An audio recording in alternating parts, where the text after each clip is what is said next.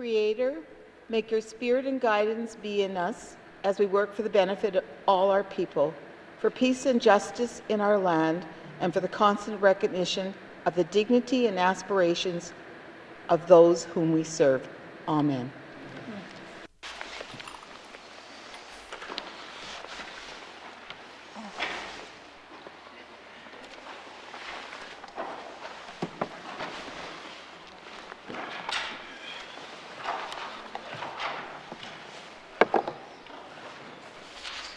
Member statements. Oh, sorry. Must be Tuesday. Sorry about that. Minister statements. Minister responsible for environment and natural resources. Thank you, Mr. Speaker. Mr. Speaker, I'd like to address the House about the environment and natural resources search at the YELLOWKNIFE camp on September 13th. Many people have asked for more information about how and why a search was conducted at Camp Artillery Lake. As the search was a matter before the courts, we could not provide more information. On October 24th, the search warrant was used for this search was squelched. I would like to make it clear that the investigation related to suspected illegal caribou harvest and wastage remains open and ongoing. As this search is no longer part of the active investigation, I am now in position of sharing more information which has been reported by the officers. Mr. Speaker, it is understood that on September 13th, 2 officers landed at a designated helipad located a short distance from Timber Bay Camp. Young officers in standard issued uniforms met with identified leaders of the camp. The officers waited until leaders of the camp had time to meet, consult their legal counsel, and let the officers proceed with the search. This meant the officers did not start their search for close to an hour and 20 minutes after they landed. Leaders of the camp did not agree to a request by the officers to show where the recent harvest caribou meat was located within the camp, which would enable the officers to do a narrow search. The officers only took small samples of meat to use as evidence instead of seizing all meat. Once the search began, a member of the camp leadership and a number of other camp participants accompanied officers. The search included small collections, took about an hour and 40 minutes. From landing to leaving, officers were there for 3 hours. We expect this information, video taken by those at the camp and other accounts, will be assessed during the officers' conduct review, which the N.W.T remains committed to complete. Mr. Speaker, we recognize the importance of caribou to our Indigenous communities across the N.W.T. And we know that the curb and harvest restrictions have been very hard on people who rely on this resource. Mr. Speaker, the mobile zone is in place because the Bathurst herd has experienced a 99% decrease since 1986, where the herd was 470,000. In 2021, ENR established that 6,200 Bathurst caribou remained. ENR continues to work closely with Indigenous governments, Indigenous organizations, and renewable resource boards on a range of actions to support the conservation and recovery of the Bathurst herd, while also supporting harvests from healthy caribou herds and other wildlife species. Mr. Speaker, this government knows just how important harvesting is to communities. We heard it from elders, leaders, and harvesters and families. We also listen when they tell us to support more on-the-land activities and investment in programs that help families out on the land. Mr. Speaker, we want to encourage traditional practices that help sustain wildlife population and support recover the Bathurst herd. ENR has many programs designed to encourage communities and individuals to get out on the land and harvest, including the Community Harvest Assistance Program and Take a Family on the Land program. ENR believes this work supports the N.W.T's efforts to reconciliation. Respectful harvesting is a cornerstone of traditional values. The N.W.T continues to work closely with Indigenous leaders, other co-management partners to encourage harvesting families and community members to harvest respectfully. I acknowledge that there are relationships that may be restored in the wake of this incident. I've recently reached out to the Litsake Dene First Nation to arrange a face-to-face meeting to discuss how we can continue our collaborative efforts to work together to support caribou recovery. Mr. Speaker, the N.W.T is committed to continue working with our partners to take the actions necessary to protect the Bathurst herd and help its recovery for future generations. People and communities across the herd range and the N.W.T as a whole expect that of us. Thank you, Mr. Speaker. Thank you, Minister. Minister statements. Minister statements. Minister responsible for infrastructure. Mr. Speaker, making strategic investments in our transportation system is one of the mandates of the 19th Assembly. And modernizing Northwest Territories airport infrastructure will help to achieve this. Investing in airport improvements keeps our communities connected while reducing the cost of living and supporting economic opportunities. Given our vast territory and dispersed communities, air travel is essential for northern residents, businesses, and tourists. The N.W.T manages 27 public airports that supports vital services including community resupply, air ambulance, search and rescue, forced fire response, and much more. Investing in our airports not only improves the delivery of safe and efficient transportation, but also provides jobs, skills, training, economic opportunities to communities and residents. In fact, a total of 200 Northerners are employed directly through our airports. This doesn't include jobs created through special projects, such as the capital construction projects. Mr. Speaker, for many communities across the North, air travel is essential service. For this reason, airport maintenance and improvement activities are particularly important to ensure safe and efficient travel. With this in mind, the Department of Infrastructure is completing work at some of our regional airports. We're undertaking drainage improvements at Sax Harbor, Fort McPherson, Polytech, Jean Marie, Simbake airports to be able to increase the resiliency of these airports to the effects of climate change. Upgrades are being made to air terminal buildings at Fort McPherson, Norman Wells, Wrigley, and Polytech to be able to improve the travel experience at these airports. A granular production and supply program was completed for N.W.T to replenish the airport's maintenance gravel stockpile for summer maintenance training. Additional material was stockpiled in N.W.T to be transported over the winter road to N.W.T Airport to be able to replenish that airport's maintenance stockpile. During the summer maintenance training program, granular material was placed on the Fort Resolution runway to reestablish the crown and promote surface drainage. Runway improvements are also being made in Inuvik, and I will be providing further details on the Inuvik runway project in a separate statement. Mr. Speaker, with support from Transport Canada Airport Capital Assistance Program, or ACAP, investment in safety are taking place in several airports across the territory. The airfield in Yellowknife has recently completed a drainage rehabilitation work. Fort Smith's airfield lighting is being replaced, and Fort Smith is improving existing airside surface overlays. Additionally, mobile equipment that is nearing the end of its life cycle are being replaced with support from ACAP in Hay River. Fort Simpson and Inuvik, ACAP is critical to supporting our commitment to building capacity and supporting safe and efficient travel. We appreciate the support of the federal government in helping us to maintain safe, modern, and reliable infrastructure here in the North. In Inuvik, work is being planned to replace the airport terminal building at the Mike Zuko Airport, which includes a new publicly accessible and modern air terminal building and separate service building. This is due to start in winter of 2023. Mr. Speaker, work improvements are also ongoing at the Yellowknife Airport. The 20-year master plan is close to being completed. The master plan considers flight and passenger traffic, infrastructure, commercial development, and changes to the governance model. Once it's complete, it will be able to provide a vision for the airport that will balance economic, strategic, social, environmental sustainability with operational and regulatory needs.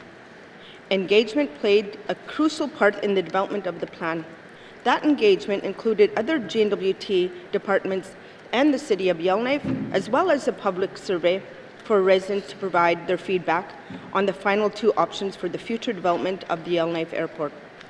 I also want to mention that the new board of the Yellowknife Airport Economic Advisory Committee held its inaugural meeting in June and recently held its second meeting. The advisory committee plays an integral role in shaping the economic future of the airport and, in turn, has profound effect on industry stakeholders, as well as residents of the Northwest Territories. Mr. Speaker, the N.W.T will continue to invest in all our airports by working closely with communities and federal government to secure funding, and will keep our communities connected while supporting opportunities for Northern Korean. Mr. Speaker.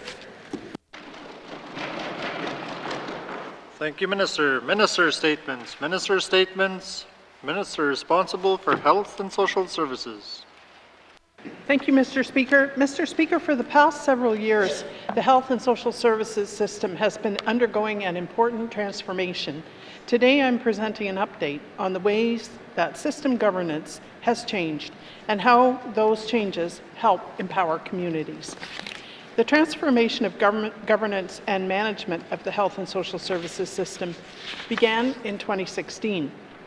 This change combined the separate regional health and social services boards into one entity, the Northwest Territories Health and Social Services Authority, which works alongside the Clicho Community Services Agency and the Hay River Health and Social Services Authority. Mr. Speaker, the NTHSSA was established with a governance model that provides for regional concerns and a territorial board of management that combines and uses this regional knowledge to improve care and outcomes for clients. The integrated model includes 6 regional advisory health and social services bodies known as Regional Wellness Councils. Members are nominated by residents or leadership from the regions and appointed by the minister. It also includes the Territorial Governance Board, the NTHSSA Leadership Council, whose members include the chair of each of those regional wellness councils, the chair of the Clicho Community Services Agency, and the chair appointed by the Health and Social Services Minister. The Leadership Council has been instrumental in improving community access to services, supporting local hiring to increase service quality, and focusing on system sustainability. Further, the Regional Wellness Council prioritizes community connections, each holding public meetings several times a year. At these meetings, residents can share their experiences. This information informs our work to improve service delivery and health and social services policies. Mr. Speaker, we have achieved many successes over the last 6 years as an integrated system. In 2019, we reached an important milestone when we received system-wide accreditation for all 3 authorities. This means we are meeting nationally recognized service and care standards. The Leadership Council supported this process wholeheartedly. We have also made significant progress in addressing concerns related to cultural safety and anti-racism. We have implemented mandatory staff training, and we consistently engage with the Indigenous Advisory Board, whose members provide advice and recommendations to ensure our programs and services meet cultural safety goals. Mr. Speaker, I would like to acknowledge the leadership of Jim Antoine, who served for 6 years as the inaugural chairperson on the Leadership Council. I want to thank Mr. Antoine for his dedication to the well-being of Northerners and his commitment to the organization. We will certainly miss him. The new chairperson is Jerry Cheesy, who took over in August. Mr. Cheesy has a long history of working with First Nations, Métis councils, and all levels of government. He's contributed to various non-profit and for-profit organizations in different roles, including 2 terms on the N.W.T Corporation Board of Directors. I'm pleased to welcome him to his new role. This change in council leadership presents an opportunity to renew focus on the next stage of system transformation. The Leadership Council continues to identify key areas that will enable the governance structure to meet statutory requirements and improve programs and services for residents. Mr. Speaker, while we continue to improve efficiency, there is still work to do. We face some challenges that are unique to the Northwest Territories and others that are shared by health and social services systems across the country. We will continue to address these issues as we work alongside the executive leadership team from all three authorities. We will always work to incorporate the valuable input received from communities and residents. Thank you, Mr. Speaker. Thank you, Minister. Minister statements. Minister statements. Member statements. Member statements. Member for Haver South. Thank you, Mr. Speaker. Mr. Speaker, last weekend I went home and heard from constituents who are asking what this government is doing to address future flood preparedness for the communities of Hay River and N.W.T. Residents are concerned that this government has been silent on what, if any, action is being taken or is currently underway to assess the flood, our response, mitigation solutions, and emergency preparedness. Mr. Speaker, I am concerned that we are only 6 months away from spring breakup, and the question is, are we prepared to deal with another flood?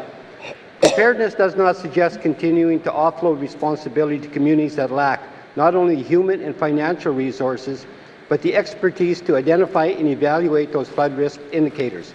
This government must be not only an active partner, but take the lead. Mr. Speaker, in a prior round of questions to the Minister of MACA, he alluded to the fact his authority for addressing flood preparedness and mitigation is limited to what is inside the community boundary. If we do not consider what occurs outside the community boundary, this government will not be prepared to effectively address future flood potential. Mr. Speaker, this is why we need to conduct a thorough post-mortem of the event that took place, and to accomplish that, we must engage those government departments that have responsibility for the environment and communities. However, in saying that, we must task one department or one agency to take the lead, which for the N.W.T. would be the Department of Environment and Natural Resources. As well, it goes without saying that the town of Hay River, N.W.T. First Nation, West Point First Nation, and the Métis must be included in any and all pre- and post-flood discussion, assessments, and solutions.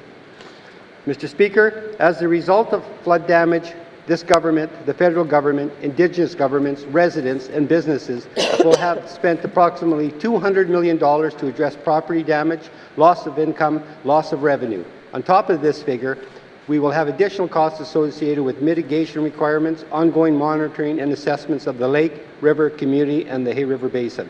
Mr. Speaker, at this point, I'm not comfortable in the answers I have received from this government when it comes to what is the plan going forward. Just as we have specialists when it comes to predicting and fighting forest fires, we need that same level of expertise in place when we talk flood and ice management, and those positions must be located in Hay River. Thank you, Mr. Speaker. Thank you, Member for Haver South. Member statements. Member statements. Member for Yellowknife North. Thank you, Mr. Speaker. Our mandate commits us to settle and implement treaty land resources and self-government agreements, as well as make progress implementing the United Nations declarations on the rights of Indigenous people.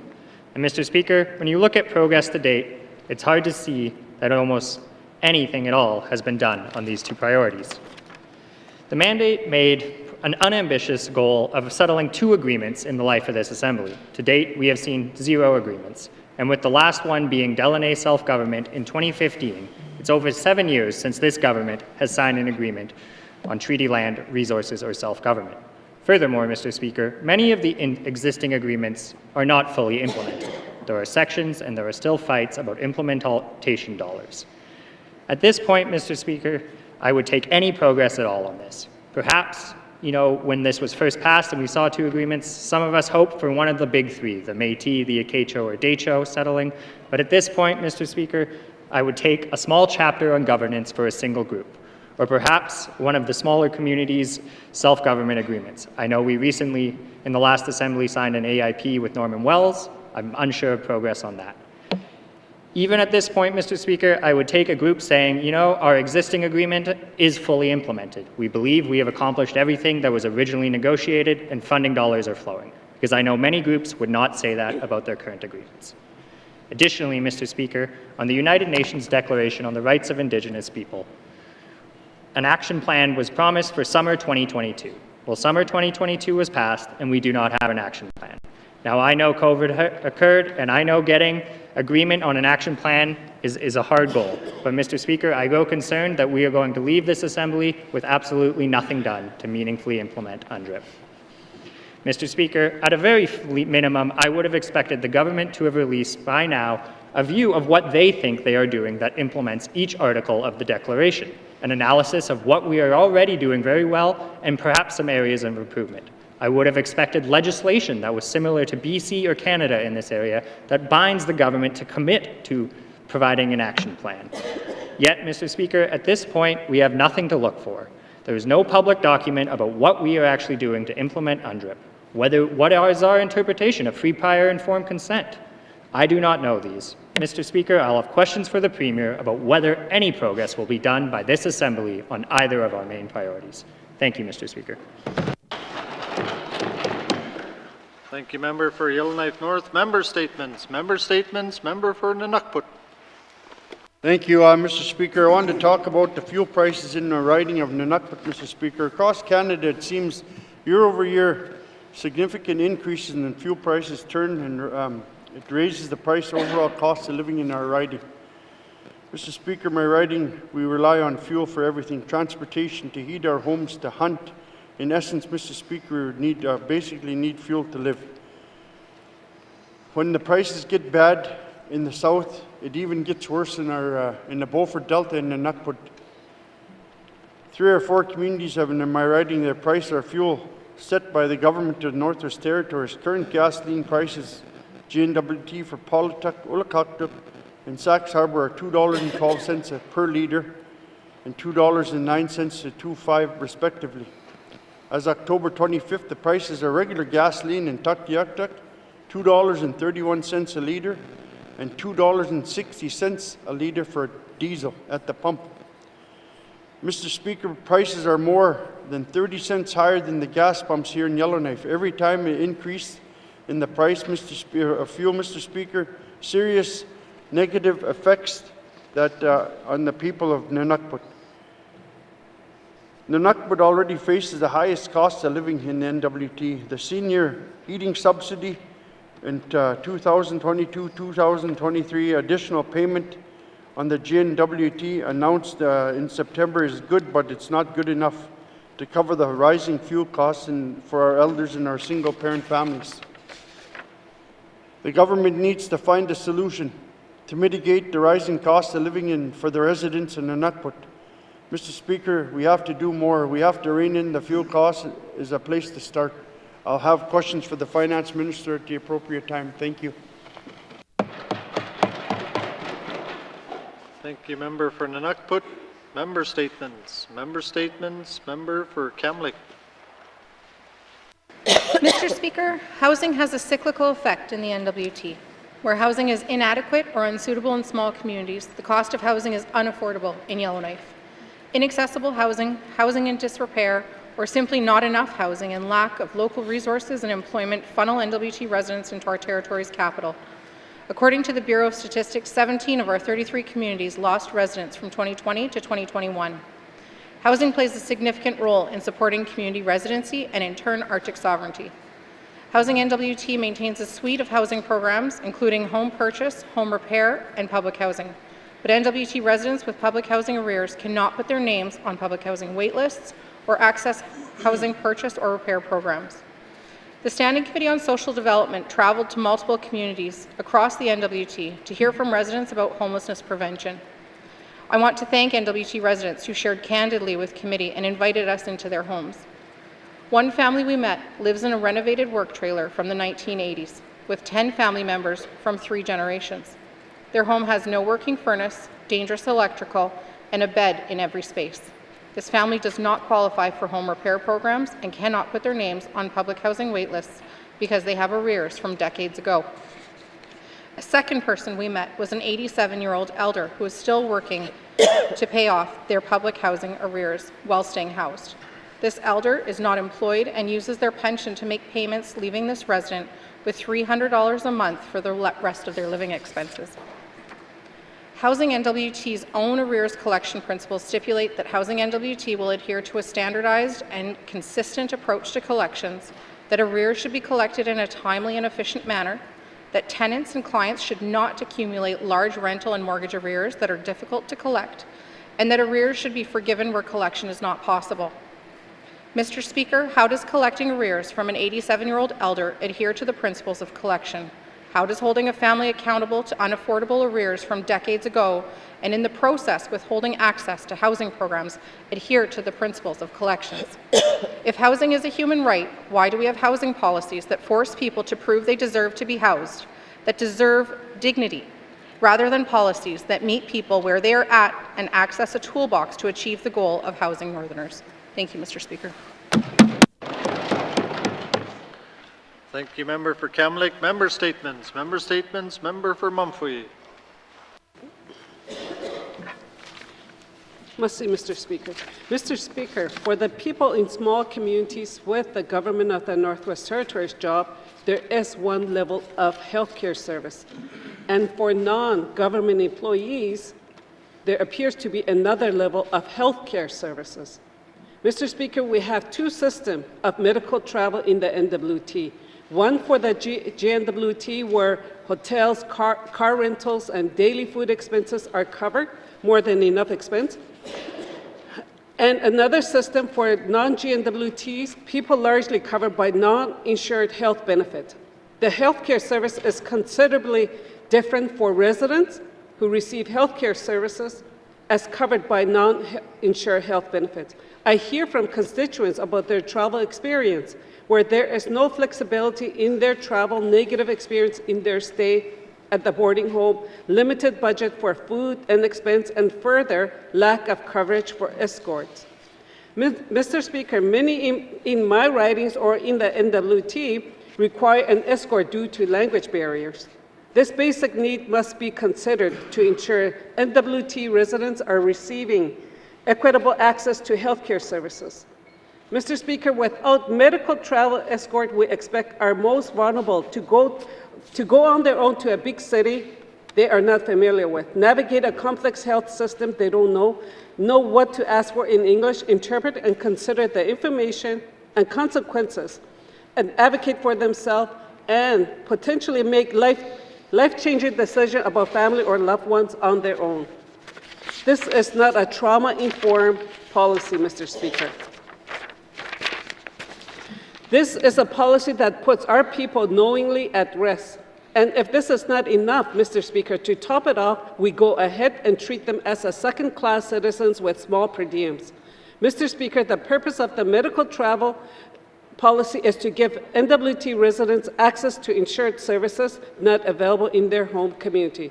The purpose is not to expose already vulnerable residents to anxiety, trauma, and further health risks. I will have questions for the Minister of Health.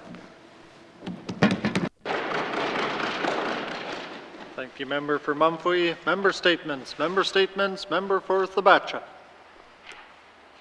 Mr. Speaker, on August 2nd, 2022, the Minister of Health sent me an email providing an advance notification that the Trail Cross Treatment Centre in Fort Smith would be closing at the end of October. The Trail Cross Treatment Centre is a group home for youth which takes in young people from across the N.W.T. between ages 12 and 18. Since the 1970s, this facility has provided treatment for youth experiencing addiction, trauma, and behavioral issues. Mr. Speaker, it's unfortunate to see the closure of this facility because it has been a mainstay in Fort Smith for many years now. I have heard from several constituents, including educators, who are concerned about the closure of Trail Cross, as it has been quite frequently used by local youth in Fort Smith. Parents and teachers use Trail Cross a lot to help children who are at risk of suicide and for those experiencing mental health issues. It is regrettable that health and social service staff across the N.W.T. did not work to ensure that the trail cross was being properly utilized by youth more regular to avoid closure.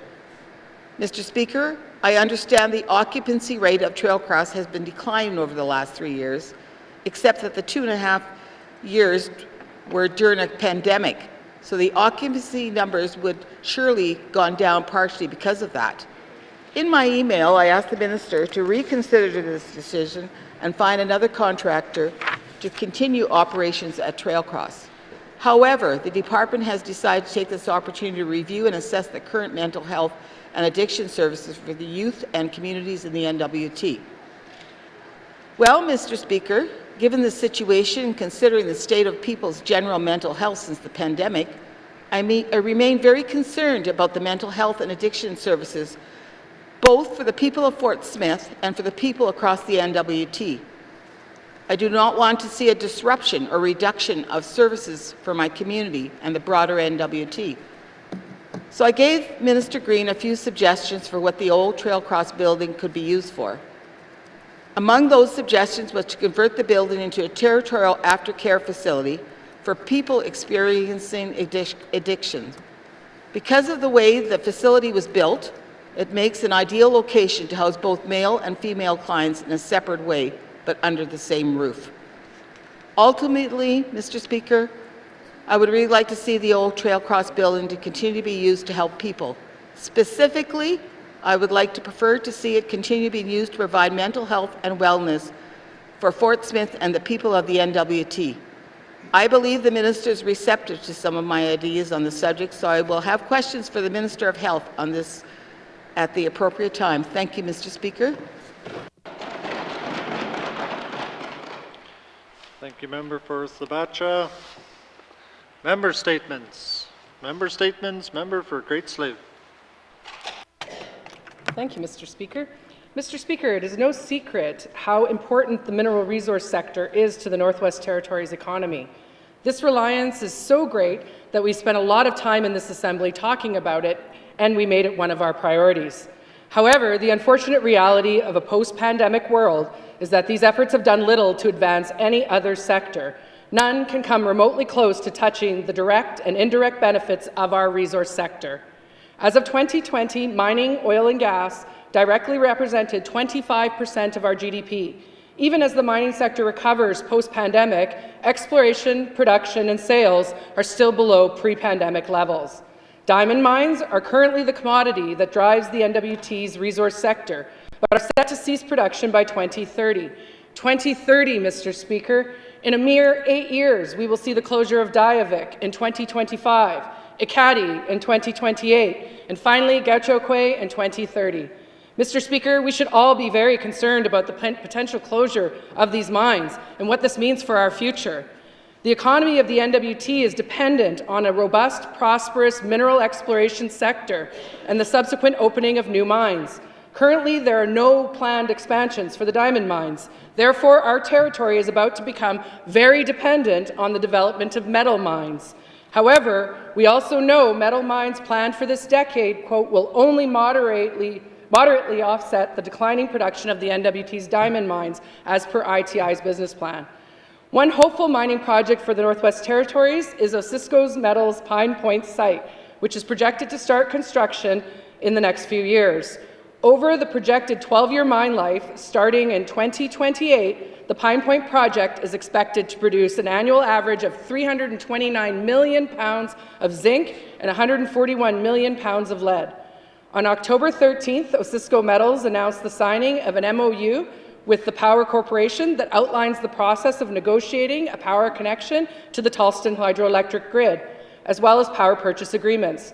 For several years, Tallston has generated between 3.5 to 8 megawatts of excess power, which has been underutilized. Mr. Speaker, we are a territory dependent on mineral resource development with a bleak economic outlook, increasing power rates, and yet we literally have power spilling over existing hydro infrastructure. Mr. Speaker, how can we ensure that Osisko Metals and other development projects in the South Slave region are incentivized to purchase this power? I will have questions for the Minister of ITI at the appropriate time. Thank you. Thank you, Member for Great Slave. Member statements. Member statements. Member for Tuna Day Welday. Thank you, Mr. Speaker. Mr. Speaker, the mandate of this Assembly calls on the Government of the Northwest Territories to build a productive partnership with Indigenous governments.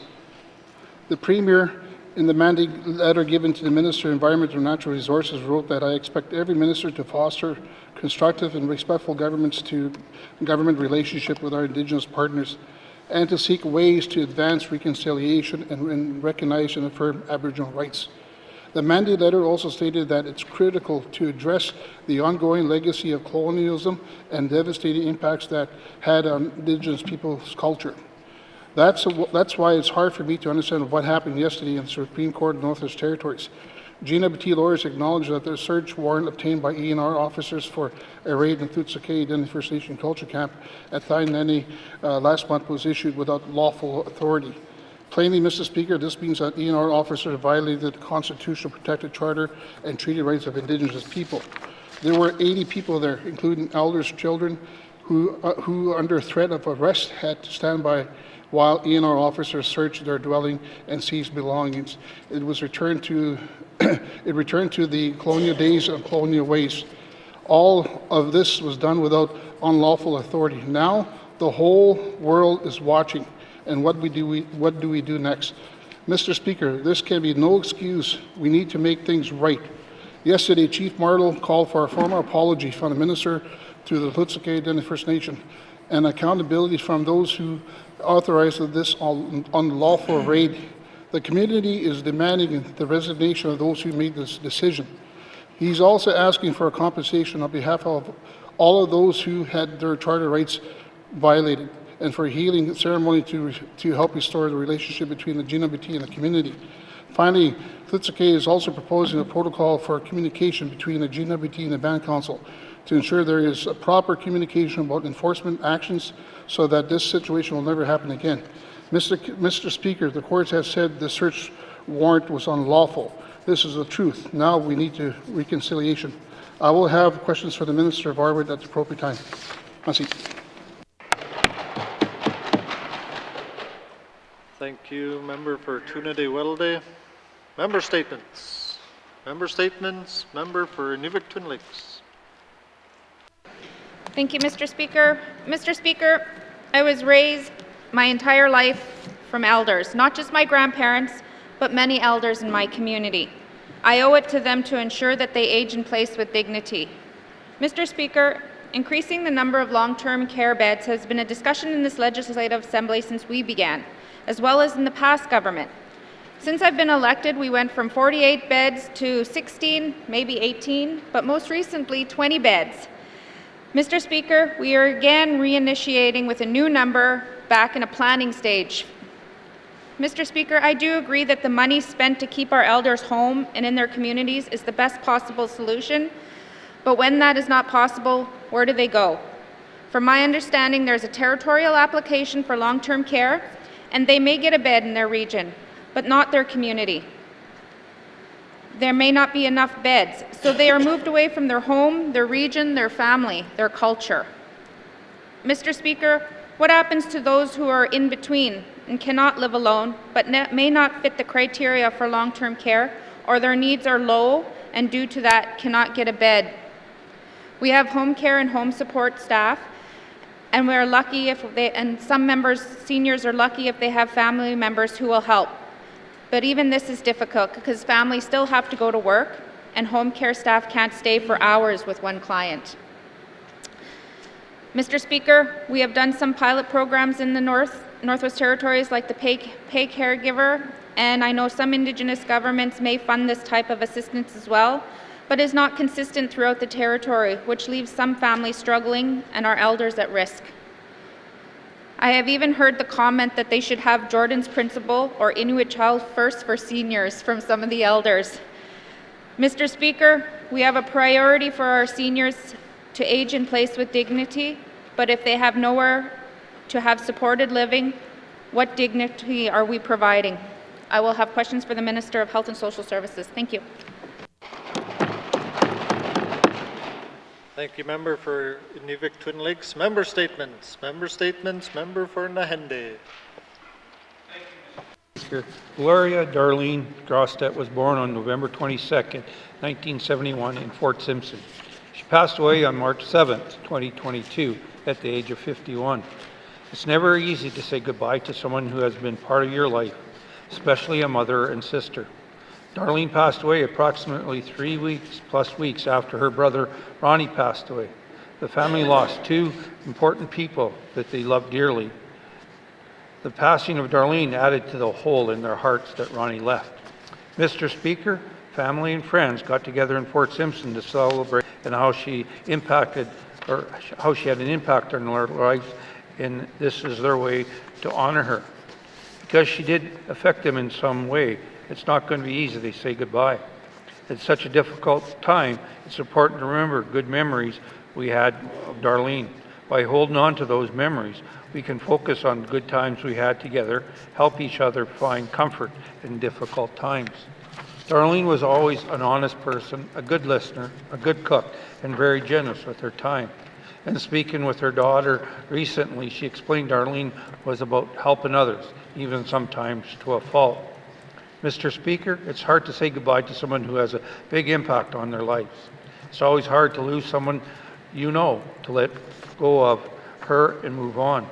By keeping those good memories in our hearts and minds, we can afford comfort, and Darlene will always be with us. Darlene was preceded by her parents and one brother. She left behind 6 children, 4 brothers, many nieces and nephews. Mr. Speaker, the family would like to thank everybody for their support during their difficult time. She will forever be missed by their surviving family and friends. Thank you, Mr. Speaker. Thank you, Member for Nahende. Our thoughts and prayers are with the family and community. Member statements. Member statements. Recognition of visitors in the gallery. Recognition of visitors in the gallery. Member for Satu. Thank you, Mr. Speaker. I'd like to recognize Ms. Diane Bales from Delaney and would like to welcome her to our proceedings. Merci. Thank you, Member for Satu. Recognition of visitors in the gallery. Member for Tunade-Welde.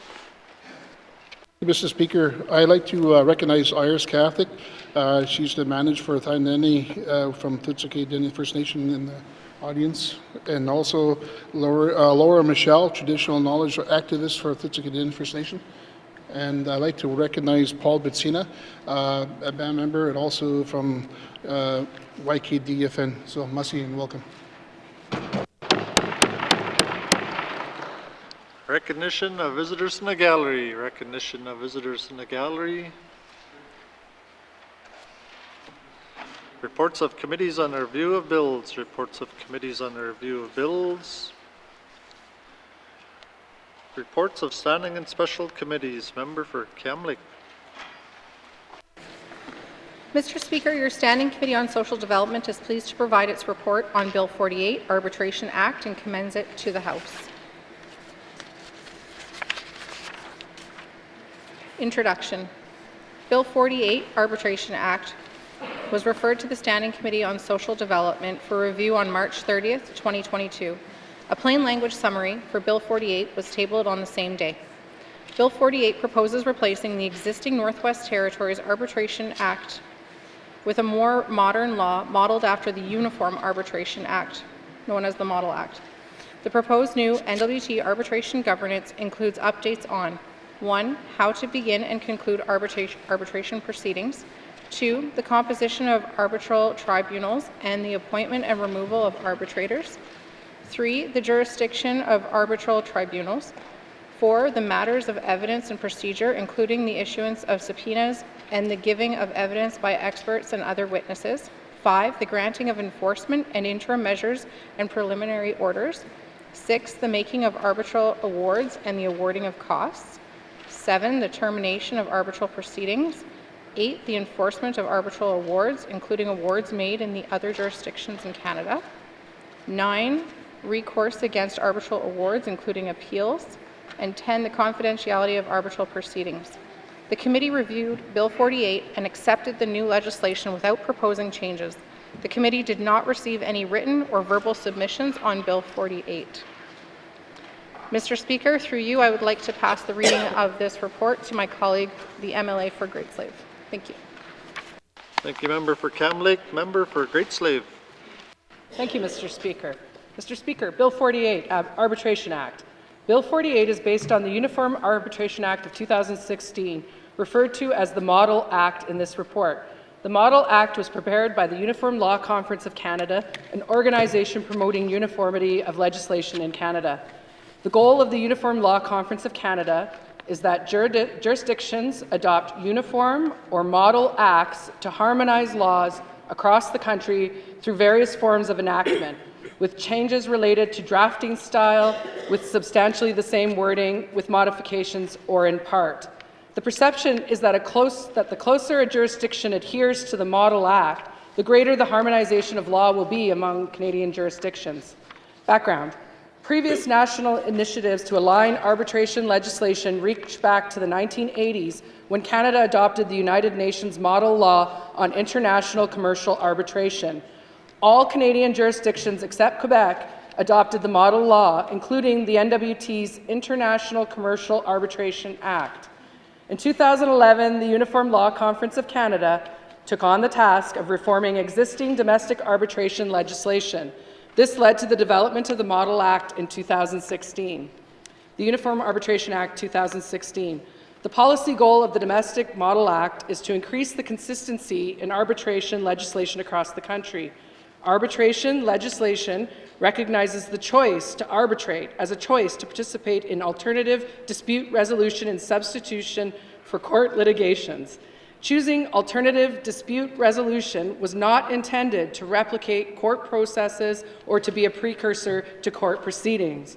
Since the publication of the Model Act on December 1st, 2016, British Columbia adopted its arbitration statute in 2020 based on the Model Act. Domestic legislation of other jurisdictions predates the Model Act. The N.W.T would be the second Canadian jurisdiction to adopt modern domestic arbitration legislation. Proposed changes to the N.W.T Arbitration Act 1988. Bill 48 replaces the existing Arbitration Act 1988 and is more specific, with 76 sections or 45 pages compared to 41 sections or 11 pages. Key changes in Bill 48 include the following subject areas. Commencing arbitral proceedings. Bill 48 provides a clear procedure for starting proceedings, if not specified in the arbitration agreement. Direct evidence of witnesses. Bill 48 requires that witnesses' direct evidence be written unless otherwise agreed by the parties or directed by the arbitrator. Interim orders. Bill 48 provides a procedure for obtaining and enforcing interim measures and a specific procedure for obtaining preliminary orders without notice to other parties. Appeals. Bill 48 provides the right of appeal to the Supreme Court of the Northwest Territories. It details where a Supreme Court decision cannot be appealed and where a decision of the Supreme Court may be further appealed to the Court of Appeal. For example, subsection 25, section 3, jurisdictional decisions and awards, and that parties may opt out of appeal rights. Confidentiality. Bill 48 expressly prohibits the disclosure of confidential information. Expanded powers and duties of arbitrators. Bill 48 provides the arbitrators must consider equitable rights and defenses in addition to legal principles and gives express power to arbitrators to make cost awards where conduct has increased the costs. Enforcing arbitral awards from other Canadian jurisdictions. Bill 48 provides that parties may apply to the Northwest Territories Supreme Court to recognize and enforce arbitral awards made in another Canadian jurisdiction. Committee considerations. The committee noted that Bill 48 did not adopt all proposed wording of the Model Act. Considering that the purpose of the Model Act is to enable legislation in all jurisdictions to be alike, members inquired with the Department of Justice, or the department, on the reasons for the divergences. After deliberating on multiple sections of Bill 48, the committee understands that the reasons leading to variation from the Model Act include N.W.T drafting preferences and circumstances, and the adoption of several changes to the Model Act made by British Columbia when their legislature considered the Model Act. And I will finally pass this over to the member for Tuna-Day-Welladay. Thank you. Thank you, Member for Great Slave. Member for Tuna-Day-Welladay.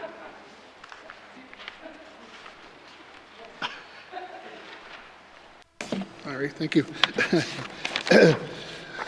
Including a purpose of clause, committee noted that the purpose clause contained in the Model Act was not implemented in Bill 48. Section 1 of the Model Act states that broad purpose of arbitration as an alternate to court proceedings. The principle that parties are free to agree on most procedural matters and that the court should not intervene except as described in the legislation. On the other hand, purpose of clause may express the intent of statute, intent to bridge the gap between policy and law. On the other hand, inserting purpose clause may have risk by rising expectation, creating ambiguities. Where wording is short, it may not provide enough clarity. Where wording differs from wording in the body of the Act, it may expand judicial interventions.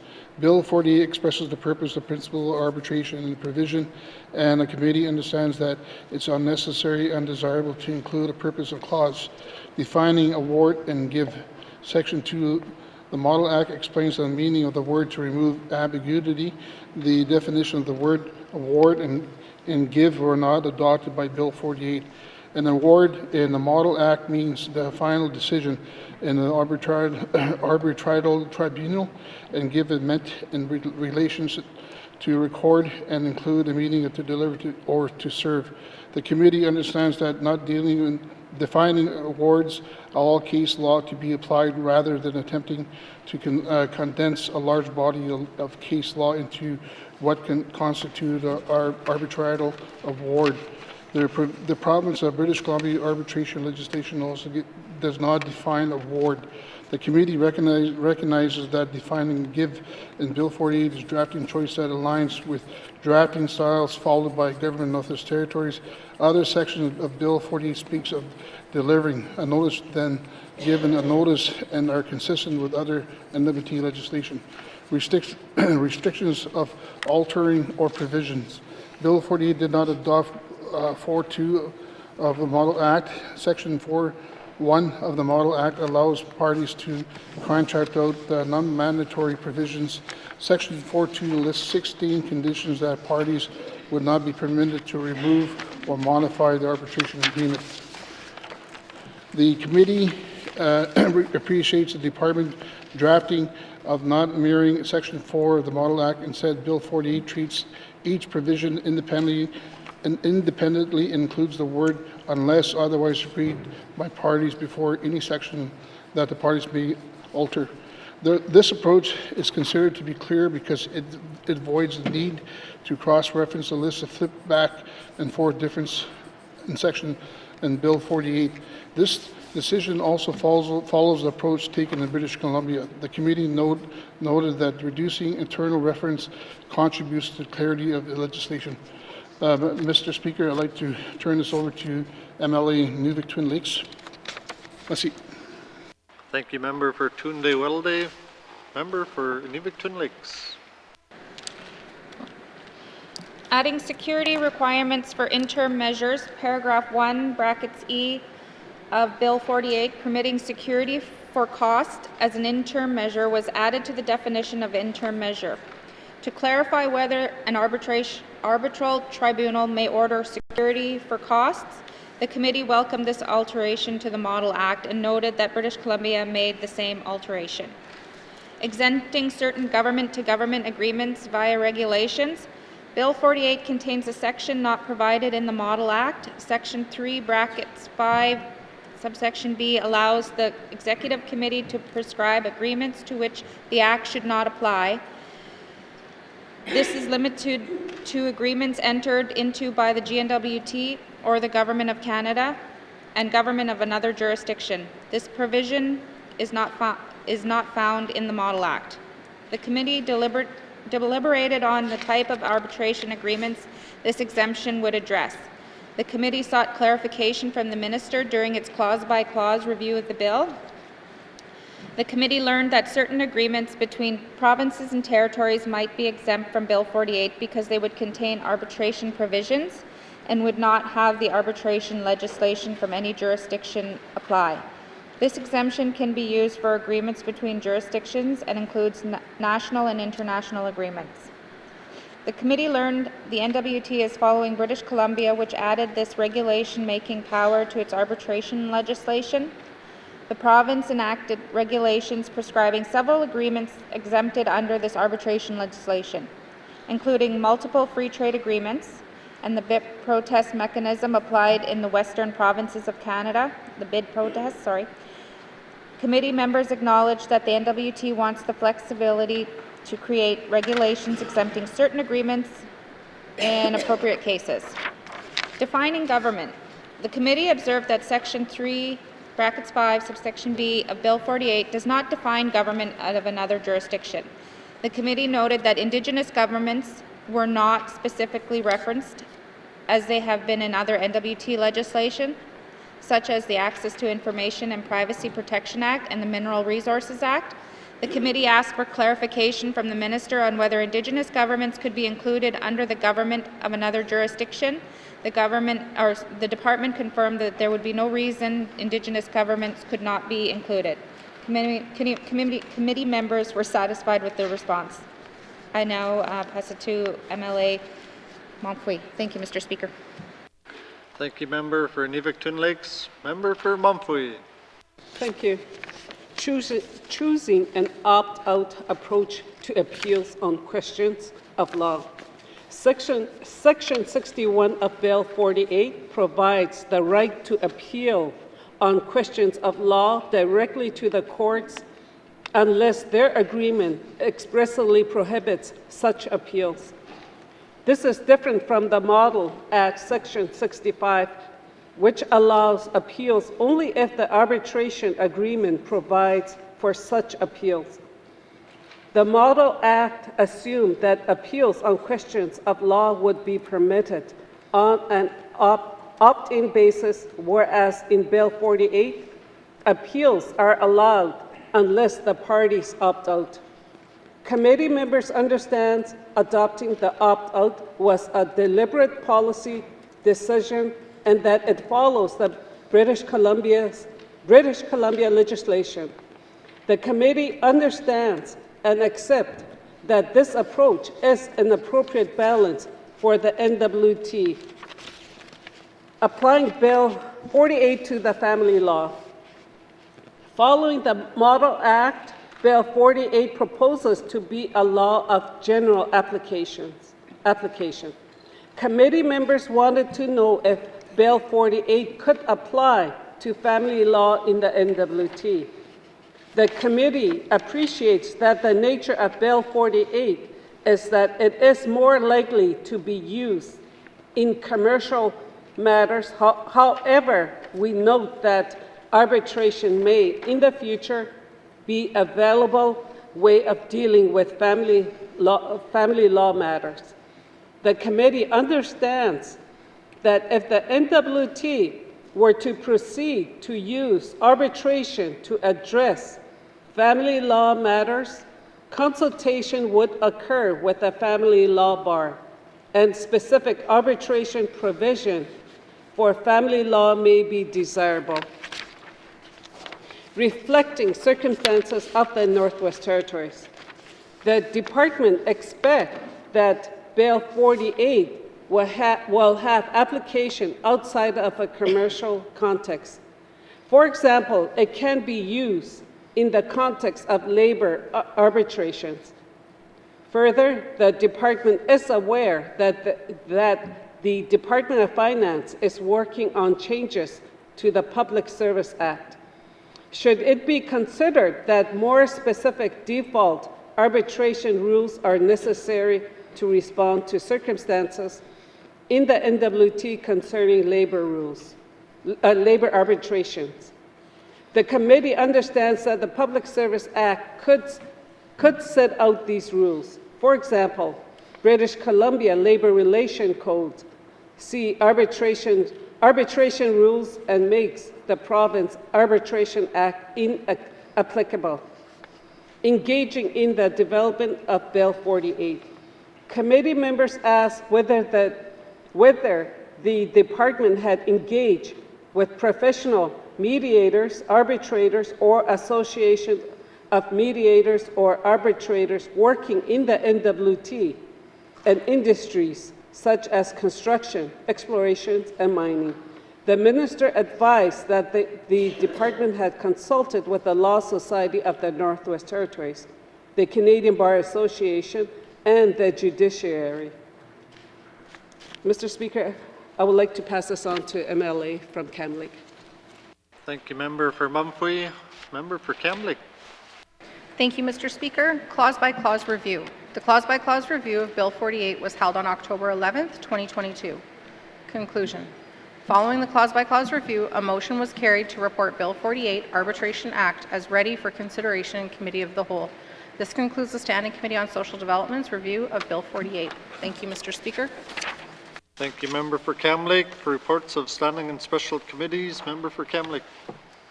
Thank you, Mr. Speaker. I move, seconded by the member for Great Slave, that the Standing Committee on Social Development report on Bill 48 Arbitration Act be received and adopted by the Assembly. Thank you, Mr. Speaker. Just give us a second. Pardon? Oh, no.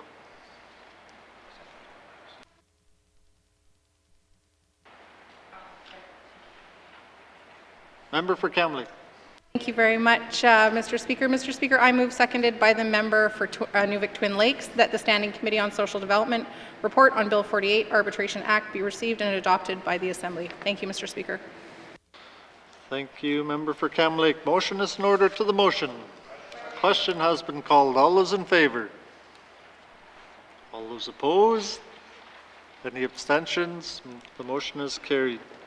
Bill 48 has been received and adopted by the Assembly.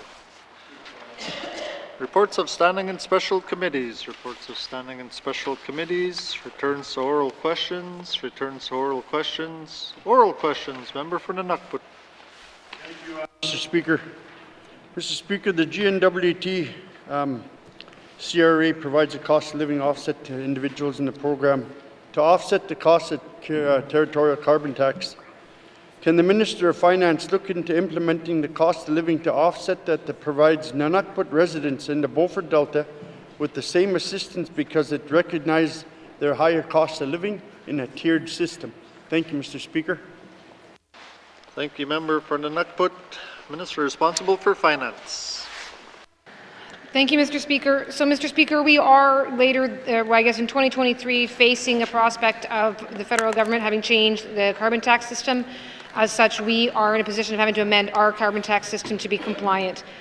It is going to have an impact on residents in the north, notwithstanding the fact that we are not well placed to respond to carbon tax changes and respond to the need to reduce GHG emissions as other jurisdictions in the south might be. I'm particularly cognizant, Mr. Speaker, ridings such as Nunavut are especially going to be hard hit. They are already facing higher costs in this regard. So what I will commit to doing is looking at whether that is even possible. Negating the carbon signal is the issue that we cannot do. Otherwise, the federal system will come in and remove any ability that we might have for flexibility. So I will look into whether it's even possible to do that, Mr. Speaker, and will then get back to the MLA. Thank you. Thank you, Minister. Oral questions. Member for N.W.T. Mr. Speaker, I'm just wondering if the Minister could work with our Minister EC&E to explore expanded home heating subsidy program for our Arctic region, for our elders and people, private homeowners that are in that system. Thank you, Mr. Speaker. Thank you, Member for N.W.T. Minister responsible for Finance. Thank you, Mr. Speaker. And Mr. Speaker, again, much of a similar response in that I'm certainly happy to work with my colleague. Obviously, we certainly do have responsibility under the carbon tax under the Department of Finance, but then the subsidy rests with EC&E. So I know that there's some work happening with the income assistance review, and so we will ensure that the two departments are speaking to one another about the prospective impacts of the carbon tax issue, and then looking at how that might be addressed, if possible, under programs under another department. Thank you, Mr. Speaker. Minister, oral questions. Member for N.W.T. Thank you, Mr. Speaker. Looking back, I guess it's right across the whole Northwest Territories. I think we should be talking to Canada now in regards to the carbon tax and why do we have to pay? We're small enough in the territory. We have 35,000 people. It's just going to draw more hardship on our families, our young mothers, our in social housing. in regards to, and our elders that are private homeowners. There needs to be more money given out instead of starting to try to claw back. And the minister commit to talking to Canada in regards to working with them to see if we could, not have to pay. Or do we have to pay? Thank you, Mr. Speaker. Thank you, member from the N.W.T. Minister responsible for finance. Thank you, Mr. Speaker. Mr. Speaker, there is a situation of jurisdiction at hand, and the federal government does have a jurisdiction. There's been challenges by other jurisdictions around carbon pricing and carbon tax systems. I certainly will commit to continuing the conversation and want to make clear that there have been conversations between officials from the Department of Finance, as well as officials within other departments who are also taking a lead on climate change and climate change impacts here in the Northwest Territories. But, Mr. Speaker, I most certainly will continue to raise the issue, and I appreciate the questions and the support that I think for the position of raising the needs of the North. Thank you, Mr. Speaker.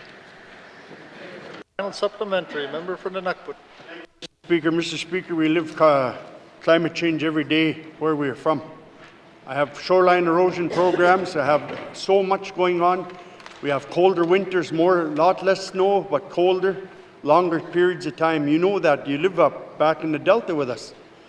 Mr. Speaker, at the end of the day, this carbon tax has to be really looked at and either make it help me help you. Put a tiered system in. Tier 1, Yellowknife, Tier 2, Sawtooth, Tier 3, Beaufort Delta. Pretty simple. If they could do that and then talk to Canada, why do we have to pay? We're the most affected territory and the most weather compliant region in the whole Northwest Territories where I'm from. We can't keep going the way we're going here. I mean, it's tough for people to survive already. And here we're going to get dinged with another tax. Not right. Mr. Speaker, can I have the commitment from the Minister that she's going to talk to Canada and report back to the House? Thank you, Mr. Speaker. Thank you, member from the N.W.T. Minister responsible for finance. Thank you, Mr. Speaker. Mr. Speaker, that's a responsibility of all ministers, certainly to be engaging with our counterparts. We all have been engaging with our counterparts. I am more than happy to make the commitment to raise quite specifically, what the member from N.W.T. has said around the impacts of climate change on the North, and then the impacts of the carbon pricing system, which is within the responsibility of the Department of Finance. So I'll certainly carry that message forward. Again, don't know how much of a response I will get. There have been a number of different challenges across country on carbon tax, and none of which have thus far changed the system. But the situation here, I get it, is serious. I will report back on what we hear. Thank you, Mr. Speaker. Thank you, Minister. Oral questions, member for Haver South.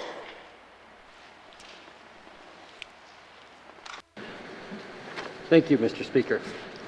Mr. Speaker, as I said in my statement, spring breakup is 6 months away, so it is important this government has a plan in place with measures to mitigate potential flooding for Hay River.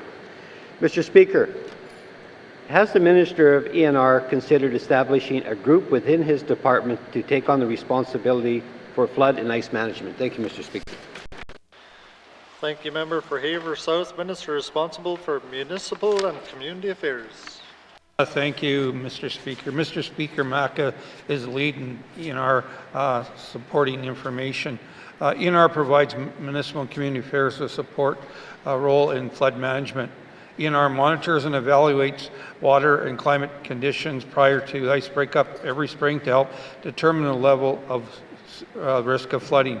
ENR shares its N.W.T. snow surveys results and spring water level outlook for 2022 with MACA and public for emergency preparedness purposes. During the freshet and flood situation, daily water monitoring bulletins are shared with emergency management organizations and are available to the public via email, the ENR website, and through social media. These bulletins include information on water levels, ice conditions, weather forecasting, and photo and satellite imagery. Thank you, Mr. Speaker. Thank you, Minister. Oral questions, member for Haver South. Thank you, Mr. Speaker. All that, and we still flooded. Mr. Speaker, what direction, if any, has the Minister provided to his department to start assessing how the department can work both internally and with Indigenous governments, with communities, with residents to develop policy and work plans to deal with flood and ice management for Hay River and the N.W.T. Thank you, Mr. Speaker. Thank you, Member for Hay River South. Minister responsible for MACA. Thank you, Mr. Speaker. If I could control Mother Nature, we wouldn't be flooding, and I thank the member for keeps on asking these type of questions as we move forward. Municipal and Community Affairs, again, leads in our supporting information. The N.W.T does not have an ice management policy related to flooding because ice jam flooding is difficult to predict and cannot be actively managed. Ice jam occurs when ice chunks in the rivers do not melt fast enough and collide with each other. Ice jamming floods can happen any year and are dependent on the way ice breaks up in the river channel. Under the Emergency Measurement Act, community governments are responsible for development and maintaining emergency plans and programs related to a wide variety of disaster, including floods. Thank you, Mr. Speaker. Thank you, Minister. Oral questions. Member for Hay River South. Thank you, Mr. Speaker. Mr. Speaker, you know, we can sit here and say that, you know, we can't predict this and we can't predict that, but if we do nothing, then I know we won't be able to predict anything, but we have to make some educated decisions. We have to use, you know, Indigenous knowledge, and you know, if we're going to move ahead in trying to, you know, lessen the impact of the damages caused by flooding. So, Mr. Speaker, has the minister initiated any discussions with the Alberta government or any Hay River Basin management organization south of the border to talk about what can be done to alleviate potential water flow during spring to minimize flooding in the community of Hay River? Thank you, Mr. Speaker. Thank you, Member for Hay River South. Minister responsible for MACA. Thank you, Mr. Speaker. Mr. Speaker, I'll wear my ENR hat on this one. So the N.W.T and Alberta share information about the Hay River throughout the year through the N.W.T and Alberta Transboundary Water Agreement and its Bilateral Management Committee. The data is used to inform the spring water level outlook that is shared with MACA and the public for emergency preparedness purposes. It is not possible to alleviate water flow on the Hay River as there is no control structure such as dams along it.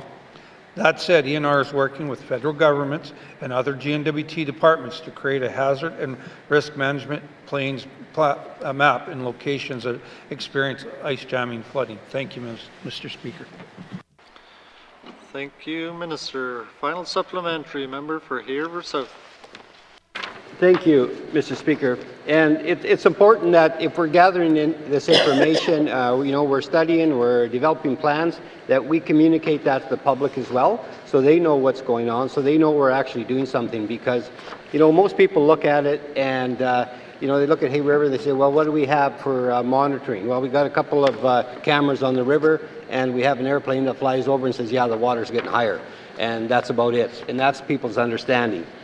So, Mr. Speaker, will the Minister of MACA or ENR going forward commit to a public meeting in Hay River to discuss how his departments will address the practices of assessing, monitoring, and planning for flooding and emergency preparedness in Hay River? Thank you, Mr. Speaker.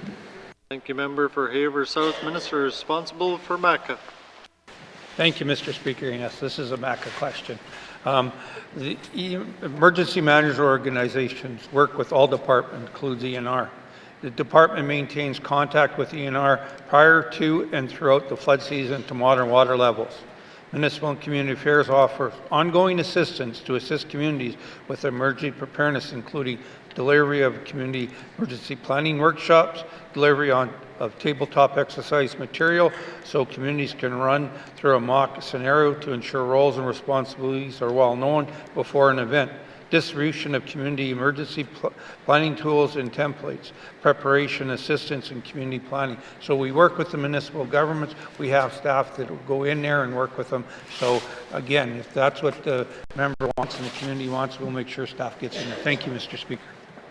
Thank you, Minister. Oral questions. Oral questions. Member for Inuvik Twin Lakes. Thank you, Mr. Speaker. Mr. Speaker, as I mentioned, my questions are for the Health Minister. And since I got in the House, you know, the fluctuations of the amount of beds that were going to my community went from 48 to this final number now is 20.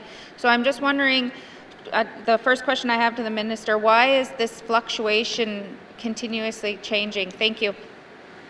Thank you, member for Nuvik-Twin Lakes. Minister responsible for Health and Social Services. Thank you, Mr. Speaker, and thank you to the member for the question. Mr. Speaker, in 2015, we created bed projections based on historic occupancy of the long-term care and projections of the population going forward. We had reason to revisit that in 2020, and we learned that in fact there weren't as many beds required all across the N.W.T. as we'd previously thought. And so at that time, the bed projections were revised, and 20 is the number, as my colleague said, for Inuvik. Thank you. Thank you, Minister. Oral questions. Member for Nuvik-Twin Lakes. Thank you, Mr. Speaker. So I know we've had a pilot program that the government has had since I think it was announced February 2020 on the paid caregiver pilot program.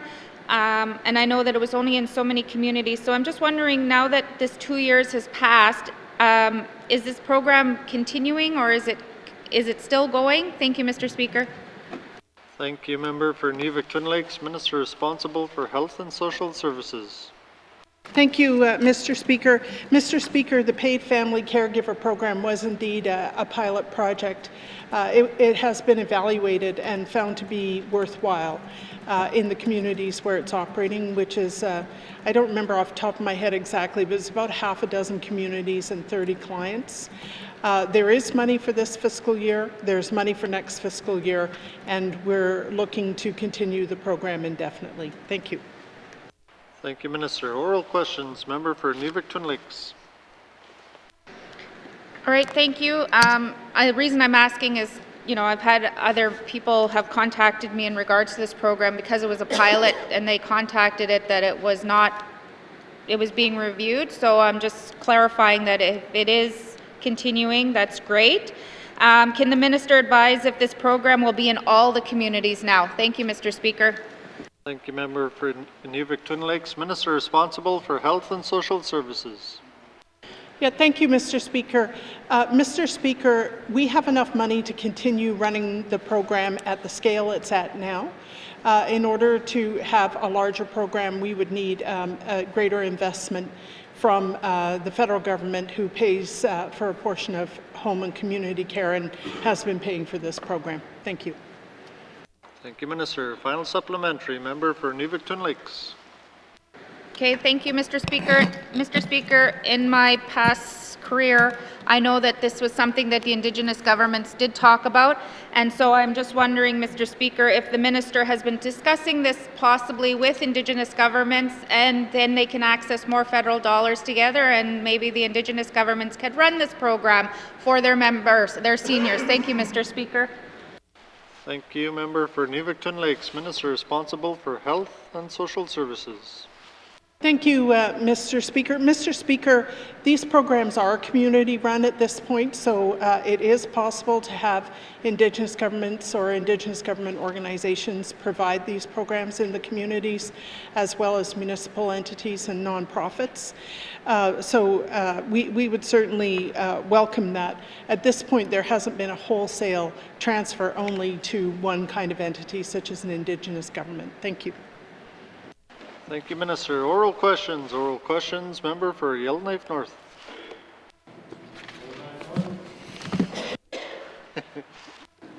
Thank you, Mr. Speaker. My questions are for the Premier.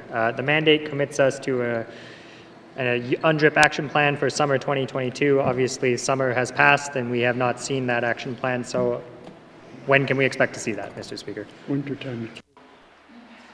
Thank you, member for Yellowknife North. Honourable Premier. Thank you, Mr. Speaker. I was looking back on the mandate, actually, and we're not that behind, actually. It said September or summer 2020. It's in the mandate. However, we had 2 years of COVID, so I'm actually feeling pretty good about this one. I'm hoping that the member did get an update from the, because the MLA is a member of the Special Committee on Reconciliation, and so I'm hoping he got an update from the September meeting that just happened. At that meeting, we were really close to signing an MOU on the action plan for the United Nations Declaration Indigenous people.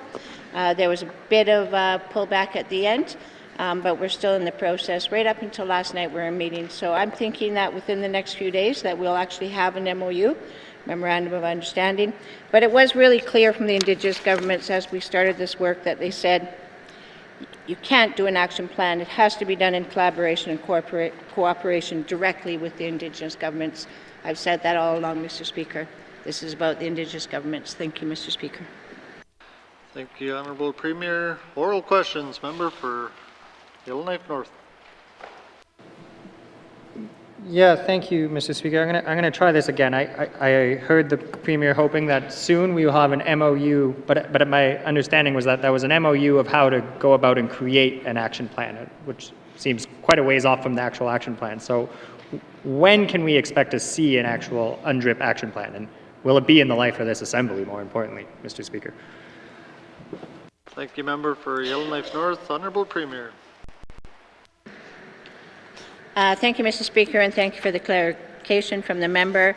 The Memorandum of Understanding with the Indigenous governments is around development of a plan to get us to the legislation or whatever that will look like. My commitment is as soon as that is signed, and I'm hoping that'll be actually within this session. I've been pushing as much as I can, but still being respectful. As soon as that is provided or signed by all the Indigenous governments, I will provide an update to the appropriate standing committee at that time. Thank you, Mr. Speaker. Thank you, Honourable Premier. Oral questions. Member for Yellowknife North.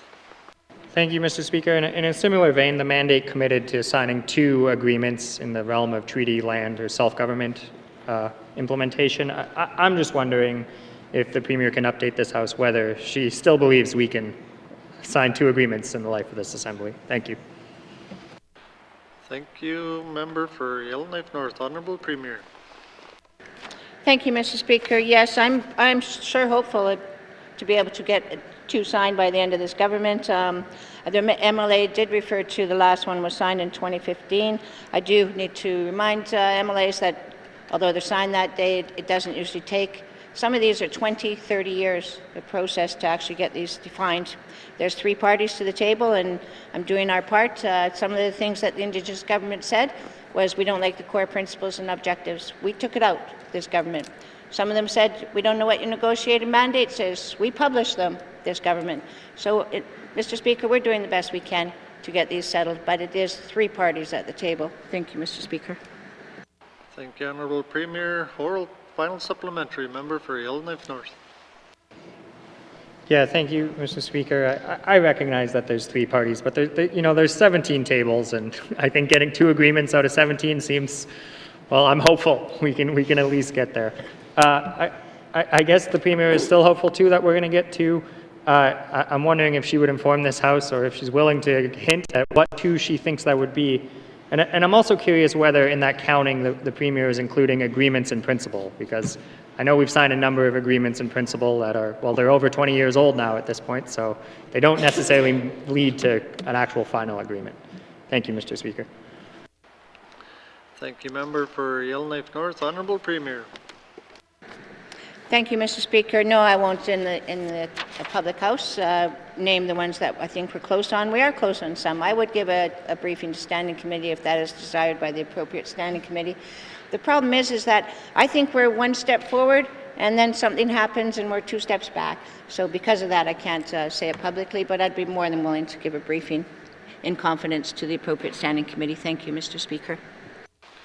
Thank you, Honourable Premier. Oral questions. Oral questions. Member for Great Slave. Thank you, Mr. Speaker. My questions are for the Minister of ITI, or as my colleague likes to call her, the Minister of Mining.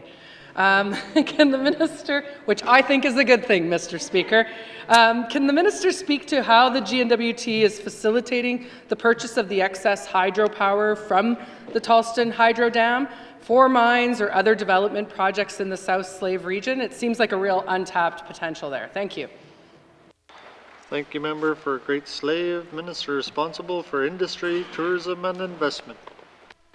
Thank you, Mr. Speaker. Mr. Speaker, I am very happy to speak to this. I mean, obviously, just noting firstly that the NTPC obviously is responsible for managing its own affairs. That said, I do have the opportunity to meet with their officers and staff and the minister responsible, and it just so turns out that the minister responsible and myself are on the steering committee for the Charleston Hydro project. So lots of opportunity in that respect to ensure that all the right parties are alive and aware of what projects are in the region, the timeline of the various projects in the region, what their potential needs for power and power generation might be. And it certainly has been my experience in this role, Mr. Speaker, that NTPC is very interested in signing MOUs with projects that they, I believe, have advanced doing exactly that, signing MOUs both for excess power as it is already, but also with an eye on the Charleston refurbishment and the Charleston expansion. So all of which is to say, Mr. Speaker, it has been my experience that these things are happening in conjunction one with the other, and that all the right players are speaking to each other to be ready to take advantage of this opportunity. Thank you.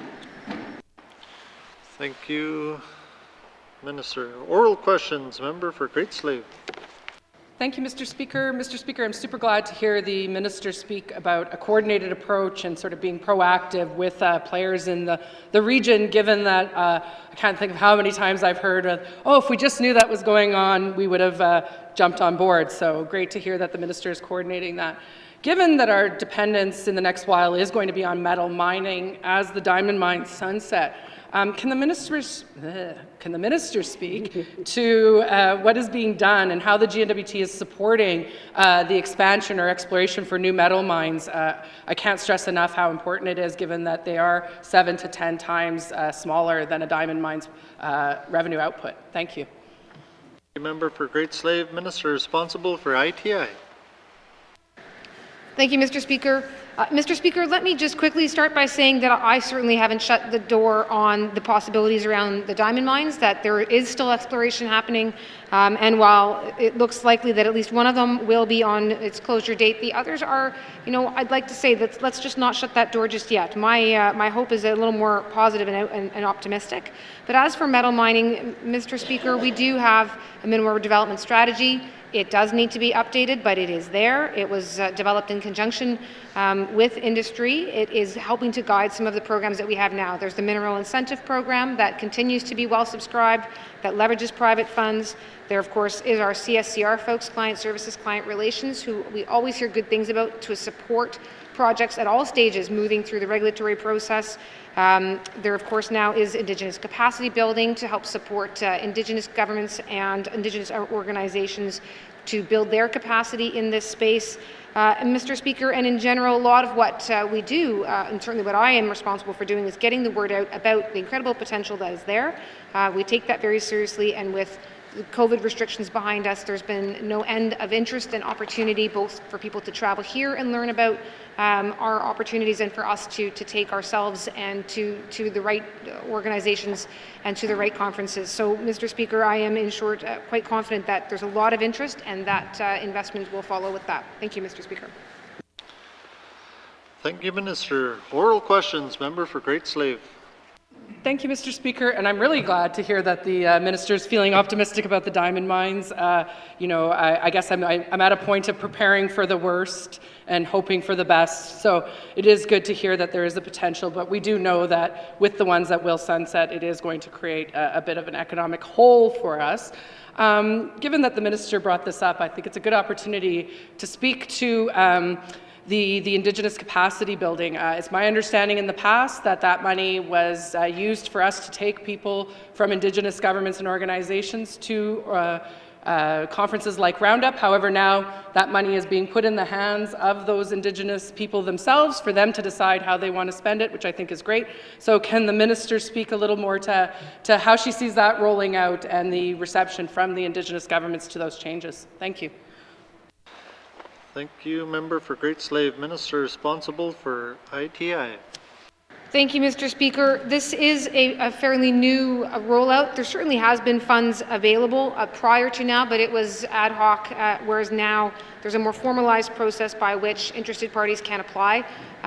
There are maximums and some eligibility requirements, but in short, Mr. Speaker, it is meant to be a fund that formalizes an opportunity, so precisely as is asked, that governments and organizations can apply, have money to attend conferences, to attend training, to bring training into their communities, into their people. It is being run as a pilot, and I say that because that allows an opportunity, if there's things in the eligibility or things in the process that the relevant organizations want to see changed, then this is an opportunity to do that, so that going forward, this program can achieve its goal of better empowering the people on whose lands these projects potentially would be on. Thank you, Mr. Speaker. Thank you, Minister. Final supplementary, member for Great Slave. Thank you, Mr. Speaker, and the Minister knows I'm really a big fan of the iterative process, so I'm glad to hear that we are looking at this as something that we are going to adapt and change as we get more feedback from the users of the system.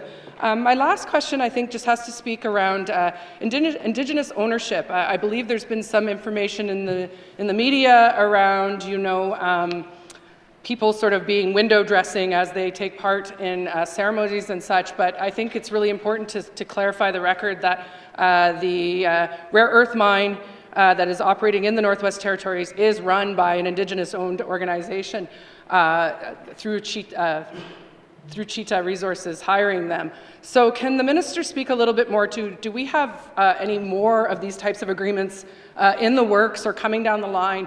To me, Indigenous ownership in mining is the only way to go forward in this territory, so I hope to hear that there's some coming. Thank you. Thank you, member for Great Slave. Minister responsible for ITI. Thank you, Mr. Speaker. Mr. Speaker, I can't necessarily speak to what might be happening mine by mine or project by project. Certainly what I can say, Mr. Speaker, is that indeed, yes, at the N.W.T project, N.W.T are indeed the miners of that project. They are the ones running the contract and doing the mining. That is, I think, perhaps maybe a first in Canada, certainly a first in the Northwest Territories. And I can't agree more. This is the way of the future. And it is, I think it is something where we are starting to see access to equity change, access to whether it's low interest loans or various other forms of capital opportunity. The federal government seems to be live to that. They seem to be looking to create these types of funds. They've put a lot of money into the First Nations Major Project Coalition. So I think there's a lot happening in this space right now, Mr. Speaker. It is certainly an opportunity for us to make sure we are at the front end of that. That is my message when I go out, is that the federal government and projects need to be, from day one, working with the people on whose lands their projects are on, and they will indeed see that that brings certainty and to the projects and to the whole of the project. So there's, I think, a tremendous possibility here in the Northwest Territories, and with this is where having mines at the early stage means we're at the right stage to see that happen here. Thank you, Mr. Speaker. Thank you, Minister. Oral questions. Member for Labacha. Thank you, Mr. Speaker. Mr. Speaker, can the Minister of Health explain why the Department of Health is not renewing the current contractor and why they are not seeking any new contractors to keep the Trail Cross Treatment Centre open? Thank you, Mr. Speaker. Member for Labacha, Minister responsible for Health and Social Services. Thank you, Mr. Speaker. Mr. Speaker, I appreciate the question and the opportunity to talk about this issue. The situation is that attendance at the Trail Cross treatment facility has declined over the last several years. At the end of May, it was 12.5%. There is no waiting list. There are no outstanding applications. And the best practice now is not to treat youth and children in institutional settings, but rather to create closer to home therapeutic foster homes for children who need and youth who need this kind of care. Thank you. Thank you, Minister. Oral questions. Member for Labacha. Mr. Speaker, can the Minister tell us if there are any plans in place for what the old Trail Cross building will be used for once the treatment centre is closed? Thank you, Mr. Speaker. Member for Labacha, Minister responsible for Health and Social Services. Thank you, Mr. Speaker, and thank you for the question. What's happening now, given that this contract expires next Monday, is that the Department of Health and Social Services is reviewing the services and programming that was delivered at Trail Cross to develop a plan to assist youth in other ways. Therapeutic foster homes was one that I just mentioned. So there is an analysis going on of next steps for programming, and once those steps have been completed at the end of this calendar year, a decision will be made about whether Trail Cross as a building is part of this or whether Trail Cross will be surplused. Thank you. Thank you, Minister. Oral questions. Member for Thabacha. Mr. Speaker, would the minister consider converting the old Trail Cross building in Fort Smith into a new territorial aftercare facility for the people of the N.W.T? Thank you, Mr. Speaker. Thank you, Member for Thabacha. Minister responsible for health. Thank you, Mr. Speaker. Mr. Speaker, at this point, I don't think there is a plan for Trail Cross. This work that I described in my previous answer needs to take place first. I don't know anything about the age and the condition of the building and whether it needs repairs before it becomes whatever it's going to be next. So these are very much live questions, and I appreciate the members' interest in creating an aftercare facility. I think that there's some potential that we could repurpose surplus buildings for those kind of reasons, but we don't have a firm plan at this time. Thank you. Thank you, Minister. Final supplementary. Member for Thabacha.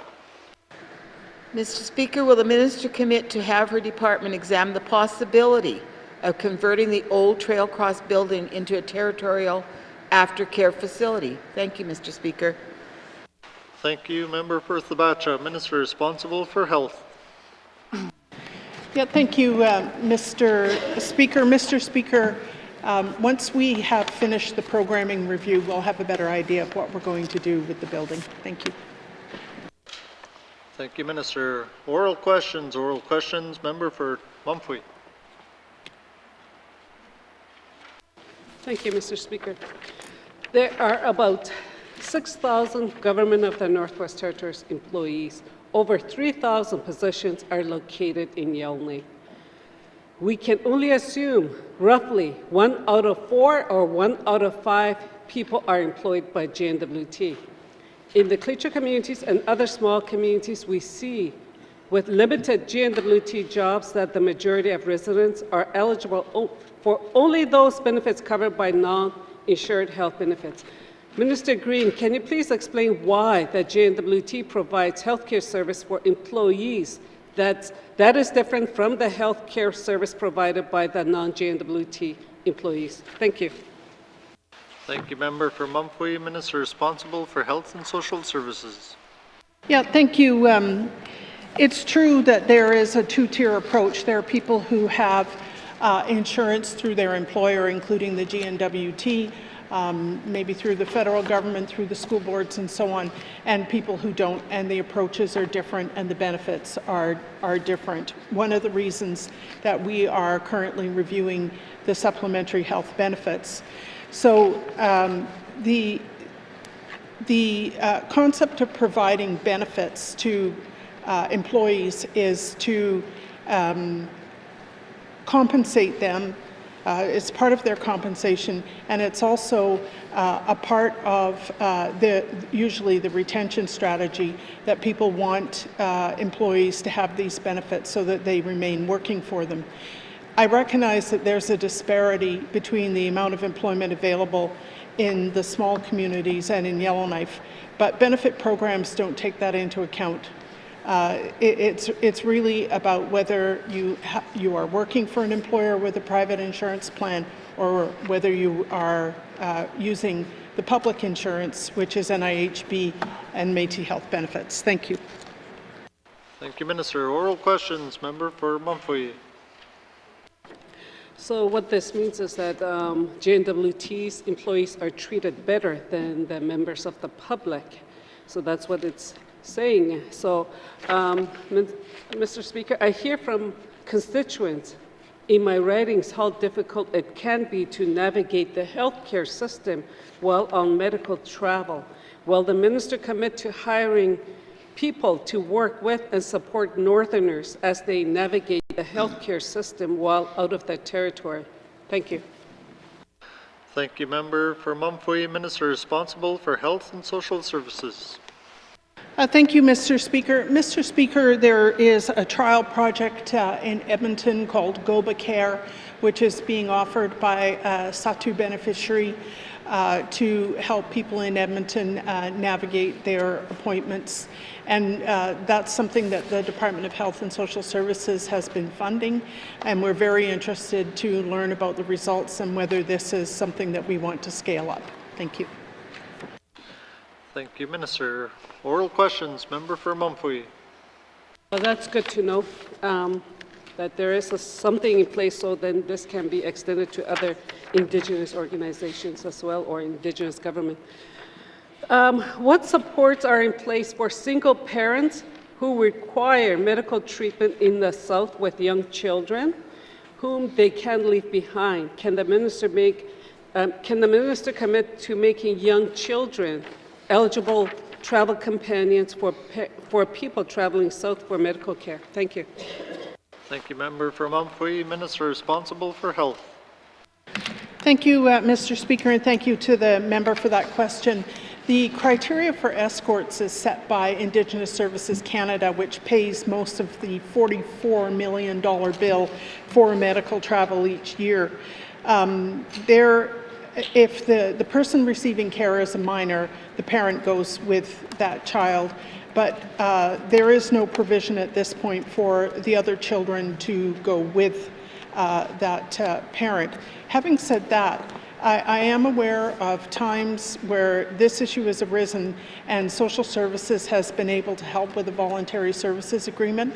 So if the member knows of someone who needs this service, I suggest that they contact Health and Social Services in their community and inquire. Thank you. Minister, final supplementary, Member for Mumfui. Thank you. Can the minister detail how much N.W.T employees contribute to health benefits and how much the N.W.T pays? Thank you, Member for Mumfui, Minister responsible for Health and Social Services. Yeah, thank you, Mr. Speaker. Mr. Speaker, the issue of compensation for N.W.T benefits is handled by the Department of Finance, and so I don't have that information available. Thank you. Thank you, Minister. Oral questions, Member for Kamloops. Thank you, Mr. Speaker. Mr. Speaker, my questions today are for the Minister of N.W.T Housing. Mr. Speaker, I'm wondering if to start, the Minister can let the House know how or what portion of arrears, rather, are held by elders. Thank you. Thank you, Member for Kamloops, Minister responsible for Housing N.W.T. Thank you, Mr. Speaker, and thank you to the member for the question as well, too. And I just wanted to just speak about our policy review that we are doing now, and I want to make this a priority when we are reviewing and considering the changes. Right now, we don't have a database that separates those details. It's just mainly looking at arrears as a whole. I would have to get back to the member with that information, specifically for arrears for seniors. Must see it, Mr. Speaker. Thank you, Minister. Oral questions, Member for Kamloops. Oh, thank you very much, Mr. Speaker. Mr. Speaker, I'll be honest, I'm hoping that the information can be provided to the people of the Northwest Territories and not just myself. The principles of arrears collection states that arrears should be forgiven where collection is not possible, but elders not working and without income are still expected to repay their public housing arrears. So I'm wondering, without knowing how many of their residents are elders, how does N.W.T Housing, or Housing N.W.T, sorry, determine if repayment is not possible from their clients? Thank you. Thank you, Member for Kamloops, Minister responsible for Housing N.W.T. Thank you, Mr. Speaker. Our main goal is to be working closely with the clients as best as possible for their current situation. In public housing, rent payments are calculated based on the Canada Revenue Agency information that is provided annually tenants at that to determine the tenant's income level. But I also want to include that the rent calculation is at 4% of their gross income, and the maximum rent is 19% of their gross income. Nationally, the standard is 30%. We are one of the lowest jurisdictions in throughout Canada. I also wanted to include that Housing N.W.T does follow the Financial Administration Act as well too, for just for consideration. If we are looking at forgivenesses or write-off, we have to make sure that we are in accordance with the legislation and required approval from the Financial Management Board. Must seat, Mr. Speaker. Thank you, Minister. Oral questions, member for Kamloops. Very much, Mr. Speaker. Mr. Speaker, that calculation that the minister was talking about was for rent, not for the repayment of arrears. And so currently in the Northwest Territories, we have elders at the age of 87 paying over half of their monthly income towards their arrears and for their housing. So their combined amount that they're paying back to Housing N.W.T exceeds half of what they're bringing in. That means an elder living in a small community in the Northwest Territories is trying to pay for all the rest of their monthly expenses with less than $300. And by my calculation from my trips to the grocery store recently, that's about 3.5 bags of groceries for an entire month. Mr. Speaker, the minister also stated that Housing N.W.T works closely with their clients to figure out what works for them. And if an elder is paying that much money towards their arrears, then that's not working closely with our elders.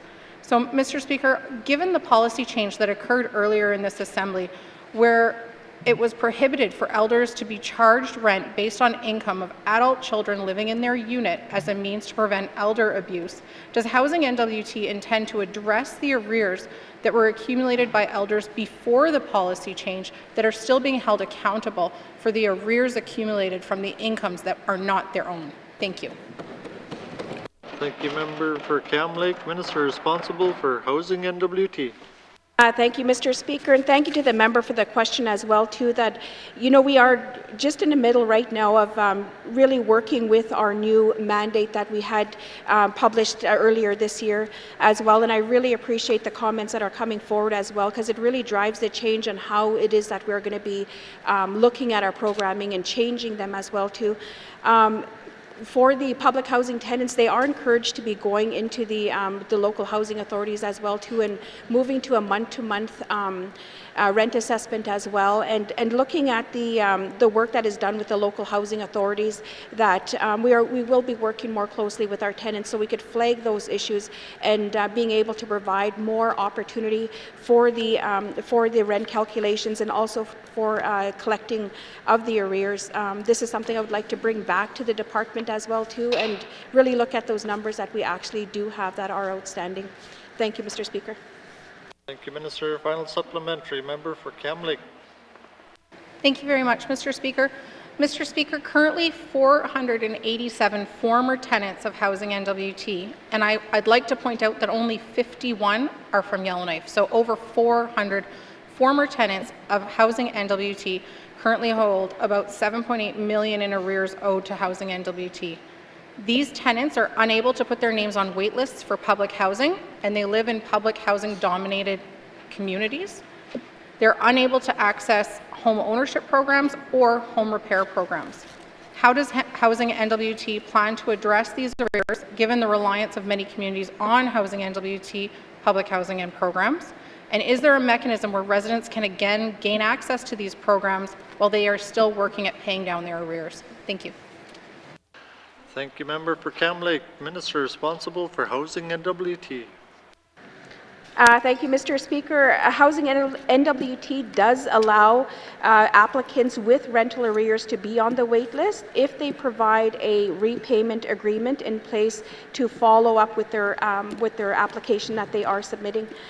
For private homeowners, Mr. Speaker, homeowners in Zone B and C in communities with mortgage arrears are still able to access our repair programs. Must seat, Mr. Speaker. Thank you, Minister. Oral questions. Final supplementary, member for Kamloops. I'll ask more if you let me.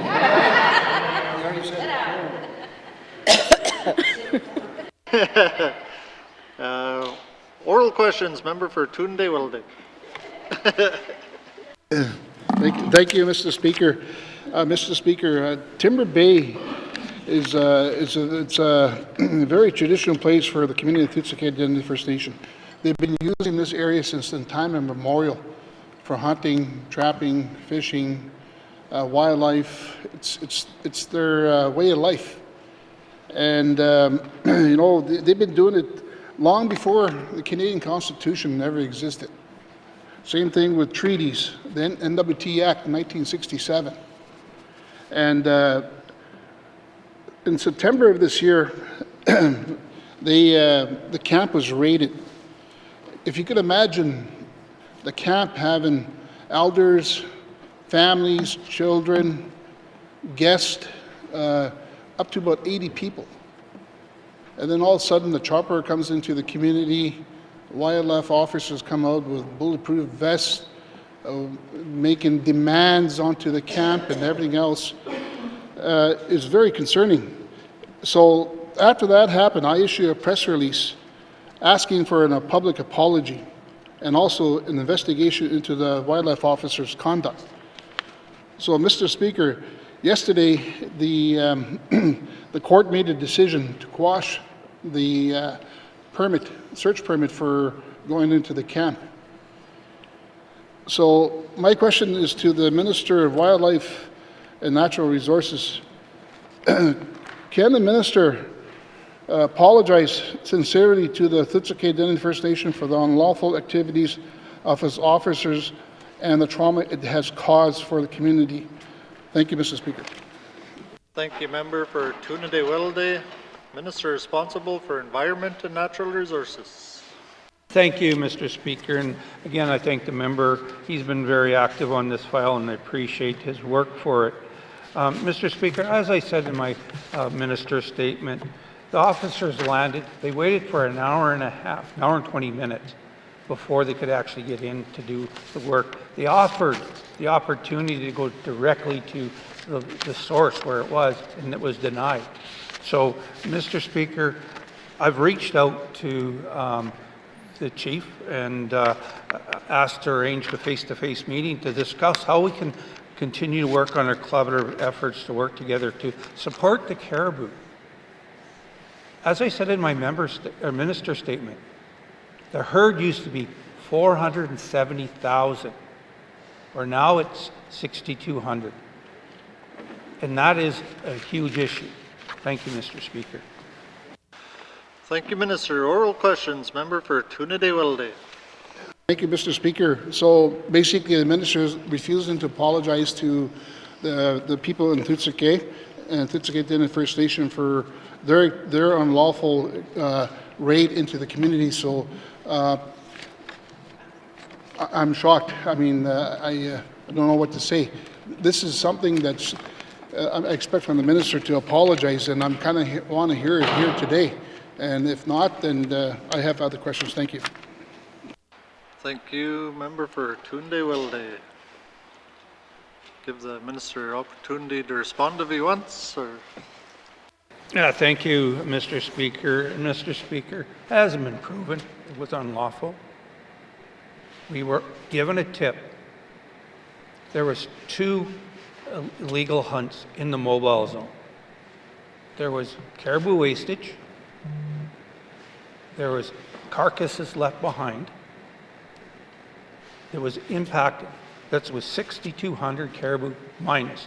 To just put it in perspective, last year on the Winter Road, we had illegal harvests. That was just almost half in those 2 hunts. So I'm more than willing to reach out and have those conversations with the chief, and offered to go right into the community and have these conversations. I'm willing to work together on this. But again, it's interesting that do you want to look after the caribou? Do you want to get rid of them? Do you want them to disappear? We have the opportunity to go into the Beverly herd, and so we're willing to do this. We're willing to have those conversations. And it's hard, and I understand the importance of caribou for Indigenous people. Thank you, Mr. Speaker. Thank you, Minister. Oral questions. Member for Toonday-Welday. Thank you, Mr. Speaker. I mean, the courts are very clear yesterday that in the Supreme Court of the Northwest Territories that this permit was squashed. So therefore, I mean, there's no evidence, no proof showing that that there was any caribou wastage. So I'm going to ask for an apology here, and I'm not hearing it from the minister. So I'm going to ask again. Is he sincerely going to apologize to the community of Tootsake for this raid? Thank you. Thank you, Member for Toonday-Welday. Minister responsible for Environment and Natural Resources. Thank you, Mr. Speaker. Mr. Speaker, I've already said it once, I'll say it again, or actually said it twice. I'm more than willing to meet with the Chief and the First Nations and the community in Litsake to have that conversation on how we can do the recovery of that. That's what I've made my commitment to. There is an investigation still going on, and I don't know what's going on with that. So I'm more than willing to work on how we can support the recovery of the caribou. Thank you, Mr. Speaker. Thank you, Minister. Oral questions. Oral questions. Final supplementary. Member for Toonday-Welday. Thank you, Mr. Speaker. Mr. Speaker, will the minister work with Tootsake Dene First Nation to develop and implement a shared enforcement protocol to ensure this kind of thing will never happen again? At the same time, if he wants to work with the community in the spirit of reconciliation, then I'd like to have a commitment here today by the minister to say that he's willing to go into Tootsake to work with Chief and Council, and if need be, then that's where he should apologize, because I'm not here in the House here today, because the Supreme Court decision is final, it's done. Thank you. Thank you, Member for Toonday-Welday. Minister responsible for ENR.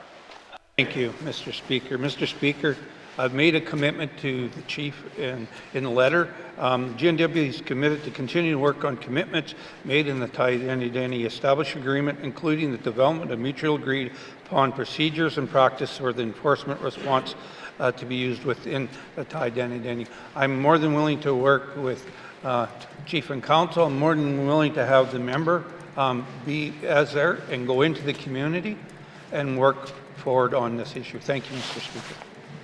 Thank you, Minister. Oral questions. Member for Nivik-Twin Lakes. Thank you, Mr. Speaker. Mr. Speaker, the cost of living in the north has always been high. Mr. Speaker, it's becoming unbearable for many families in my riding, and I'm sure everyone else's. My questions today will focus on what we as a government are doing to help our citizens cope with the rising costs that are occurring. And I'm going to direct my questions to the Premier, because it seems like we tend to not have to direct our questions to her a lot. So can this, Mr. Speaker, they end up always going over here and over there.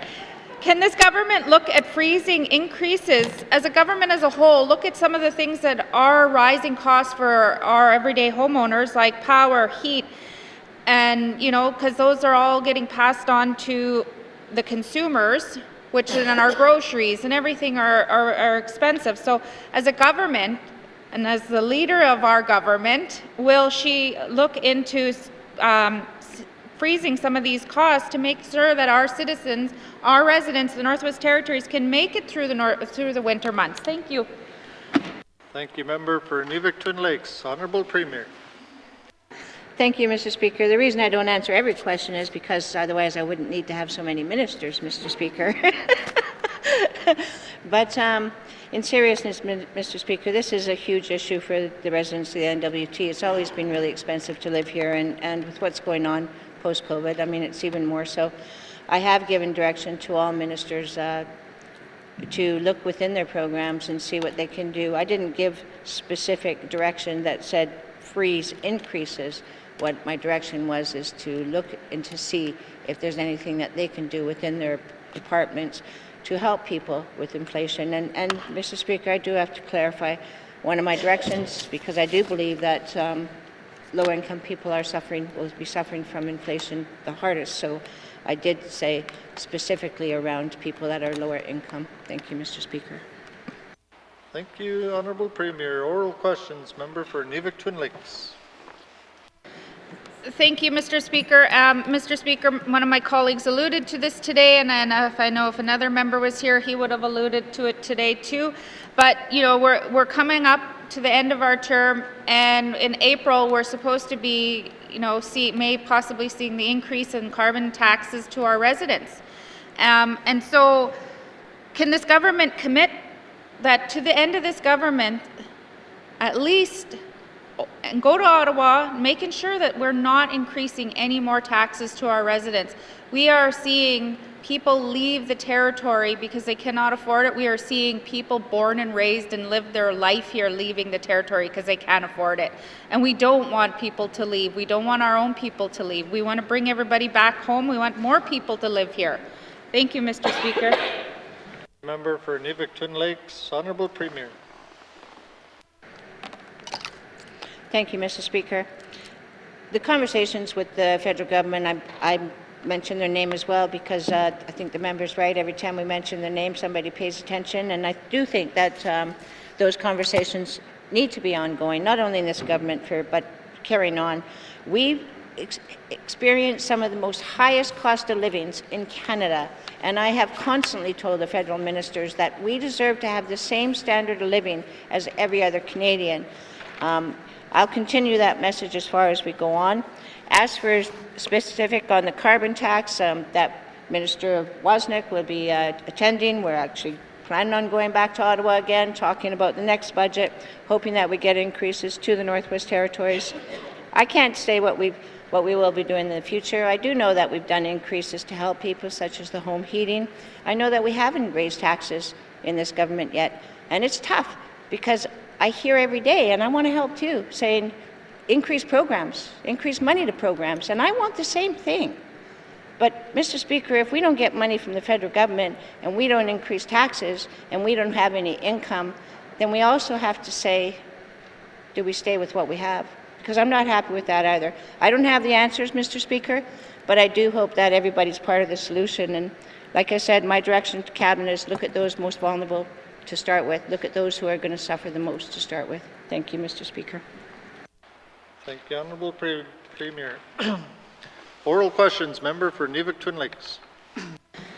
Thank you, Mr. Speaker. Mr. Speaker, I wrote these questions and then as I'm writing them and then knowing what's going on and some of the conversations that are happening in this room, with carbon tax, I think the one thing that boggles my brain as somebody who sits in this legislature, as the Northwest Territories, as my colleague from N.W.T can clearly show you pictures in front of his home, that where it's deteriorating. And yes, carbon is very important, but we are not the big emitters, and we are having to pay our tax dollars to meet this federal government dream, So maybe it's time when we go back, that's the thing is we are not the emitter. We should be compensated by them to be paying for all of these costs and not passing them on to our residents. So will the minister or will the Premier and the Minister, commit to making sure that this message is passed on and don't leave the room until they commit to it. Thank you, Mr. Speaker. Thank you, member for Nivik-Twin Lakes. Honourable Premier. Thank you, Mr. Speaker. I want to say yes as much as I can, but I do have to say no on some things in here. I agree. My understanding is the greenhouse gas emissions from the N.W.T are 0.02%, and we're feeling the effects 4 times as the rest of the world. So that's not okay. I do know that we brought up that discussions many times to the federal government. I will say that we will go again. We are going right after session, and we will bring it up again. Mr. Speaker, I don't like to say no, but I have to say no. I cannot promise to stay in the Prime Minister's office until I get a yes, because I know he's got way more security than I do, and he will literally take me out. Thank you, Mr. Speaker. Thank you, Honourable Premier. Final supplementary, member for Nivik-Twin Lakes. Thank you, Mr. Speaker. Well, Mr. Speaker, this government, will they commit to some of these things that we're doing? And I would have used the project like the wind project where we were supposed to save $4 million to pass on to residents, but from my understanding that it's going to be delayed, over budget and delayed. So where there is savings found, how is this government going to make sure that I can get food, you can get food, our residents can get food, and that's, I think that is the part where people are really afraid, is they can't afford the heat, the power, and the food. And it's getting really scary, and some people do not want to, even within the levels of income are struggling. So that will be my question, and maybe it's more of a comment, but how is this government going to ensure to our residents that they can make it through this winter? Thank you, Mr. Speaker. Thank you, Member for Inuvik-Twin Lakes. Honourable Premier. Thank you, Mr. Speaker. This isn't a joking matter. This is pretty serious. It is a concern that we want all residents to make sure that they make it through the winter. We're doing our part. I know that Cabinet is working on the government renewal that makes sure that we're looking at all of our programs, department by department, to make sure that the programs we're providing are still applicable. That may result in some change of programs. We know we're trying to address the issues as much as possible. Like I said, with the home heating issue, fuel is one thing. Mr. Speaker, any resident who cannot afford standard of living, if they can't afford to heat their homes, if they can't afford to put food on their tables and they're trying, then please visit the programs we have in place. That is the reason we have the seniors home heating subsidy. That's the reason we have income support, Mr. Speaker, is to help residents when they can't get by. Recognizing it's all based on an income base, but that's what the programs are there for. So please, if you're suffering, please reach out to the supports we have in place. Thank you, Mr. Speaker. Honourable Premier, colleagues, our time for oral questions has expired. Written questions, returns to written questions, replies to Commissioner's address,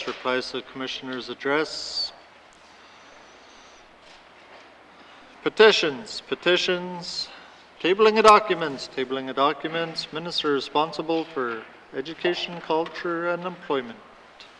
Mr. Speaker, I wish to table the following two documents: Aurora College Corporate Plan 2022 to 2023 and operating plans for the Northwest Territories education bodies for the 2022-2023 school year ending June 30th, 2023, volumes 1 and 2. Thank you, Mr. Speaker. Minister, tabling of documents. Notices of motion, motions.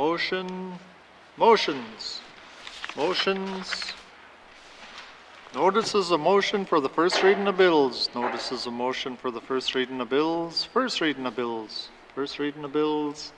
second reading of bills, consideration in Committee of the Whole of Bills and Other Matters, Bill 23, 29, 48, 52, and 53, Committee Report 33-19 brackets 2, Committee Report 34-19 brackets 2, Table Document 523-19 brackets 2.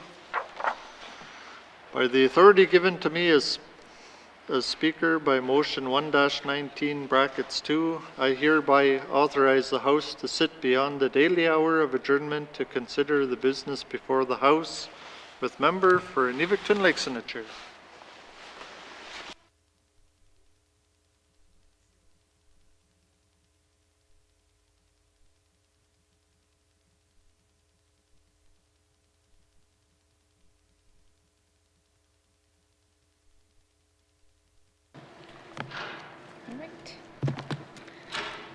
I now call Committee of the Whole to order. What is the wish of committee? Member for Cam Lake.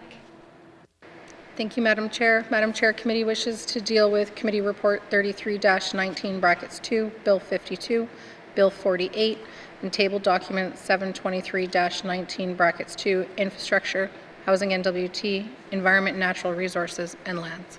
Thank you, Madam Chair. Does committee agree? Thank you, committee. We'll take a short recess and resume with the first item.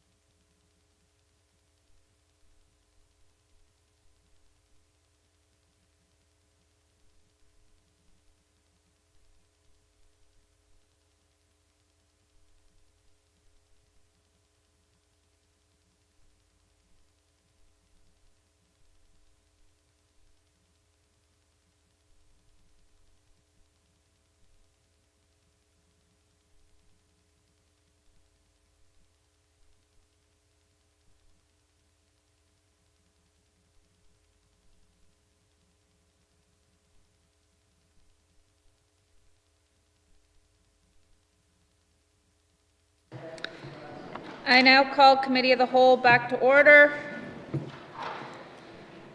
Committee, we've agreed to resume consideration of Committee Report 33-19, brackets 2, Standing Committee on Economic Development and Environment Report on Bill 52, Elevators and Lifts Act. Members, last week we concluded general comments, voted on the first motion, and the second motion had been called. There was a motion to report progress before debate had begun, as it was brought to the Chair's attention that the wrong version of the committee motions were before committee. Member for N.W.T. Madam Chair, pursuant to Rule 6.2, the brackets 13 allows the motion to be withdrawn before debate with the consent of the seconder. The Rule 9.1 bracket 7, which allows motion to be moved into Committee of the Whole without a seconder. I wish to withdraw the committee motion 303-19 brackets 2. Thank you, Madam Chair. Thank you, member. Member for N.W.T. Madam Chair, I move that the committee motion 302-19 brackets 2 be rescinded. Thank you, Madam Chair. Thank you. The motion is in order. To the motion, member for N.W.T. Madam Chair, I'm rescinding the motion as the wording is not the same as the recommendation included in the committee report. Thank you, Madam Chair. Thank you. To the motion? Question has been called. All those in favor? All those opposed? All those abstaining? The motion is carried. Member for N.W.T. I move that the government of the Northwest Territories make the report as described in Section 68 of the Act publicly available, including details not limited to a number of permits issued and in good standing, number of approvals, orders issued, prosecutions, fines, and inspections, etc. Thank you, Madam Chair. Thank you. The motion is in order. To the motion. Question has been called. All those in favor? All those opposed? Abstentions? Motion is carried. Member for N.W.T. I move that the government of the Northwest Territories proactively disclose the information contained in the registry described in the Section 13 of the Act by making it publicly available without fees for access. Thank you, Madam Chair. Thank you. The motion is in order. To the motion. Question has been called. All those in favor? All those opposed? All those abstaining? Motion is carried. Thank you. Member for N.W.T. Madam Chair, I move that the government of the Northwest Territories provide a response to the recommendations contained in the report within 120 days. Thank you, Madam Chair. Thank you. The motion is in order. To the motion. Question has been called. All those in favor? All those opposed? All those abstaining? Motion is carried. Thank you, committee. Do you agree that you have concluded consideration of Committee Report 33-19, brackets 2, Standing Committee on Economic Development and Environment Report on Bill 52, Elevators and Lifts Act? Thank you, committee. We have concluded consideration of Committee Report 33-19-2, Standing Committee on Economic Development and Environmental Report on Bill 52, Elevators and Lifts Act.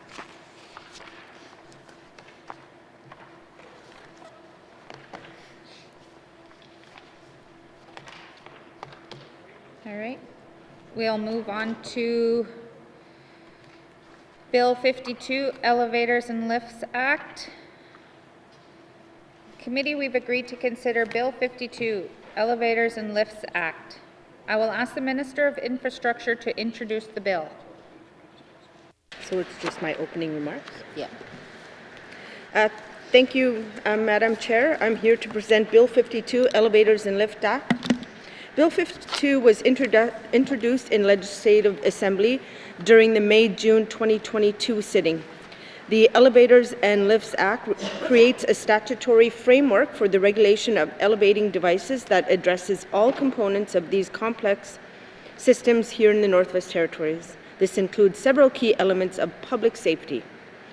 Every other Canadian province and territory regulates elevators and lifts through either a dedicated act or a regulation. The Government of Northwest Territories currently regulates elevating device under the Electrical Protection Regulation of the Electrical Protections Act. Under this existing legislation, the N.W.T has limited authority to regulate the non-electrical components of elevators, lifts, and amusement rides. The proposed act fixes that gap, and it addresses how these devices will be installed, maintained, and inspected, creates simplified appeal process. Key to these features are effective registry, inspection, and enforcement systems. Public safety is a cornerstone of this proposed act, which will provide important legislative clarity for industry and government, and transparency to the public on the safe operation and maintenance of elevating devices they use. Most N.W.T residents will not notice any changes in how the Act impacts them and the regulation of elevators and lifts. The Standing Committee on Economic Development and Environment has reviewed the Act. Committee made recommendations to the annual report public and to ensure public access to the registry information. I have committed to address these recommendations, as well as to provide committee with the opportunity to review the bill. I thank SCEDI for their work in the review of the bill. I look forward to members' comments on the bill and answering any questions members may have. Thank you, Minister. Minister, would you like to bring witnesses into the chamber? Yes, Madam Chair. Sergeant at Arms, please escort the witnesses into the chamber.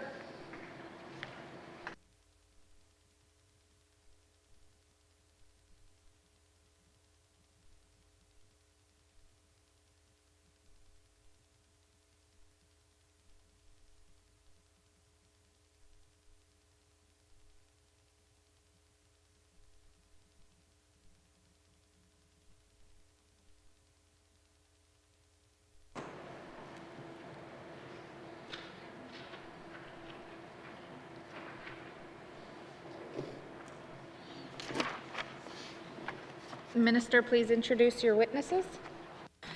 Thank you, Madam Chair. I would like to introduce my witness. To my left is Delia Chethworth.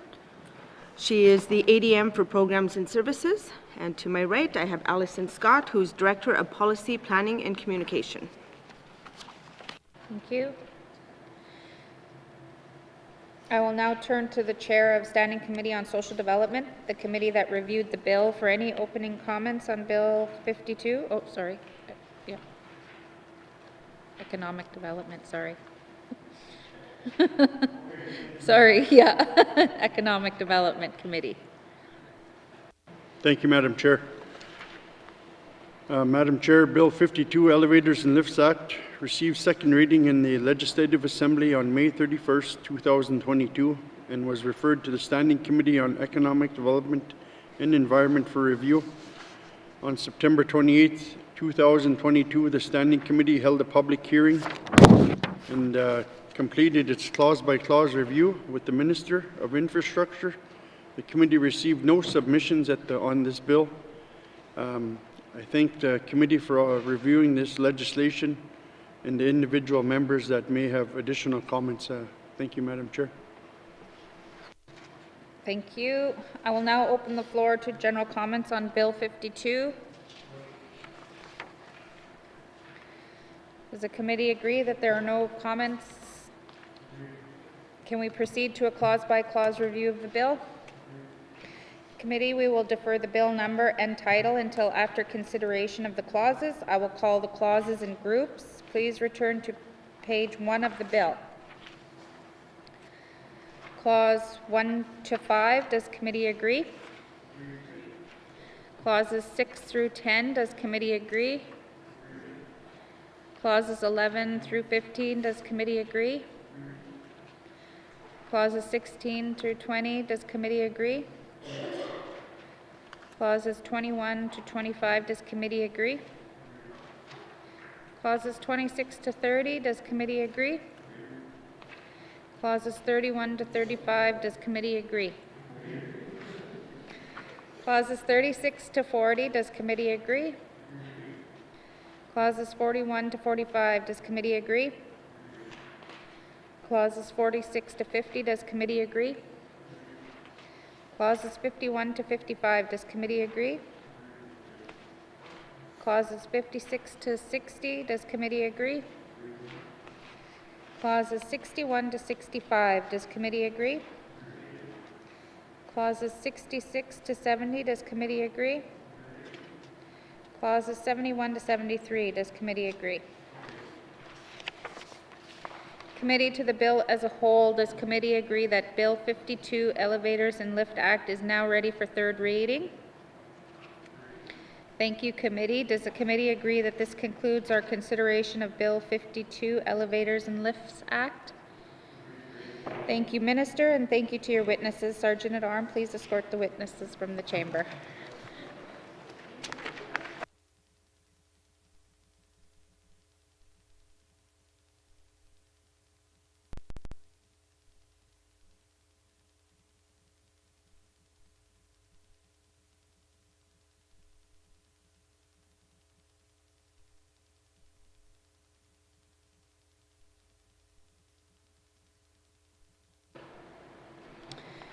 Committee, we've agreed to consider Bill 48, Arbitration Act. I will ask the Minister of Justice to introduce the bill.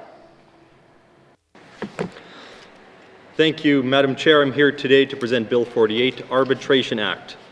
The current Arbitration Act was enacted decades ago and has had few amendments since that time.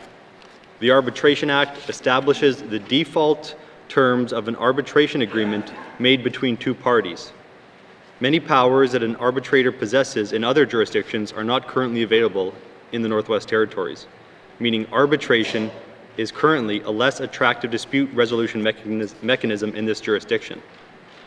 This bill is based substantially on the Uniform Arbitration Act, which was adopted in 2016 by the Uniform Law Conference of Canada.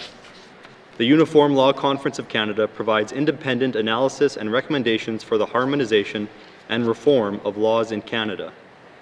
The proposed new act would also bring the N.W.T's legislation in line with recent legislation elsewhere in Canada and ensure consistency with prevailing arbitral practices. The bill provides extensive and necessary updates to the law governing arbitration, including provisions that will address such things as the commencement and consolidation of arbitral proceedings, jurisdiction of arbitral tribunals, the making of arbitral awards and awarding of costs, and the termination of arbitral proceedings. The department engaged with other GNWT departments, the N.W.T branch of the Canadian Bar Association, the Law Society of the Northwest Territories, the Union of Northern Workers, and the Supreme Court of the Northwest Territories on the proposed legislation. Based on discussions with the Union of Northern Workers, the department has determined it is most appropriate to exclude arbitrations conducted under the Public Service Act and Education Act from being brought under the new legislation. The new Arbitration Act is more designed to meet the needs of commercial arbitrations rather than labor arbitrations. To this effect, I will be bringing forward a number of motions today to amend the bill and make this exclusion. Replacing the outdated legislation with a more modern and up-to-date Arbitration Act will give N.W.T residents more options for resolving disputes without having to go to court. Arbitration is a voluntary process that is more flexible and informal than going to court and is a good alternative for people to resolve disputes fairly, quickly, and efficiently. This concludes my opening remarks, and I would be pleased to answer any questions that members may have regarding Bill 48. Thank you, Madam Chair. Thank you, Minister. Minister, would you like to bring witnesses into the chamber? Yes. Thank you. Sergeant at Arms, please escort the witnesses into the chamber.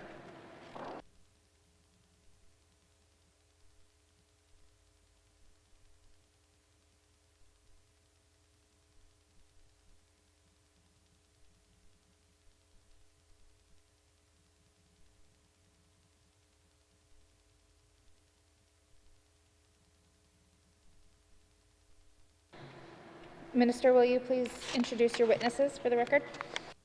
Thank you. With us today, we have Brad Patzer, Assistant Deputy Minister, Attorney General with the Department of Justice, and to his right, Ian Rennie, Acting Director of Legislation Division with the Department of Justice. Thank you.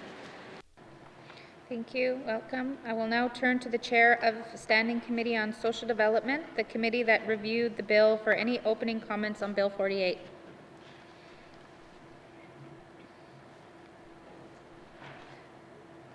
Cleveland. Thank you, Madam Chair. Madam Chair, Bill 48 Arbitration Act received second reading in the Legislative Assembly on March 30th, 2022, and was referred to the Standing Committee on Social Development for review. Bill 48 replaces the existing Arbitration Act with a more modern law modeled after the Uniform Arbitration Act of 2016. This update is to modernize old arbitration legislation and bring it in line with international best practices. Committee received no submissions from the public on Bill 48.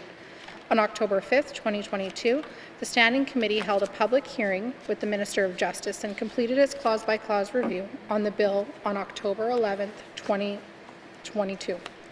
On October 13th, 2022, Bill 48 was reported to the Assembly as ready for further consideration in Committee of the Whole. The Committee's report on Bill 48 was read earlier today and was received and adopted by the Assembly. Individual members may have additional comments or questions. Thank you, Madam Chair. Thank you. I will now open the floor to general comments on Bill 48.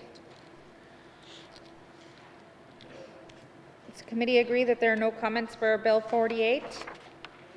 Can we proceed to a clause-by-clause review of the bill?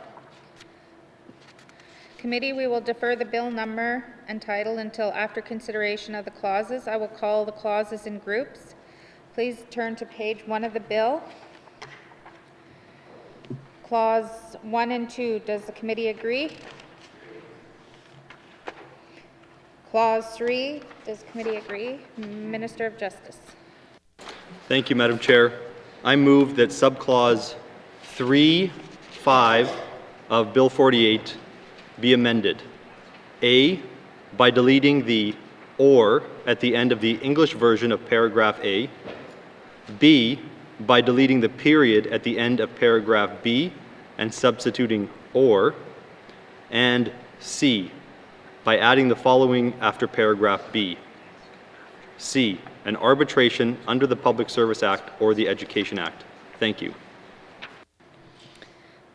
Thank you. The motion is on the floor and being distributed.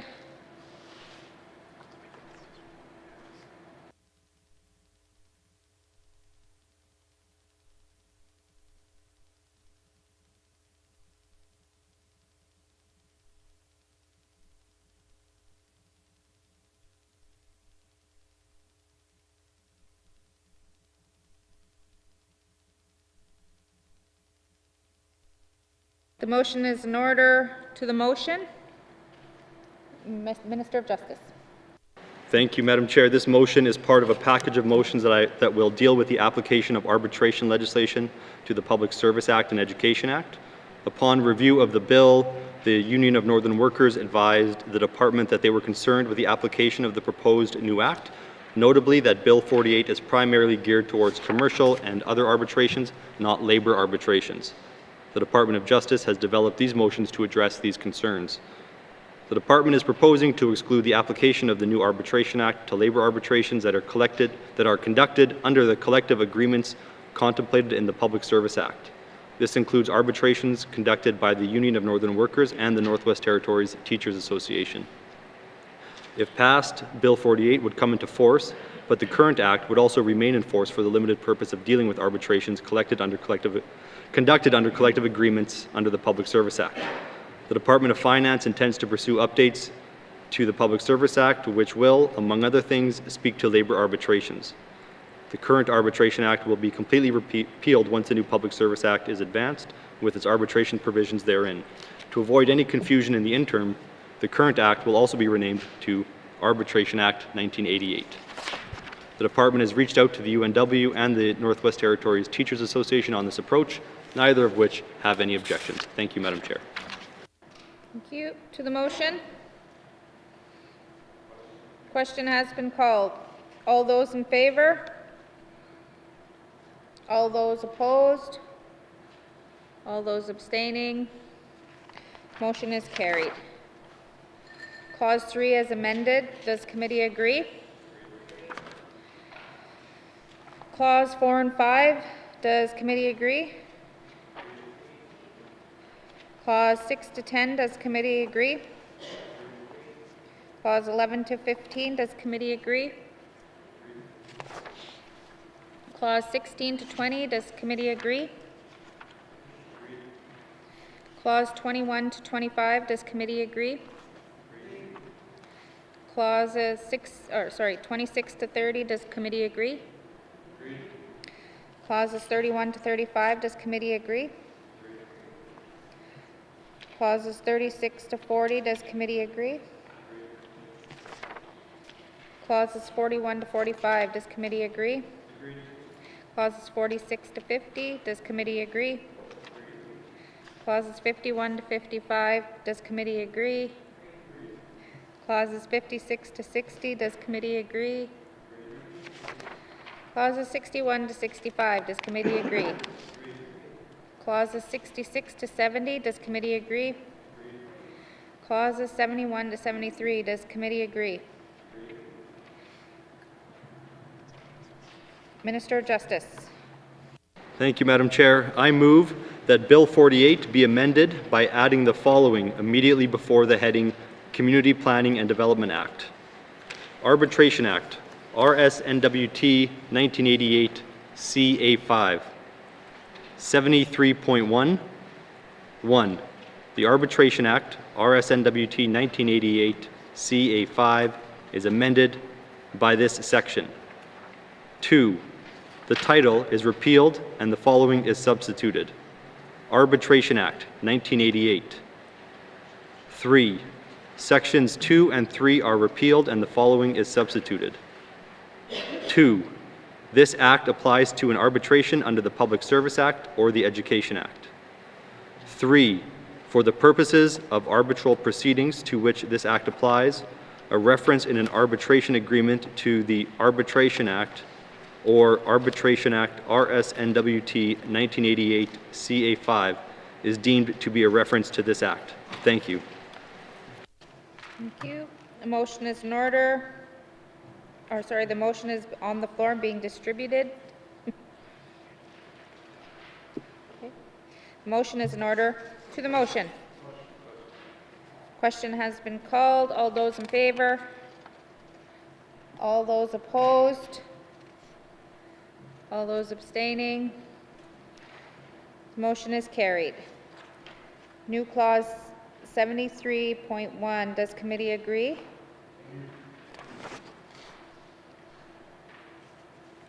Clause 74. Does committee agree? Minister of Justice. Thank you, Madam Chair. I move that Bill 48 be amended by adding the following after Clause 74. Education Act. 74.1. Section 57 of the Education Act is amended by striking out Arbitration Act and substituting Arbitration Act 1988, RS.N.W.T. 1988, CA5. Thank you. Thank you. The motion is on the floor and being distributed.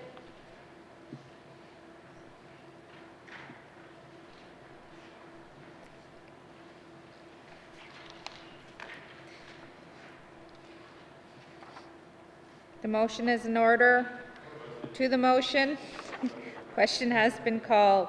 All those in favor? All those opposed? All those abstaining? Motion is carried. New clause 74.1. Does committee agree? Clause 75. Does committee agree? Clause 76. Minister of Justice. Thank you, Madam Chair. I move that Bill 48 be amended by deleting Clause 76 and substituting the following.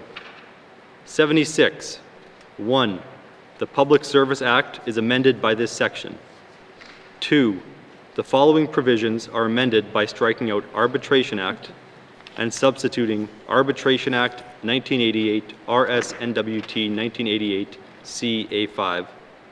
A, subsection 40.5 brackets 2. B, subsection 41.02 brackets 9. 3, the following provisions are amended by striking out Arbitration Act and substituting Arbitration Act 1988 RS N.W.T 1988 CA5. A, subsection 41.02 brackets 8. B, section 43. Thank you. Thank you. The motion is on the floor and being distributed. Motion is in order to the motion. Question has been called. All those in favor? All those opposed? All those abstaining? The motion is carried.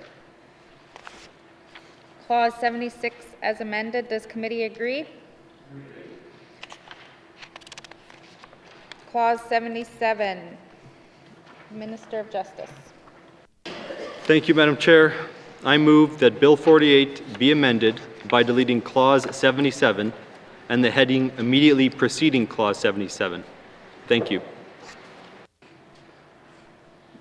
The motion is on the floor and being distributed.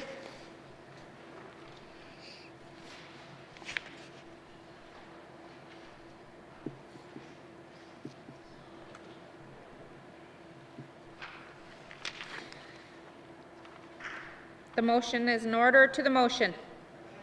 Question has been called. All those in favor? All those opposed? All those abstaining? Motion is carried. Clause 77 has been deleted. Clause 78. Does committee agree? Committee to the bill as a whole, does committee agree? Does the committee agree that Bill 48, our Arbitration Act, is now ready for third reading as amended? Thank you, committee. Does the committee agree that this concludes our consideration of Bill 48 Arbitration Act? Thank you, Minister, and thank you to your witnesses. Sergeant at Arms, please escort the witnesses from the chamber.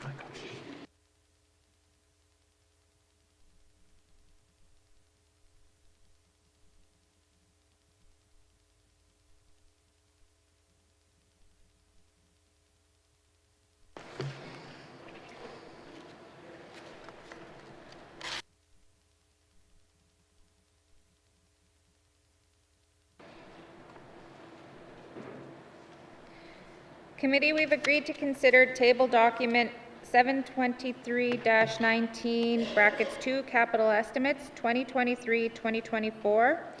Committee, we will now consider the Department of Infrastructure. Does the Minister of Infrastructure wish to bring witnesses into the chamber? Yes, Madam Chair. Thank you. Sergeant at Arms, please escort the witnesses into the chamber.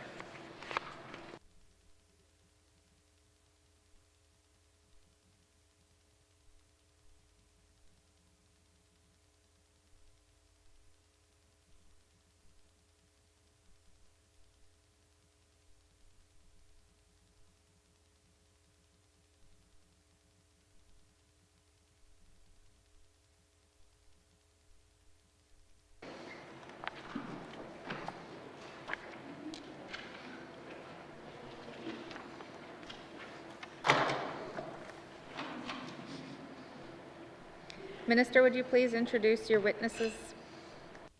Thank you, Madam Chair. Madam Chair, I have with me my Deputy Minister, Steve Luden, and I also have my ADM for Asset Management, David Moore. Thank you. Welcome. The committee has agreed to forego general comments. Is the committee agreed to proceed to the detail contained in the table document? Committee, the Department of Infrastructure begins on page 52. We will defer the departmental totals and review the estimates by activity.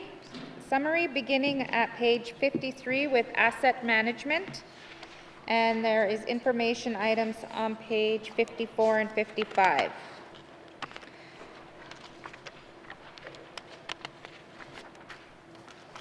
Infrastructure asset management.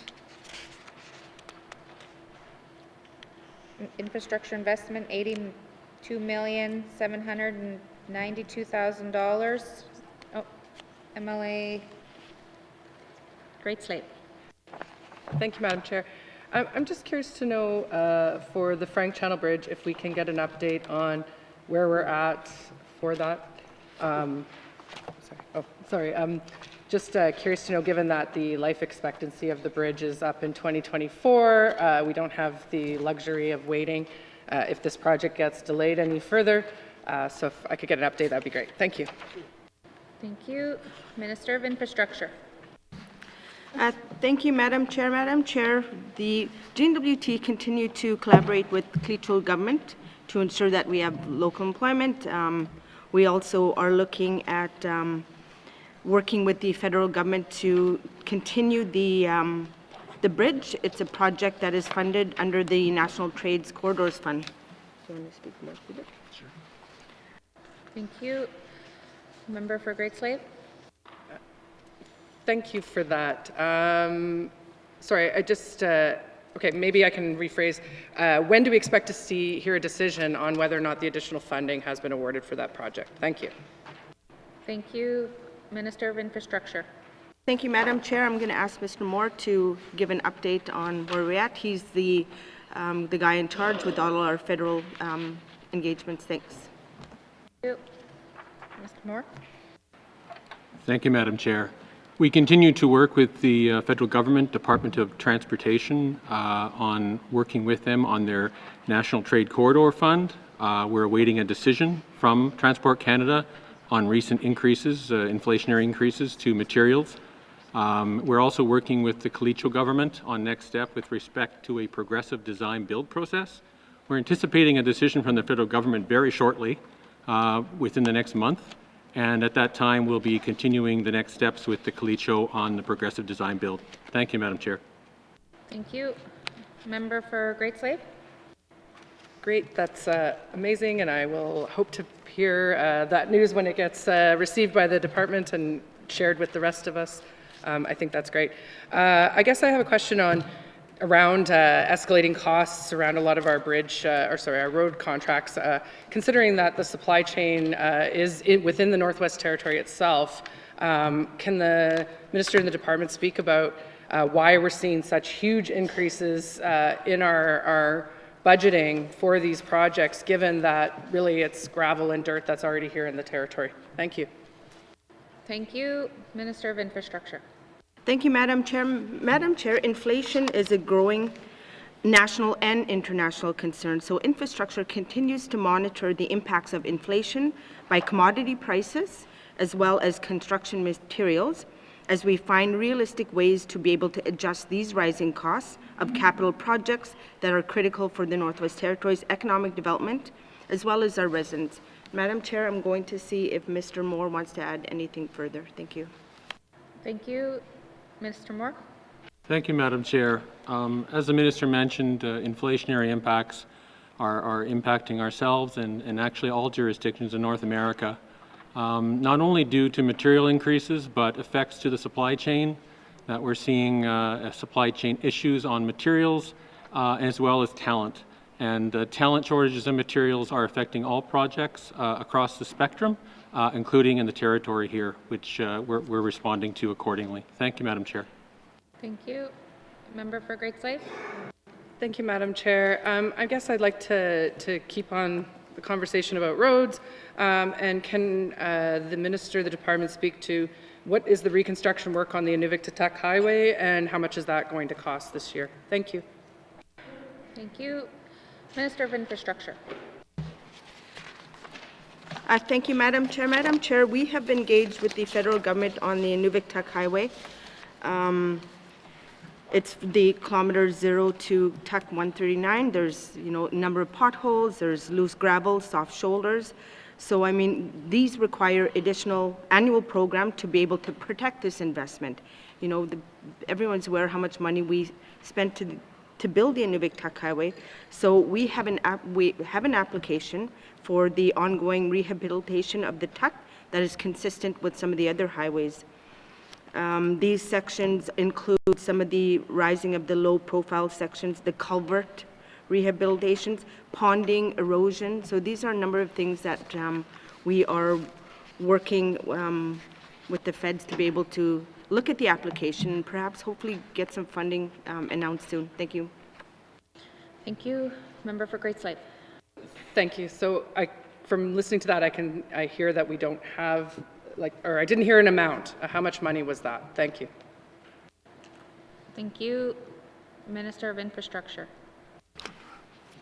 Yeah, thank you, Madam Chair. If David wants to speak further to that, thanks. Thank you. ADM Moore. Madam Chair, we continue to work with the federal government on the ongoing challenges with ITH, as the Minister mentioned. We're anticipating having tenders for rehabilitation work in the spring of 2023. Thank you, Madam Chair. Thank you. Great Slave. Member for Great Slave. Thank you. I will follow up to get the amount of that work, I guess, since nobody seems to have that number right now. My next question then is around, where did it go? I'm losing my mind here. The community access road improvements. Thank you. So under the community access plan, that is my understanding that money is directly into the communities themselves to work on their own projects, which is always a great thing in my opinion. Can the Minister of the Department speak more to what projects this entails and whether or not they're going to put more money into that program? Thank you. Thank you. Minister of Infrastructure. Thank you, Madam Chair. Madam Chair, the Community Access Program is a really successful program because it starts to, work with communities and some of the work around the some of the planning and design for access roads. So right now in plan for 2023-2024, where this budget is concerned, we have some embankment work, surface improvements, drainage improvements. That's more leading to some of the specific projects. So that's just one example of some of the projects that we have going on. Thanks, Madam Chair. Thank you. Member for Great Slave. Thank you, Madam Chair. I don't think that my question was answered there about what projects those are. Maybe I guess the better way to ask is which communities are those projects in and how much is that? Thank you. Thank you. Minister of Infrastructure. Thank you, Madam Chair. Madam Chair, I can get back to the member. That's not really specifically to some of the capital stuff that we have, so I can respond back to the member with some specific projects that are more operational. Thank you. Thank you. Member for Great Slave. Yeah, thank you. Any information that can be provided, I would appreciate it. I wanted to talk about the Great Bear River Bridge planning. I remember bidding on this project in 2018, and I'm sitting here now 4 years later, and it's not progressing very much. I know that there has been work done, but I'm hearing from the communities that the engagement has not been very great and that they're concerned that there's going to be a loss of this money and work outside of the territory. Can the Minister and the Department speak a little bit more about what this entails under the planning? Thank you. Thank you. Minister? Thank you, Madam Chair. Madam Chair, some of the planned work for the Great Bear River Bridge includes obtaining regulatory permits. We have tender award construction contract, camp, site access construction, granular material, bridge foundation, fabrication of shield, and engineering services. So we are looking at some of the scoping for this work and also working with the communities as well. To ensure that we get community engagement, because this is a really important project. It'll be the second biggest bridge here in the Northwest Territories. Thank you, Madam Chair. Thank you. Member for Great Slave. Thank you, Madam Chair, and I'm hoping that one day I get to walk across that bridge while I can still walk. My next question is around deferred maintenance. So when we look at these amounts here, is this to actually bring down our costs of deferred maintenance, as in to start tackling the overall amount, or is this just sort of keeping up with the Band-Aid solutions? Thank you. Thank you, MLA. Minister of Infrastructure. Thank you, Madam Chair. Madam Chair, deferred maintenance is the practice of postponing prudent but non-essential maintenance activities and or repairs to some of our capital infrastructure in order to save some of the costs. So some of the projects in the work plan, we look at things like some of the funding is based on maintenance priorities with 20% of major asset inventory. We also, at a minimum, assets to be inspected once every 5 years. So we do have a plan. I'm going to see if David wanted to speak a little bit more about some of the program. Thanks. Thank you. ADM Moore. Thank you, Madam Chair. Most definitely, we continue to work away at the critical aspects of our deferred maintenance backlog. It's not a dollar-for-dollar allocation. It's important to recognize that. An example would be the demolition of H.H. Williams. You know, we would have put a few million towards the demolition of that facility, but it would bring down the deficit of deferred maintenance by significantly more than that. So it's very much leveraging work like that and also building new assets.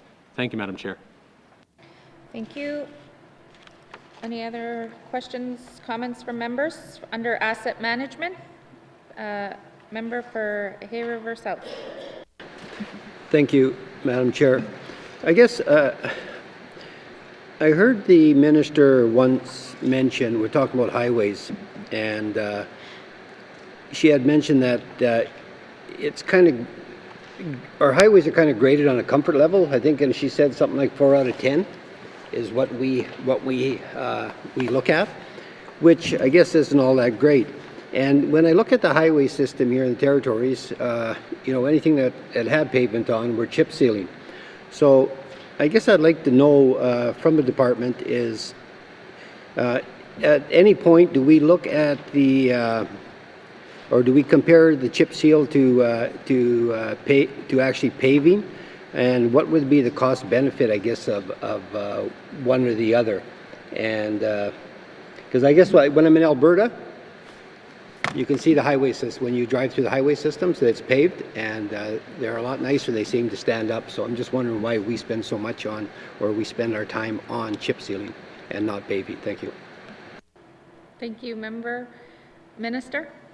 Thank you, Madam Chair. Madam Chair, every year we invest a lot of money into some of our road infrastructure, things like chip seal, for an example. And I think you're well aware of that very well. I'm going to see if David can speak. We've got a table here of all the work that we have planned for the 2023 and a list of all the different work by region. So I'll get David to perhaps summarize that, because we're not going to be reading 3 pages of a big list of things we're doing. Thank you, Madam Chair. Thank you. Just to go back, I think the question was chip sealing versus pavement. Why are we going from replacing pavement to chip seal? Is there a cost?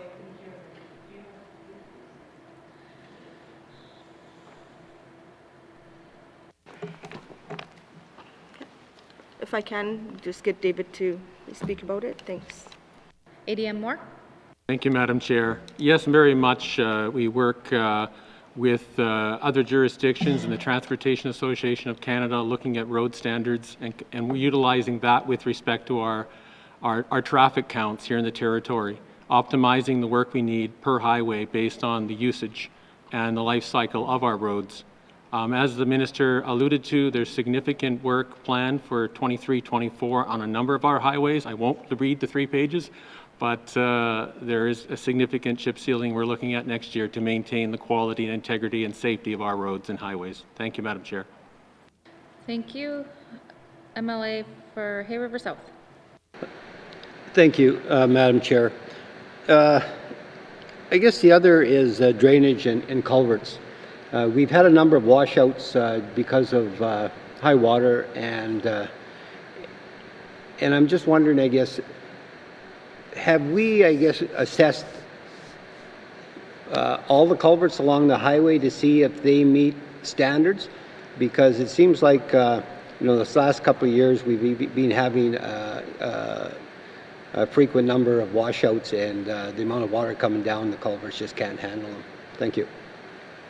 Thank you. Minister of Infrastructure. Thank you, Madam Chair. Madam Chair, we've had a number of concerns along a lot of our highways in terms of flooding, the impacts and the costs associated with getting these fixed. I'm going to see if David can speak a little more further on that. Thank you. Thank you. ADM Moore. Thank you, Madam Chair. As the Minister mentioned, the impacts of climate change are certainly a reality with respect to the resilience of our infrastructure, and culverts and bridges are very much in that category. Our team inspect all culverts and bridges regularly, every 3 years, to ensure that they're functioning and operating within proper norms. That being said, there is quite a bit of work that needs to be done and is being done to maintain those culverts. In the case of the ones that have been impacted, very much we're looking at those to ensure that they align with the national standards. Thank you, Madam Chair. Thank you. MLA for Hay River South. Thank you, Madam Chair. And aligning, I guess, with the Canadian standards, do we have anything in-house with respect to standards and design criteria for culverts and drainage in Northwest Territories? Thank you. Thank you. Minister of Infrastructure. Thank you, Madam Chair. Madam Chair, yes, we do. We have staff that does all that work, but I'm going to get David to just speak a little more in detail on some of the great work that we're able to do internally. Thank you, Madam Chair. Thank you. ADM Moore. Thank you, Madam Chair. Definitely we do an amazing team looking at all our assets. We actually align to some of the best standards in Canada through the Ontario Bridge Standards, for example.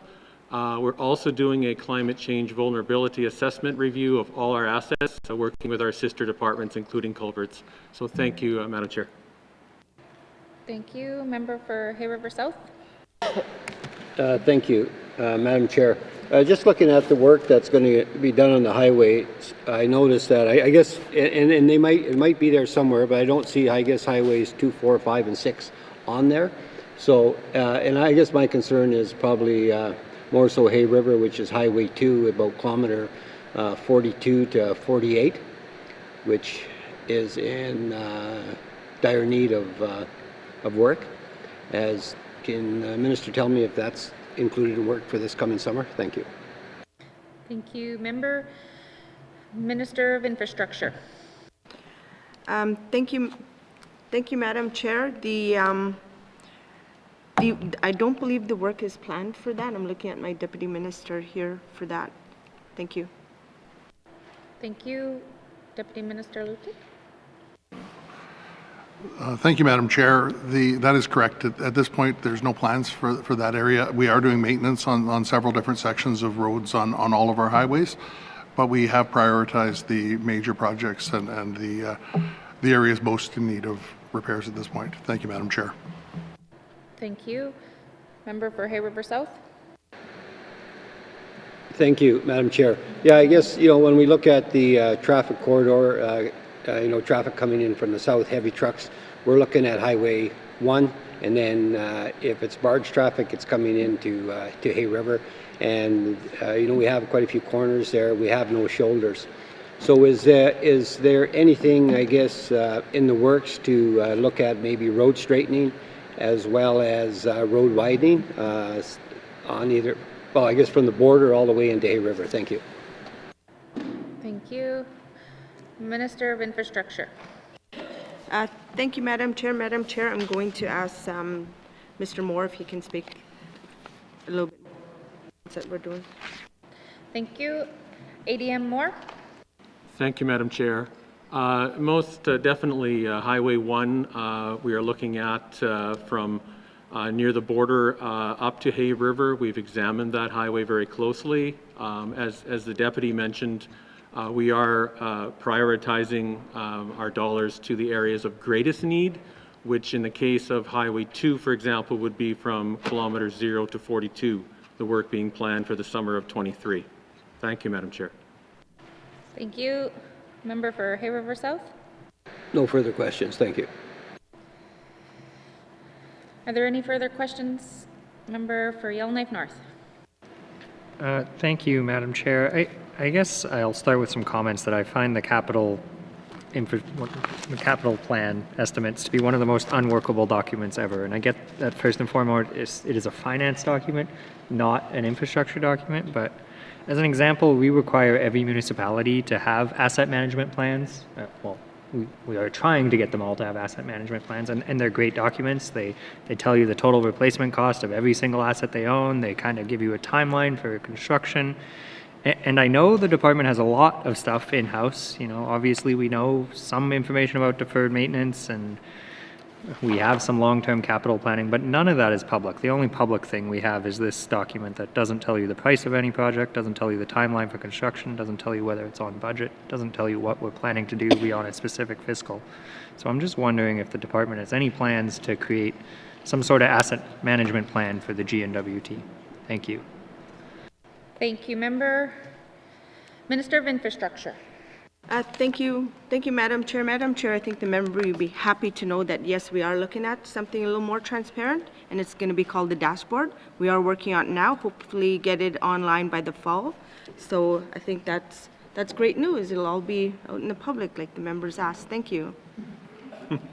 Thank you. Member for Yellowknife North. Well, I feel like I don't have any more questions other than waiting to see this this dashboard. I'm very, very excited about that. I guess I'm going to ask some questions about this potential dashboard. I know that, you know, a lot of jurisdictions publish a 5-year capital plan where it kind of breaks down what's being spent over 5 years and the year-to-year amount and kind of what's in the future. We don't presently do that. We don't presently even say how much we're spending in an individual year. Is that the kind of information I could expect in this dashboard? Thank you. Minister of Infrastructure. Thank you, Madam Chair. Madam Chair, you know, there's a lot of work that's being put into this to get it off the ground in the fall. But further to that, I'm just going to have Mr. Moore speak a little more detail as he's looking after the project. So I'd give him the opportunity to be able to share with the committee on some of the great work that's happening. Thank you. Thank you. Member for Yellowknife North. More, I believe. More. Thank you, Madam Chair. As the Minister mentioned, there's a lot of moving parts to this. We have a lot of great systems that track the asset conditions of different assets. For example, we track bridges and bridge conditions. We also track vertical infrastructure, and you're using different systems in different ways and different metrics. And so putting that all together into one dashboard is a complex process. Our plan is by the fall of 23 to have a public dashboard which demonstrates the status of our assets that folks can see over time. But we're still working through the details on that, Madam Chair. So more to come. Thank you, Madam Chair. Thank you. Member for Yellowknife North. Thank you.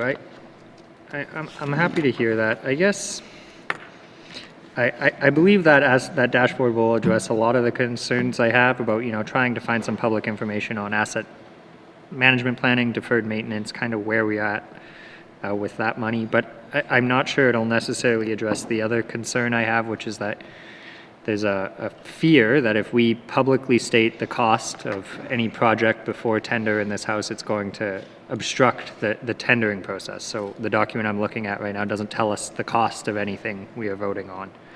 And I'm just wondering if the department has any intention to make some of that more public. Thank you, Madam Chair. Thank you. Minister of Infrastructure. Thank you, Madam Chair. Madam Chair, the member is correct. I mean, we don't share detail about some of our tendering process and any of our projects. But I mean, we would be able to share what we can publicly, so it just doesn't screw the whole mess, the information that we provide publicly. So I want to make sure that we we share what we can so that people can just have a look at that. Thank you, Madam Chair. Thank you. Member for Yellowknife North. Yeah, thank you, Madam Chair. And I think where I find this especially frustrating is sometimes it's public. You know, the minister released a news release saying the Frank Channel Bridge cost $50 million and we got 75 dollars from ISIP. And then, you know, that happens and now I look at that, you know, I heard the minister say that, you know, we're going through this process and we're going to work with Clecho, but it's not now clear to me whether that $50 million is a true number and whether we're actually going to be higher. So, you know, I think once it's definitely some sort of public announcement is made, making sure that we keep track of that would be very helpful. So I guess in another way, do we have an updated cost of the Frank Channel Bridge? Is it more than $50 million, which was already announced? Thank you. Thank you. Minister of Infrastructure. Thank you, Madam Chair. I'm going to get Deputy Minister to speak about, you know, some of the information we can't share because it's federal funding as well, so we need that engagement. Thank you. Deputy Minister Lutet. Thank you, Madam Chair. The minister is correct. There are certain figures that we can share, and they're oftentimes more of a global figure and in line with what we're getting from a federal contribution. Bear in mind that those costs are not specific for the entire project. They're broken down into permitting, into engineering, into getting water licenses, and the planning and engagement with our indigenous partners and such. So it's more of a global number, but we do share the numbers in confidence with committee, and we continue to do that. But to keep in line with the procurement process, we keep those numbers confidential. Thank you, Madam Chair. Thank you. Member for Yellowknife North. Yeah, thank you. I guess I'll try and get some numbers out of the department. I'm going to ask about the slave geological all-weather environmental assessment and planning. We're going to do. I see that it's been changed to finish planning for 2027, 2028 for the first phase to Lockhart Lake. I also see that there is some federal money there. I'm not sure that the procurement concern applies so much to planning.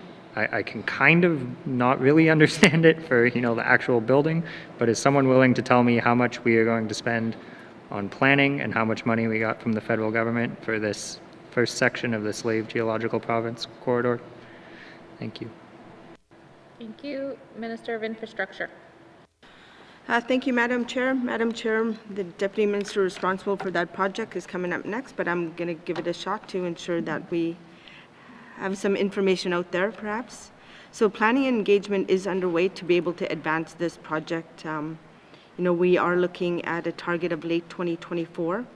You know, the IGOs have been engaged through the summer and discussions about collaboration work continue. What are some of the planned work that is happening is the environmental and geotechnical field work, as well as some Indigenous knowledge studies. We continue to engage with Indigenous governments participation. This is a $40 million project that was announced, and it is 75-25. And as my Deputy Minister pointed out, that, you know, we probably won't go into detail. There are a number of factors that take up this amount of money. So thank you, Madam Chair. Thank you. Member for Yellowknife North. Yeah, thank you. Okay, I'm glad to hear that. Well, I don't know if I'm glad to hear, but I heard a number. We're spending $40 million on the planning. Sorry, but I heard the minister say estimated completion 2024, and then I'm looking at the page 55, and it says 2027, 2028. So can I just, for the environmental assessment and planning, when can we expect completion for the first phase to Lockhart Lake? Thank you. Thank you. Minister of Infrastructure. Thank you, Madam Chair. Madam Chair, yes, that is correct. That's the estimate time to be completed, 2027. But however, the planning work for the environmental and geotech field work is continuing. So some of that work will continue up to 2023, 2024. Thank you. Member for Yellowknife North. Thank you, and I'll just ask one more question that illustrates my frustration with the lack of transparency. I heard we're spending $40 million. Well, maybe it won't frustrate, but can someone tell me how much you're presently asking for, or how much we plan to spend in this next fiscal? I can't see how that has any effect on procurement for me to know how much money you're presently asking the Assembly for. Thank you. Thank you. Minister of Infrastructure. Thank you, Madam Chair. Madam Chair, the project is in a 5 development phase.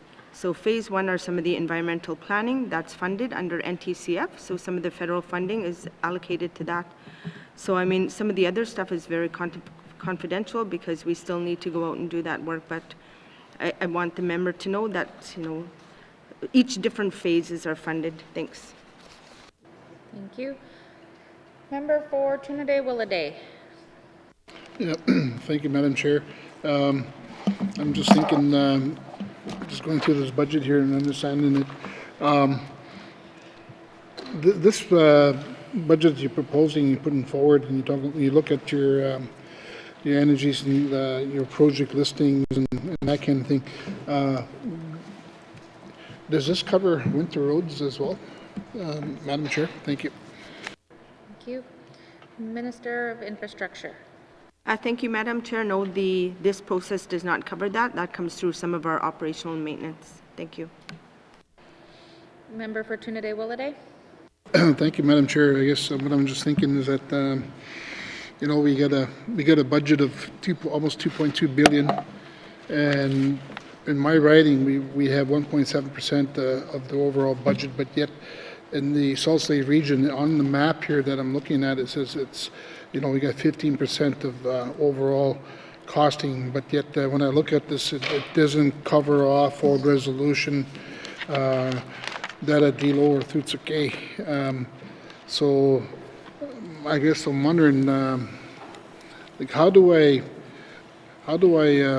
like in Fort Resolution, we need chip seal in the community. They've been asking for that, and the question is, when can we have that discussion, and maybe with the municipality? Is there something we could do there? Thank you, Madam Chair. Thank you. Minister of Infrastructure. Thank you, Madam Chair. Madam Chair, I can work with the Minister of MACA to be able to discuss some of the municipal roads and stuff. Thank you, Madam Chair. Member for Trinidad-Willowday. Thank you, Madam Chair, and thank you for that. Now that what I'm thinking is that when I take a look at all the winter roads right now here in the Northwest Territories, we got Coval Lake, we got Delaney, we got Gamantine, Hanny Butte, Norman Wells, Sambake, Tulita, Wikwidi, Wati, Wrigley to Toledo, and then we got a Clavic, and we got Deda Ice Road. But yet, we have in Thutsuke, we got a isolated community. We have no means of transportation other than air and boat during the summer. There's no winter roads, and the community's been asking for a way to look at the high cost of living. And I just want to know if there's a way we could start really engaging with the chief and council now that they have one in place now where the chief is James James Marlowe, because they want to see a winter road as early as even this winter, but I know there's probably a process in place, or I just want to know if there's a way we could talk about that. Thank you. Thank you. Minister of Infrastructure. Thank you, Madam Chair. Madam Chair, within our cabinet and with our department, we engage with the Indigenous groups to have a look at some of the things that we can do. However, I do want to assure the member that we can talk offline to be able to have further discussions with the Indigenous group and how we can all work together. Thank you, Madam Chair. Thank you. Member for Trinidad-Willowday. Yeah, thank you, Madam Chair. And if I could, so that sounds like a commitment. And if we could, I wouldn't mind asking if the minister, she's willing to come to Thutsuke maybe sometime in November and to have that discussion with the community, the chief and council. Merci. Thank you. Minister of Infrastructure. Thank you, Madam Chair. Madam Chair, between my office and department, we can work with the member and the community to see what our schedules for the next month or so, or perhaps, seeing it's kind of difficult to be able to commit to a time when we need to engage with schedules as well. Thank you, Madam Chair. Thank you. Member for Trinidad Williday. Yep, thank you very much, Madam Chair, and I appreciate that. I'm looking forward to working with the minister and trying to figure out some dates and do what we can, or just to accommodate the community that's okay, to see what we could do to bring in a new winter road, probably on an ongoing basis, anything to help out the high cost of living in that community. Having said that, though, and I guess that I'm assuming that the discussion will also happen with the community for resolution and MACA and together, I'm assuming. Thank you, Madam Chair. Thank you. Minister of Infrastructure. Thank you, Madam Chair. Madam Chair, absolutely. Again, I mentioned we'll look at our schedules, be able to see what time everybody has, and start to have those discussions. Thank you. Thank you. Member for Trinidad Williday. Thank you, Madam Chair. While we're having that same discussion, I guess I was wondering that maybe we could also maybe plan to meet with the Chief and Councillor for YKDFN as well, to take a look at maybe some of their needs and requirements as well. Maybe the Minister and her and I could probably meet with Chief and Council just to, in some time, depending on her schedule, just to talk about some of these other capital projects. Merci. Thank you. Minister of Infrastructure. Thank you, Madam Chair. Madam Chair, absolutely. I mean, we have these discussions. It could be, a phone call. It could be something, we can schedule a sit down, and again, we'll look at our schedule. But I'm happy to work with the member.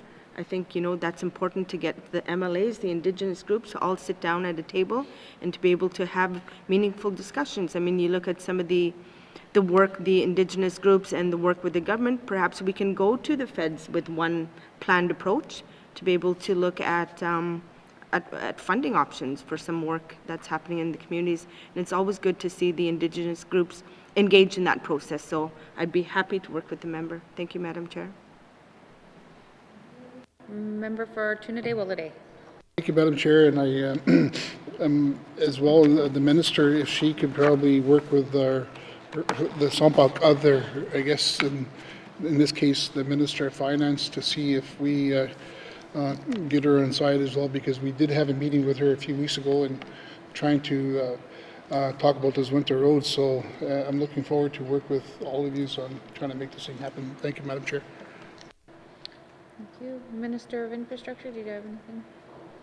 Thank you, Madam Chair. Madam Chair, I think that's, Minister of Finance and I work together on many different projects. I mean, this is a whole of a government approach. It's not individual departments working in silos to be able to get some of these projects going. So Minister Wozniak and I have several different major projects that we work together on. So thank you. Thank you. Member for Trinidad Williday.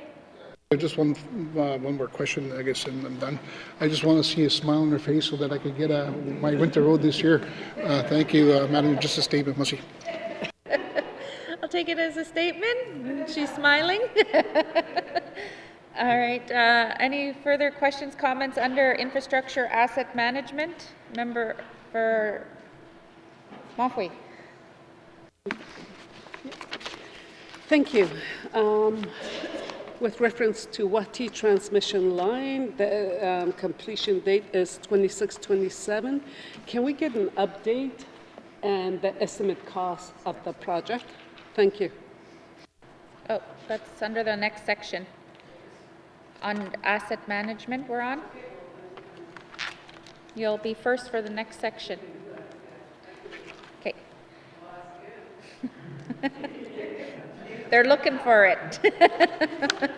Are there any further questions under asset management from members? All right, seeing none. Infrastructure, asset management, infrastructure investment, $82,792,000. Does committee agree? Committee, please turn to page 56, Energy and Strategic Initiatives, with information items on page 57. Member for Montfouille? Yeah, if she can answer my question. Thank you. Thank you. Minister of Infrastructure? Sorry. Madam Chair, can I switch my witnesses? Yep. Sergeant at Arms, please escort the witness out and bring the new witness in.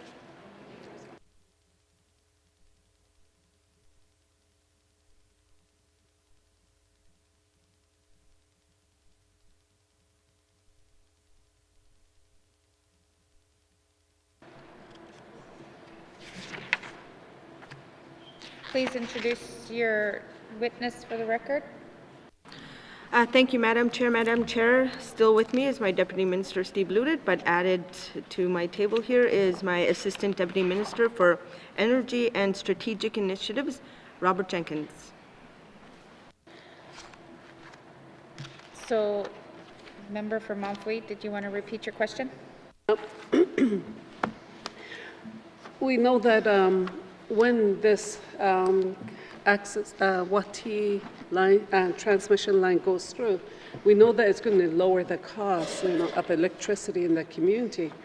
So I know N.W.T were expressing interest as well. They wanted to see if that, well, if it is possible to extend the YELLOWKNIFE transmission line en route to N.W.T and from there to the snare hydro. I did ask that question before.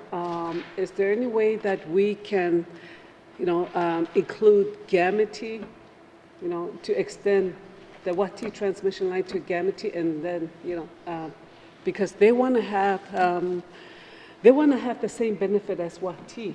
So that was their interest. That's what they expressed. So I just wanted to ask about that, if it is possible. But I know the provincial government probably already talked to you guys about it. So I'm just asking.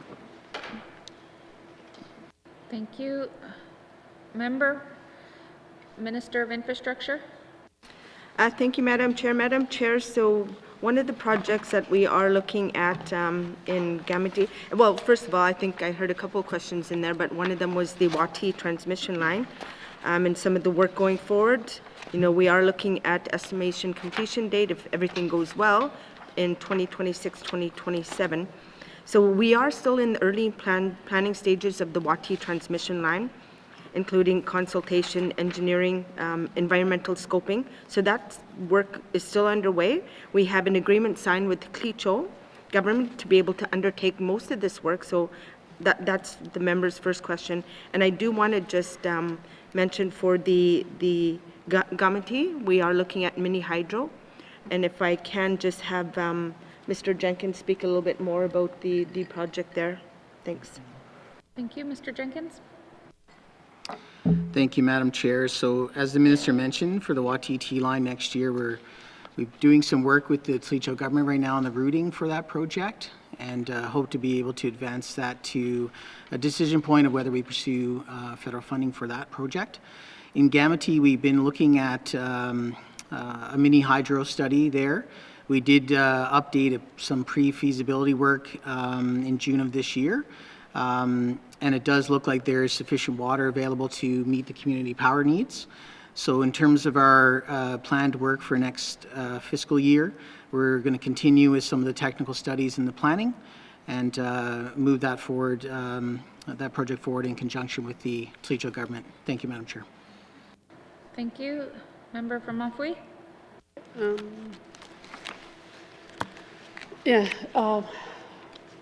Thank you.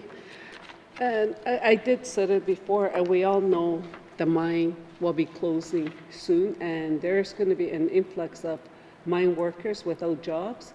So we did say that, and I know Clecho government or N.W.T were expressing interest in that as well, to have all-season road. And so because there's going to be a lot of workers with Class 4, Class 3, or heavy equipment operator. So they did ask about that.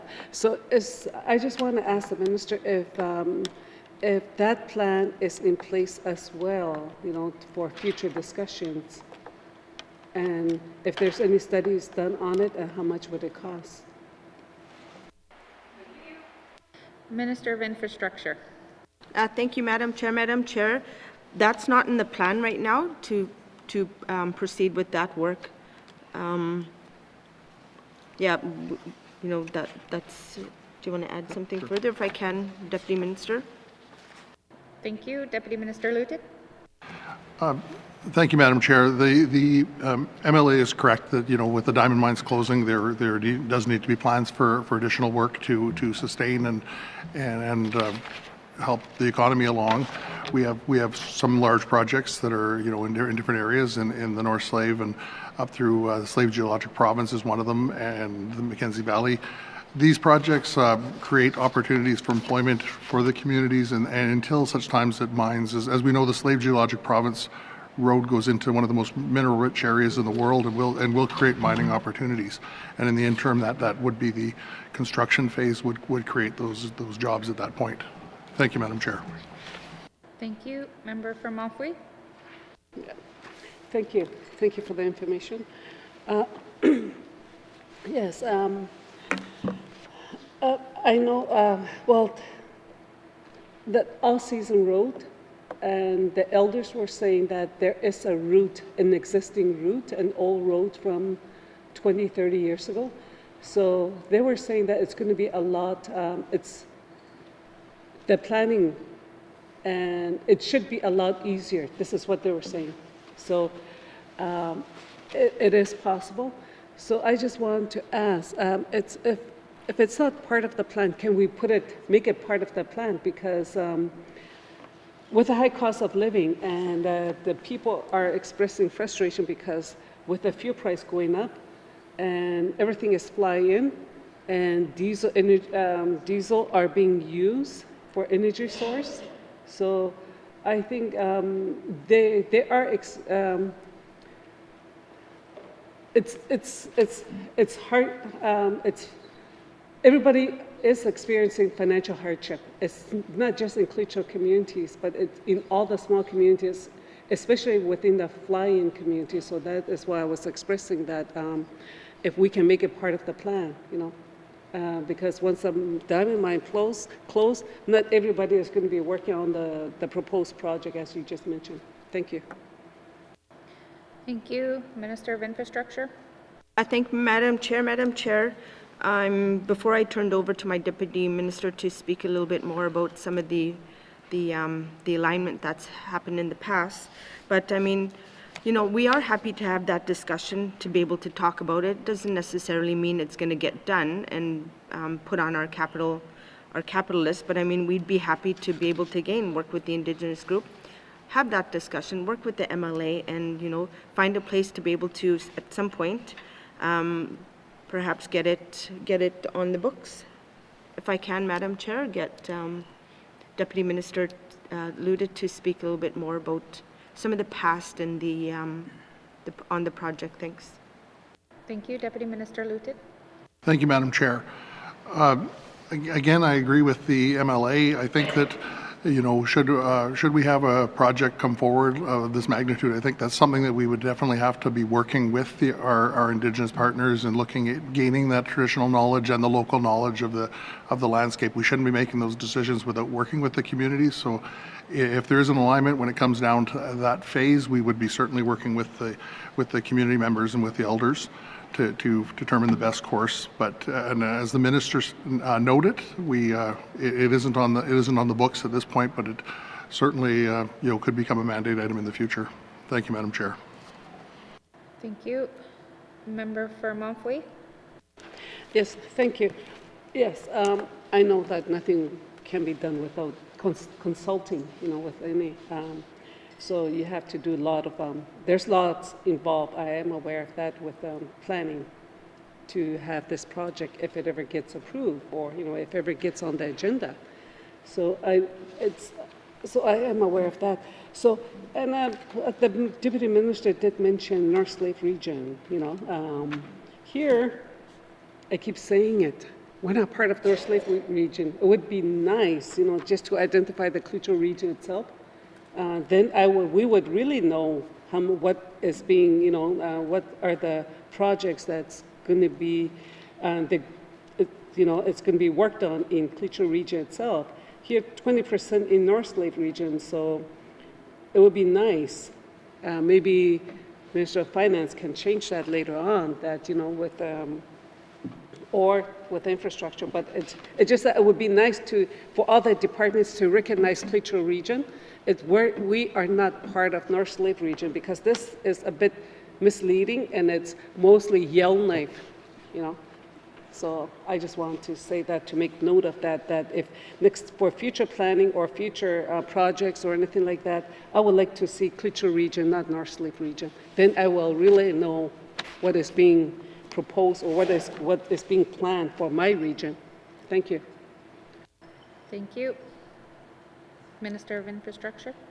Madam Chair, throughout this whole process here, I've heard the members speak about having a separate region. It is a whole of a government approach, so it's not just me as Minister of Infrastructure that could separate all the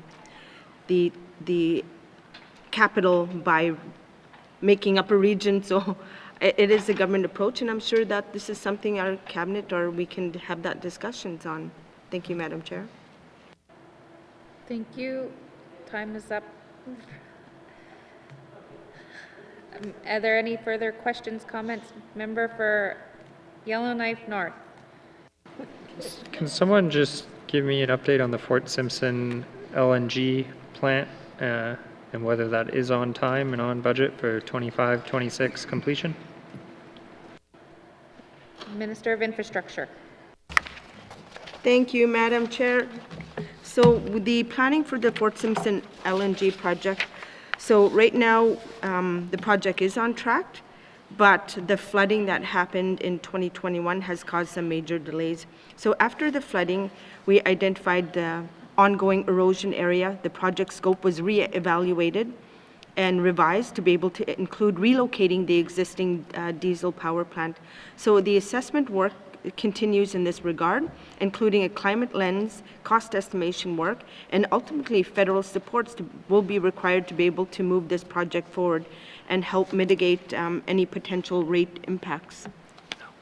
And if I can, Madam Chair, if I can get Mr. Jenkins to just speak a little bit further on where we're at right now. I'm just trying to give you a high-level overview on what we're doing. Thank you, Madam Chair. Thank you. Mr. Jenkins. Thank you, Madam Chair. So as the Minister mentioned, after the spring 2021 flooding, really the project scope has been reevaluated and revised, and really combining this with the relocation of the existing diesel power plant in the community, that project. So we continue to work with the Power Corporation in 2023-24. We're going to continue to do that assessment work to combine those two projects together. And obviously we'll have to look at the costs and what the cost would be for combining those projects together, and then putting together a federal funding application for that work. Thank you, Madam Chair. Thank you. MLA for Yellowknife North. Yeah, thank you. I guess I heard that, well, there's two projects here and now they're going to be put together, and I get there was some relocation due to flooding, and we actually haven't secured federal funding, I heard, yet. So can I just get clear? 2025-26 seems pretty ambitious to build a whole new LNG plant that we don't have money for yet. So is that timeline here realistic? Thank you. Thank you. Minister of Infrastructure. Thank you, Madam Chair. I'm going to ask Mr. Jenkins to speak a little bit more in detail about the timelines. Thank you. Thank you. Mr. Jenkins. Thank you, Madam Chair. So we have received some ISIP, Investing in Canada Infrastructure Program, funding for the Fort Simpson liquefied natural gas project. That was announced back in 2019. We've not put forward a funding application for the plant relocation project. So we're in a position now where, due to the recent events, we would be combining those projects. We feel it's best to combine those projects, and we would need to revisit our costs and apply for federal funding. That costing work and the climate lens work, which is a requirement in a lot of that federal funding applications, that work's underway. The climate lens work is a requirement. It did confirm that the current power plant location is at risk of flooding. I don't think that's a surprise to anyone, but we do have to jump through several hoops and provide the rationale for Canada in that regard. I think that if we move forward with the funding application the following year, obviously we'll have to revisit the timing schedule. It is dependent on the equipment we need to order, the infrastructure we need to order, and the amount of time it takes to get that equipment. But in terms of permitting and other aspects, this is infrastructure is located within municipal boundaries, so it doesn't have some of the same requirements as projects that are outside. So we do think that the timing could work at this point in time. Thank you, Madam Chair. Thank you. Member for Yellowknife North. Thank you. Is it possible to make an estimated cost for the Y.E.L.L.K.NIFE transmission line public yet? Thank you. Thank you. Minister of Infrastructure. I'll get. Thank you, Madam Chair. I will get Mr. Jenkins to respond. Thanks. Mr. Jenkins. Thank you, Madam Chair. So at this point in time, we're working with the Toledo government to do a technical refresh study, and part of that is determining the most optimal route. So accordingly, depending on the route, the length, the terrain, a number of different factors will come into play when we develop cost estimates. So unfortunately, we would not have a cost estimate at this point in time. Once we do the updated routing, we'll have to go back and develop that updated cost estimate, which would support a federal funding application. Thank you, Madam Chair. Thank you. A member for Yellowknife North. Yeah, thank you. I'm just trying to understand what it means when a project in the capital plan has, ISIP or one of the federal funding pots in it. Does that actually signify that there's been agreement to get that money? I mean, the Y.E.L.K.NIFE transmission line, I heard that once we have a route, we will then apply to get federal money. But, so is it just we put a bracket that that's the hope of the pot we will get out of? Or is there actually a bit more of a commitment or some preliminary agreement that this would actually get funding? I'm trying to understand what that means. Thank you. Minister of Infrastructure. Thank you, Madam Chair. I'm going to ask Mr. Jenkins. Mr. Jenkins. Thank you, Madam Chair. So we do have a 10-year agreement with Canada, the Investing in Canada Infrastructure Program.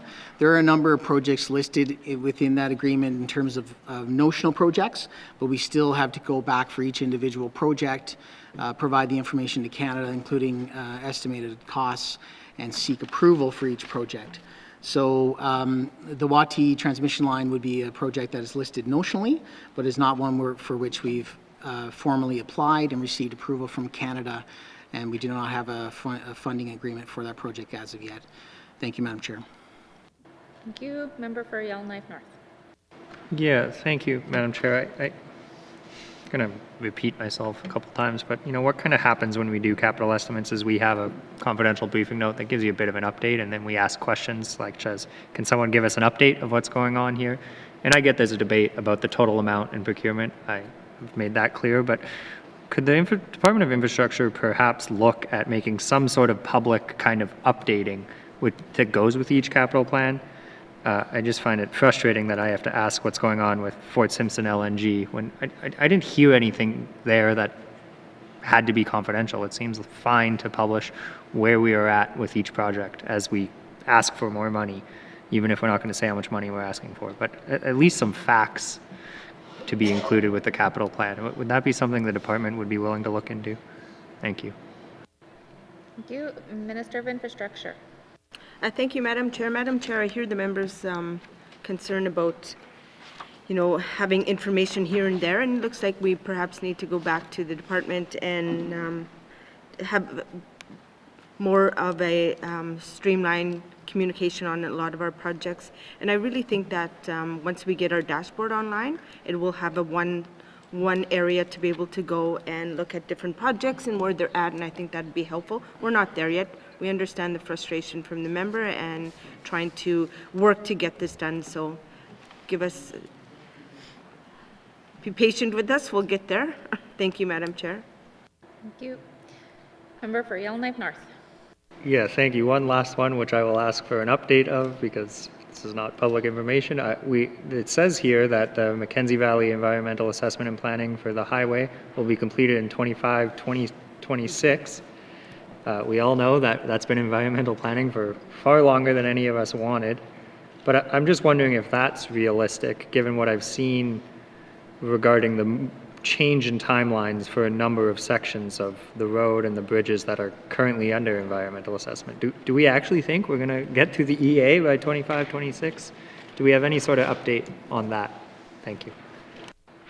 Thank you. Minister of Infrastructure. Thank you, Madam Chair. Madam Chair, so that's our aim. We are looking at the Mackenzie Valley Environmental Assessment Planning, and to be able to look at the some of the work that's going forward, detailed environmental assessment planning work, the environmental baseline studies, traditional knowledge. There's a number of things, and I can go on. I probably should just let the member know that work is progressing. We did receive some funding for some components from the National Trade Corridors Fund. We have an MOU signed with the SATU Secretariat. We are discussing a MOU with the PKFN. We are anticipating our developers report to be submitted to the Environmental Review Board by the end of this fiscal year, and to get some of this work started.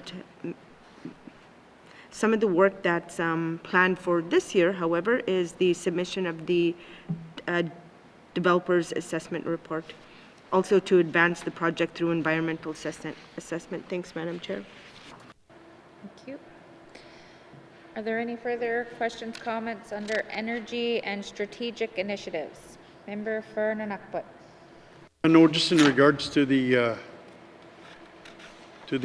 Tuck M18 natural gas well, and the support that I guess we're having a little bit of issues with the federal government pushing it into review when it was it's a 7-1A land from Tuck, people of Tuck, and it's our land claim, and it's our basically our right. So where does our government sit on this in regards, and what are they doing to assist the Invalid Development Corporation or Invalid Regional Corporation and the community of Tuck in regards to this project and the holdup that we're having being pushed towards screening? Thank you. Thank you. Minister of Infrastructure. Okay. Yeah, there might be more of an ITI from Rowan. Okay. Thank you, Madam Chair. Madam Chair, so the N.W.T is supporting the Inuvialuit Regional Corporation for the, and the partners to be able to explore and develop the M18 natural gas well near Tuck, and is a potential customer. And I think that's really important, and it's key to know that we want this project going as much as we can. And I believe we continue to work with the Inuvialuit to support them in the plant. Thanks, Madam Chair. Thank you. Member for Nunakput. Madam Chair, no, just in regards to Madam Minister, that the GNWT did we talk to your federal counterparts in regards to seeing where they could go with this this holdup in regards to being put into screening? When it is, like I'll argue again, I mean, it is a land claim, and it's 7-1A lands. The people of Tuck own that land, and that land claim was signed in 1984. So why are they pushing it to screening, and why is it going the way it's going when it shouldn't be with our federal government? Thank you, Madam Chair. Thank you. Minister of Infrastructure. Thank you, Madam Chair. Madam Chair, I hear the members' concerns. You know, you look at the M18 well, this is, I just want to note, like, the Department of Infrastructure's interest and Northwest Territories Power Corporation's interest is more of the customer side, and looking at some of the conversions to be able to save us and work with the proponent on that. You know, right now we don't really have much of a say to this. Maybe some other departments within GNWT, and I'm seeing Minister of ITI nodding her head right now. So there are other departments involved. Right now we see it as part of infrastructure more. We want to be a customer. We want to be able to have some conversion so that we can use the well to to reduce some of our GHG. But all in all, Madam Chair, I really can't speak for the federal government in terms of them and the relationship with the Indigenous group. Thank you. Thank you. Member for N.W.T. No, thank you, Madam Chair. Just in regards to my final comment on that is, I guess we got to find a way in regards to seeing what the federal government's doing in regards to settled land claims, holding up projects, putting it into screening. You know, it's with the minister would, I guess, work with their colleagues and our premier to take a look at that to make sure that this shouldn't be happening. And so if she could just commit to that. Thank you, Madam Chair. Thank you. Minister of Infrastructure. Thank you, Madam Chair. Madam Chair, I'm looking over at Cabinet and my colleagues over there, and I'm looking at ministers shaking their head, and perhaps even Premier. This is something that, you know, we did talk about earlier about going to the feds with some of our priorities and just having discussions on where we're at with projects that are that we want to see going forward. So, I mean, we will have that discussion within Cabinet. Thank you, Madam Chair. Thank you. Member for Hay River South. Thank you, Madam Chair.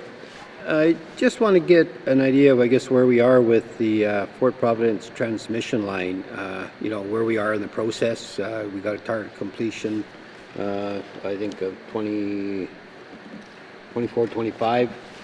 Can the Minister just provide me a quick update on that? Thank you. Thank you. Minister of Infrastructure. Yeah, thank you, Madam Chair. Madam Chair, so looking at the transmission line, so we are conducting consultation engagement activities. We're doing the environmental studies, preparing a land use permit application. So I just want to note that to date we've had about 12 meetings held with Indigenous governments. 13 meetings have been held with stakeholders and some of the regulatory agencies. So the planned work that we have in this budget right now is to continue engagement, consultation, submit our land use permit, to be able to have those further discussions on pursuing this Fort Providence transmission line. Thank you. A member for Hay River South. Thank you, Madam Chair. And with respect to, I guess, costing this project, do we have a preliminary cost, and if we do, are we updating that as, I guess, prices and availability of material is becoming a problem? Thank you. Thank you. Minister of Infrastructure. Thank you, Madam Chair. I'm either too late or too quick. Thank you, Madam Chair. So we did publicly announce a $60 million project for this, and it's under the ISIP program. So that was announced in 2021. Having said that, we do need to look as we go through some of the process of the planning, the environmental, submitting and preparing our permits, that we have to review costs, and, you know, we've done that through infrastructure with a lot of our projects. We're finding, you know, we get an announcement and then we look at a project, we review the costs. So I mean, it is something that perhaps it might not be 60 in a year or two times. So I just want to be cognizant of that. Thanks, Madam Chair. Thank you. Member for Hay River South. Thank you, Madam Chair. Yeah, I'm pleased to hear it might not be 60, it could be 40, or or will it be more like the windmill up in the Delta? So anyways, I just want to move on here to the Fort Simpson, and just looking at that, the relocation of the diesel plant and then the setting up the LNG plant, they're both slated for completion at the same time. I guess I'm trying to figure out, is one of those plants going to be a backup and one kind of running main power, or what's going on there? Thank you. Thank you. Minister of Infrastructure. Thank you, Madam Chair. The member is right. We are looking at the diesel plant relocation and also the liquefied natural gas. We are still scoping out If I can have Mr. Jenkins speak a little bit more about the plans, and thank you. Mr. Jenkins? Thank you, Madam Chair. So we are still sort of looking at the combining of those projects, but of course we're cognizant that you want to have a primary source of power and you want to have a backup source of power. So, you know, the project details itself, we were looking to convert, move from diesel more to gas. Part of that is reducing our emissions, of course. And so, but as we move forward here with combining these two, the power plant and the LNG, we're going to be cognizant of making sure there's primary and backup sources of power. Thank you, Madam Chair. Thank you. Member for Hay River South. Thank you, Madam Chair. With respect to moving, I guess, relocate the diesel plant, will all the equipment be relocated, or will there be some major upgrades to it while, you know, while that this process goes on? Because it makes, I guess, it makes sense to me that if there's any major changes that have to be made, any new equipment has to be put in. Now's the time. Thank you. Thank you. Minister of Infrastructure. Thank you, Madam Chair. So right now we're looking at, and you know, there will be an assessment done as well, but the LNG is new. We are looking at the relocation of the existing diesel power plant to higher ground, as we mentioned, to be eliminate the possibility of power in the community due to future flooding events. So that's where we're at right now. If Mr. Jenkins want to add anything further? Thanks, Madam Chair. Thank you. Mr. Jenkins.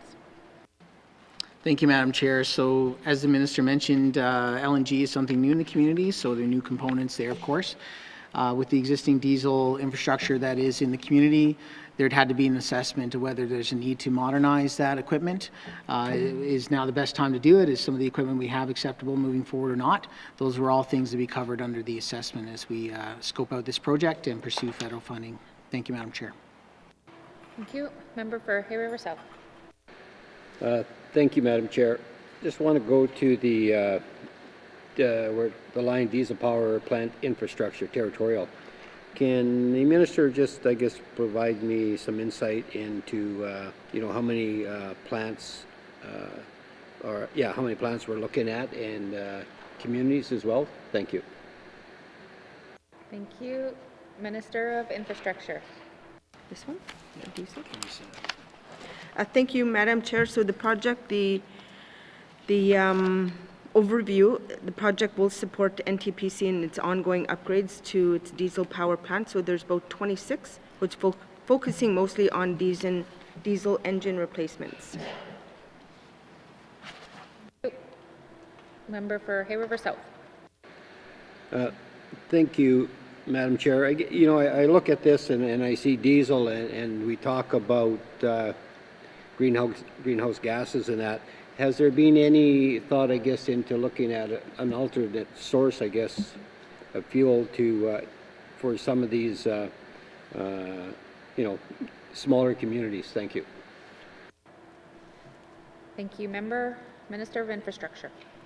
Thank you, Madam Chair. Madam Chair, so, you know, you look at some of the projects here in the territory, and it's quite diverse. We have diesel, we have starting a wind project, we've got hydro, we've got a number of energy projects. So installing some of these new engines will be able to replace the reliability of the plants, provides for some of the increased fuel efficiency, lower our greenhouse gas emissions. So, I mean, these are a number of things that we are doing, and recognizing that the Northwest Territories is quite vast and geologically spaced. So we do have a number of struggles and challenges that we have to heat our communities. If I can get Mr. Jenkins to speak a little further on that. Thanks.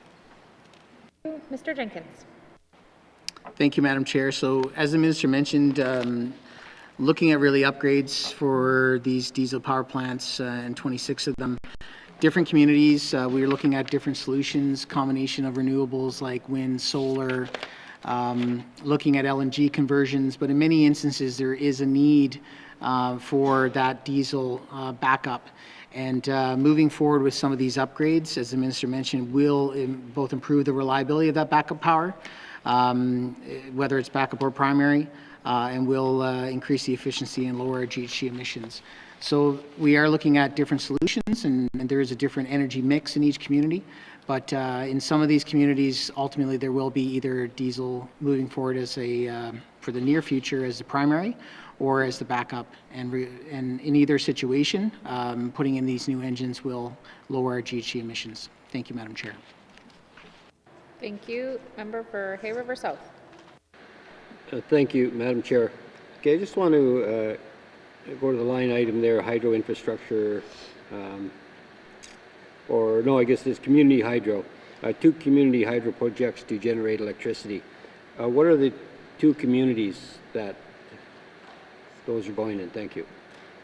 Thank you. Minister of Infrastructure. Thank you, Madam Chair. Madam Chair, some of the community hydro, the update on the feasibility study was completed in June of 2022 for a proposed mini hydro project to serve Gamati, confirming there appears to be sufficient water available to meet some of the community's power needs. So the community of Gamati has applied for REACH funding for phase 2 work, which is the technical and environmental. So funding has not been confirmed. Consultations with the Gamati and Clecho government are required to be able to determine if the project moves forward. So the planned work under this project for 2023-2024, which is in this budget, is the technical studies and planning. Thank you, Madam Chair. Thank you. Members, we're going to take a short recess.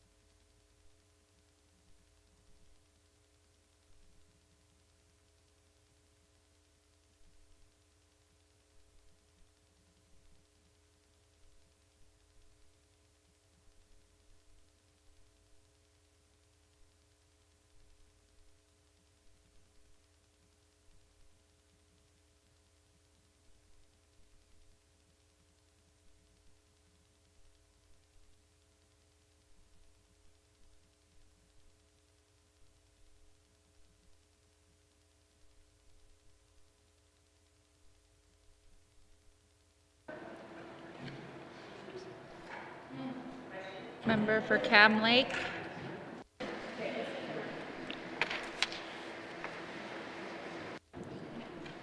Thank you. Member for Tabacha. Thank you, Madam Chair. I just want some clarity and in dollars, the Charleston Hydro expansion planning process and where it's at. Thank you, Madam Chair. Thank you. Minister of Infrastructure. Thank you, Madam Chair. Madam Chair, the Charleston Hydro expansion, our current status, technical work is underway. We have $20 million set aside by Canada to advance the project with the regulatory submission. So these are rare and far, but they're about 100% funding. The scoping of major engineering contract to develop the remaining feasibility work for the project. So you look in the budget right now, some of the planned activities for 2023-2024 covers activities that are related to advancing the project to a point where it's ready for construction. This includes the engineering activities, environmental regulatory activities, engagement, commercial, and some partnership discussions. Madam Chair, I do want to note that we do have a cabinet meeting, bilateral meeting in Fort Simpson next month, I believe. So I'm sure this topic will be brought up as well. Thank you.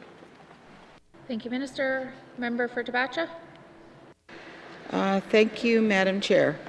I guess one of the things I also want to talk about are the hydro infrastructure, the Power Corporation upgrades. The upgrades, could you please explain how much that is and how it entails to the Charleston Hydro expansion? Minister of Infrastructure. Yeah. Thank you, Madam Chair. So in terms of the overhaul, so the project is in the construction phase. We did have, like any other project, some COVID-19 challenges that have delayed the completion date to 2023-2024. So it is deferred by year, and some of the manufacturing of the turbine and generator was delayed because of the lockdown that happened in Spain and Italy. So some items were stored in Montreal. So delays are now scheduled for the 2023 winter road, which pushes the construction to start 2023. In terms of the snare forks, no, I think the member just asked about the Tulsan. Thank you, Madam Chair. Thank you. Member for Tabacha. Thank you, Madam Chair. As you know, I'm a great supporter of green energy and especially the expansion of the Tulsan.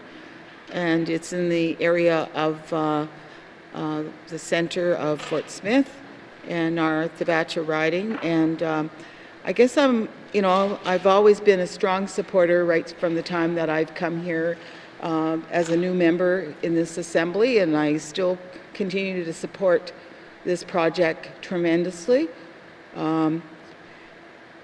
I also want to make sure that we look to the future and have a full board of people from across the territories, and I know there's lots of excuses being made for keeping deputy ministers, but it's, if you're going to be truly an entity on your own and away from government, that has to happen, and I wonder when that's going to happen. Thank you, Madam Chair. Thank you. Minister of Infrastructure. Thank you, Madam Chair. Madam Chair, I will take that as a comment. I know it was a subject that was brought up on the floor a couple of weeks ago in terms of where we're at with our NTPC government model and the review, so I will take that, and we have cabinet here that will be making decisions as well on what do we do as a government to look at the NTPC board. Thanks. Thank you, Minister. Member for Tabacha. One of the concerns, Madam Chair, within the Fort Smith and the area that's affected with the green energy proposal is that a lot of the homes in the community and businesses are not able to hook up to the power grid as a form of green energy. So is that going to be part of the upgrades? Thank you, Madam Chair. Thank you, Member. Minister of Infrastructure. Thank you, Madam Chair. Madam Chair, the developing the Tulston Hydro electric system would connect 10 of our communities to, and 70% of the N.W.T population to one grid. Also stabilize some of the cost of energy here in the territories, set a clean stage of economic growth, also improve energy security, reduce impacts on the energy system. So I think if I can, Mr. Jenkins, to elaborate a little further. Thank you, Madam Chair. Thank you. Mr. Jenkins.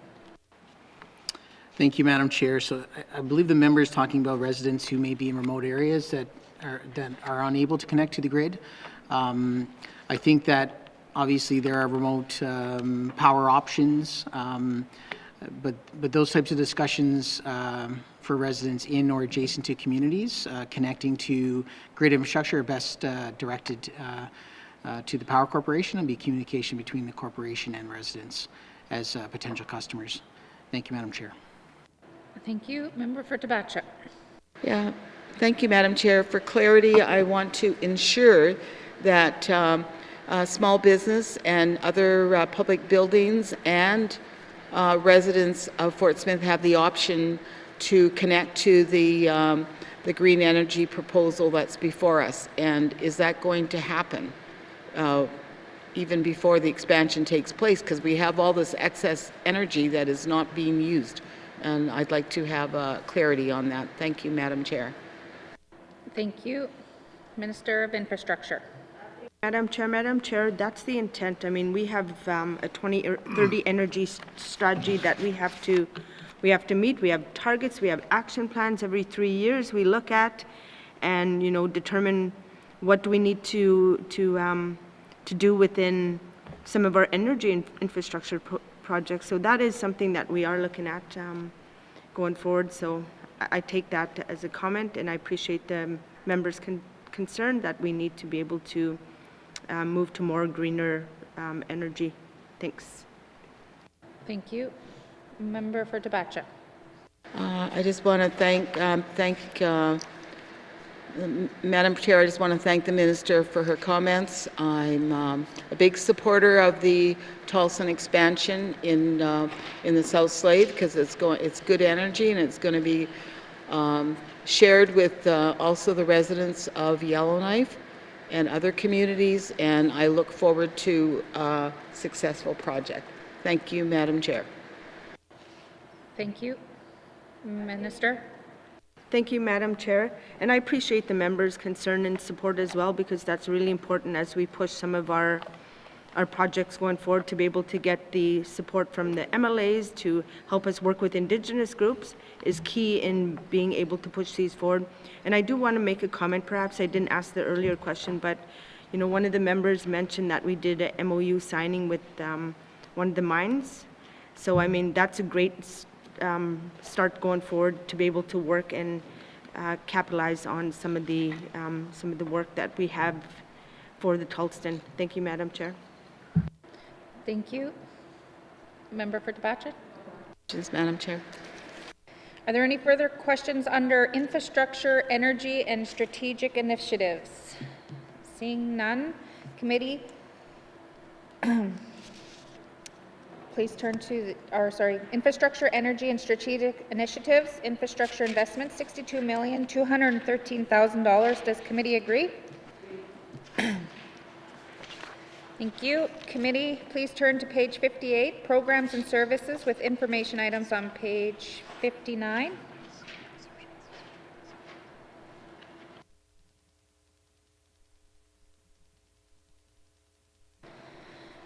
Minister, did you wish to switch out your witnesses for the next section? Yes, thank you, Madam Chair. Sergeant at Arms, please escort the witness out and bring in the new witness.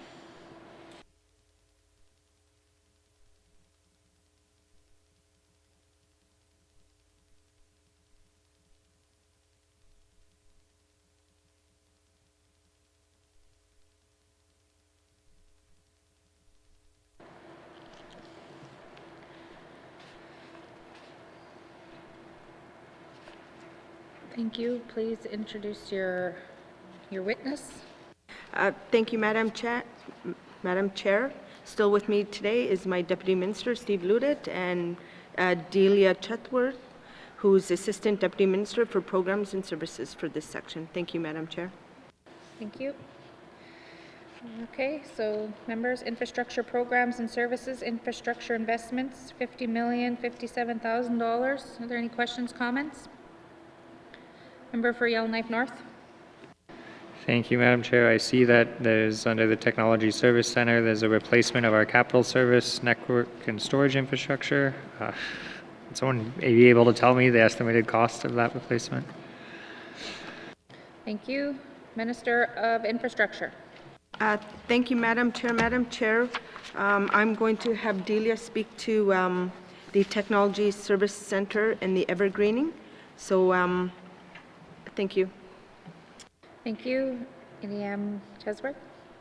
Thank you, Madam Chair. The work that is being done to Evergreen Technology Service Center is to replace infrastructure on a cyclical basis. Approximately 1/6 of our infrastructure is replaced on an annual basis with capital improvements to that infrastructure. Thank you. Member for Yellowknife North. Yeah, thank you, Madam Chair. Okay, I'm looking at page 58 and I see information technology projects as $2.5 million. So can I just clarify that we spend $2.5 million a year evergreening our current TSC servers, networks, and storage infrastructure? Thank you. Thank you. Minister of Infrastructure. Thank you, Madam Chair. Madam Chair, we're going to have to get back to the member on that. I would hate to be quoted on an exact number without further looking into the details on that. Thank you, Madam Chair. Thank you. Member for Yellowknife North. Yeah, thank you, Madam Chair. I guess, well, I would like to know how much we actually spend on our server infrastructure. I believe it's something actually higher than $2.5 million, and if not tens of millions to replace it. But the whole point of this was leading to a question of, I was wondering if the N.W.T has looked into any cloud-based computing. I know that the federal government now has a cloud-first policy after the Treasury Board did an analysis and said that, getting rid of their physical servers and switching to a cloud-based model would save them tens of millions of dollars. A lot of governments are going in this direction. It's a lot cheaper. I know there is security concerns and you have to find a company that servers are in Canada, but I'm just wondering if any analysis is done on the millions of dollars we spent a year on physical servers to make a switch over to cloud. Thank you. Thank you. Minister of Infrastructure. Thank you, Madam Chair. Madam Chair, I'm going to ask Ms. Chesworth if she can respond. Thanks. Thank you. N.W.T. Chesworth. Thank you, Madam Chair. Yes, we do continue to look at new technologies continuously, including the cloud, to see what opportunities we have. We do need to work in very close concert with our colleagues in the Department of Finance and the Office of the CIO there due to security requirements. So it's a partnership that we work hand in hand with Department of Finance. Thank you. Thank you. Member for Yellowknife North. Yeah, and I have raised this with the Office of the Chief Information Officer, and I know they're looking into it, and the lines get blurred. I know as health goes out and obtains new software, it may or may not be served on our physical servers, or maybe, well, the lines get blurred, and we spend tens of millions of dollars in this area. I guess my next question is, considering the money that infrastructure spends every year and what I consider IT, or what is actually labored IT, has there been further consideration about whether this should be rolled into finance? It seems that the overlap between ISSS and the Chief Information Officer just gets more and more every single year. And yeah, I'm wondering if those conversations are happening, whether the TSC is best suited with ISSS. Thank you. Thank you. Minister of Infrastructure. Thank you, Madam Chair. Madam Chair, it's a discussion that the whole of government would have that discussion and make those decisions. It's not, up to me as as Minister of Infrastructure, who is responsible for technology, shared services, and Minister of Finance. But I mean, it's a whole of a government approach that would need to be, we'd need to have further discussion. So, no, I don't think Minister of Finance would like anything further added to her portfolio. I can't speak for her, but I would expect not. So, you know, we're not at that discussion yet. Thank you, Madam Chair. Thank you. Member for Yellowknife North. Yeah, thank you. And I guess I'll just, one last question about the $2.5 million under information technology projects here. So is the current split of when I see something in finance and when I see something in infrastructure just a hardware software split? Does infrastructure ever have software show up in this IT budget line, or would this, well, yeah, I guess the minister's going to get back to me whether this is all evergreening our current physical infrastructure, but is that the general split, that you guys get the hardware and they get the software? Is that what's happening with this money? Thank you. Thank you. Minister of Infrastructure. Madam Chair, I think the member answered his own question. Yes, we do look after the hardware. So it would be, yeah, thanks. Thank you. Are there any further comments under programs and services? Seeing none. Infrastructure programs and services, infrastructure investments, $50,057,000. Does committee agree? Thank you, members. Please return now to the departmental summary found at page 52. Member for Cam Lake. Thank you, Madam Chair. Madam Chair, I move that this committee defer further consideration of the estimates for the Department of Infrastructure at this time. Thank you, Madam Chair. The motion is in order. To the motion. Question has been called. All those in favor? All those opposed? Abstentions? Motion is carried. Thank you, committee. Is the committee prepared to move on to the next department? Thank you, committee, and thank you to the minister. Sergeant at Arms, please escort the witness from the chamber.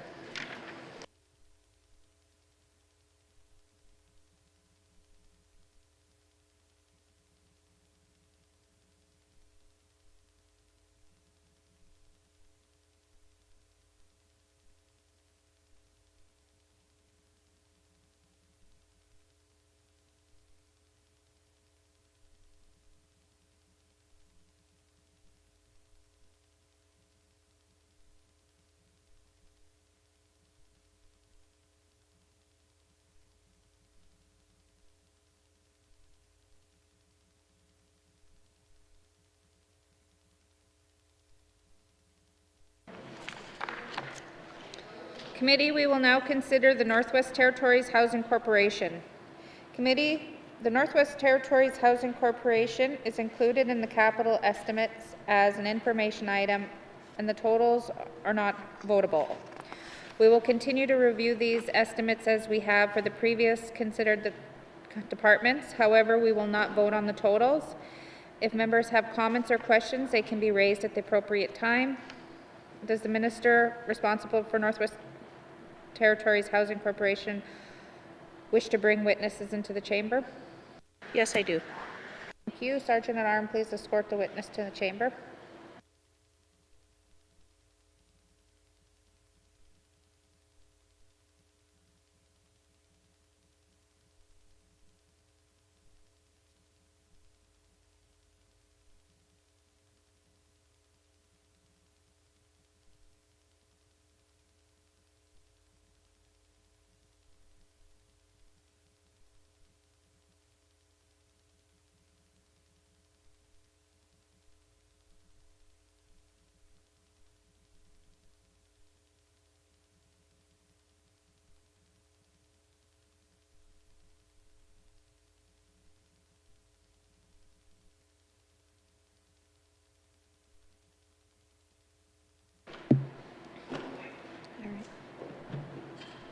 Minister, would you please introduce your witnesses? document, sorry.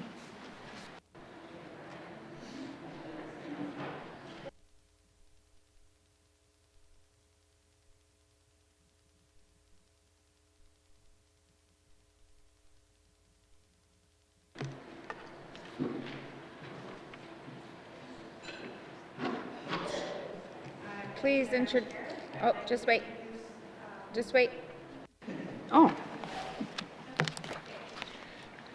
Thank you, Madam Chair. I'd like to introduce or welcome, I'm tired, President Young and also Vice President Jim Martin. Thank you. Welcome. The committee has agreed to forego general comments. Has the committee agreed to proceed to the detail contained in the table document? Committee, the Northwest Territories Housing Corporation begins on page 71. We will defer the corporation totals and review the estimates by activity summary, beginning at page 72 with finance and infrastructure services, with information items on page 73. Are there any questions, comments? Member for Yellowknife North. Thank you, Madam Chair. So I remember sitting here last year and there was quite a big fight that the Housing Corp was only spending $10 million on capital. And that's kind of that same number that has appeared in every capital budget. And now I see for the first time revised estimates of the current fiscal we're in, and we're spending $104 million.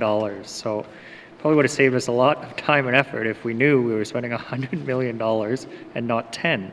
But can someone just update me on where that money came from? What, you know, I know this, I know we had that $60 million carve off and there was two $30 million announcements, I believe. But sorry, I just didn't know we were actually spending $90 million this year on capital present. So can someone tell me where that money came from? Thank you. Thank you. Minister. Thank you, Madam Chair. We were very successful, I guess, in our federal engagements and conversations within this year. I'll have Vice President Jim Martin elaborate. Thank you, Madam Chair. Thank you. Vice President Martin. Thank you, Madam Chair. The revised capital estimates for 22-23 of approximately $104 million is comprised of a few components. First off is the typical base funded capital budget of approximately $10 million. And then in addition to that, for this year, we've had approximately $7 million in capital carryovers from the previous year. And this is a result of the additional federal funding that Housing N.W.T has been receiving over the last couple years. We received $25 million from CMHC in 2021, and we received another $25 million from CERNAC in 21-22. And those dollars went directly into the capital plan, which is supporting the delivery of 100 new public housing units for the territory. And these are projects that are continuing to proceed and multi-year in nature, and as such, they were carried over.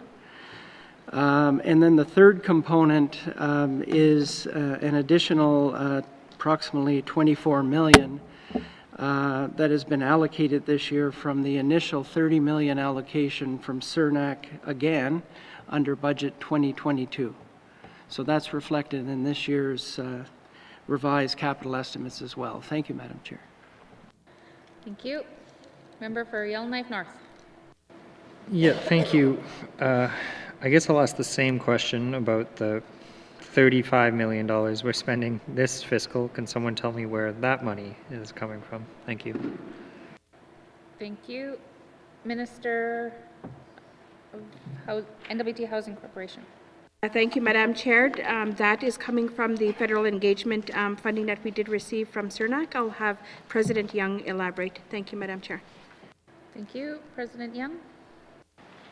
Thank you, Madam Chair. And so, as the member noted, we had an approximately $10 million capital plan before we signed a new funding agreement with CERNAC. Once we did receive that funding coming out of the 22-23 budget, we were able to adjust the portion of the $30 million that's going towards capital into this budget, and that is what results in the $35 million capital plan. The balance of the $30 million is going into O&M type expenditures, and that's why it's not exactly 30 plus 10. Thank you, Madam Chair. Thank you. Member for Yellowknife North. Thank you, Madam Chair. I think I kind of understand that. I guess, does the Housing Corporation have a bit of a, I mean, I'm looking at, $100 million being spent this year and $35 million for next fiscal. And, maybe there'll even be more money, but do we have some sort of public facing, other than this page, capital plan of where things are going? I admit that I think many MLAs have been confused at times with the different funding pools and what's being built where, but is there a bit of a 5-year outlook of what we're building and how much we're spending? Thank you, Madam Chair. Thank you. Minister of N.W.T. Housing Corporation.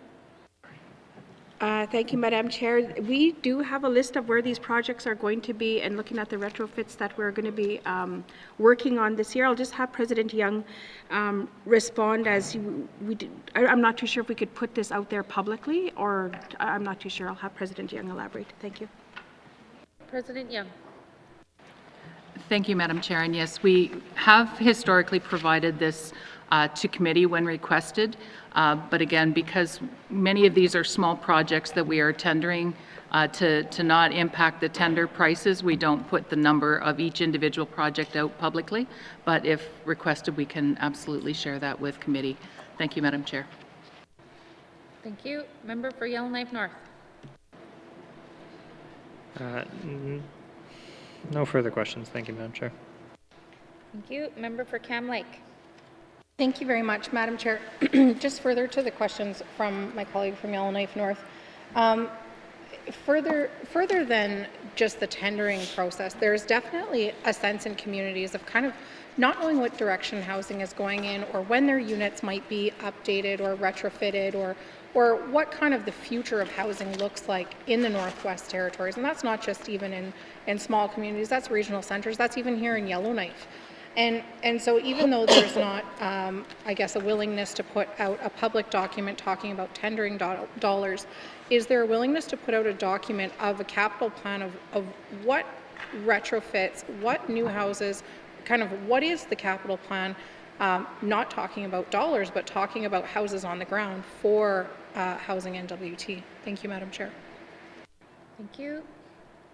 Minister of N.W.T. Housing Corporation. Chair, we have a number of retrofits and improvements that will be made throughout the Northwest Territories. We did complete the core need report as well too.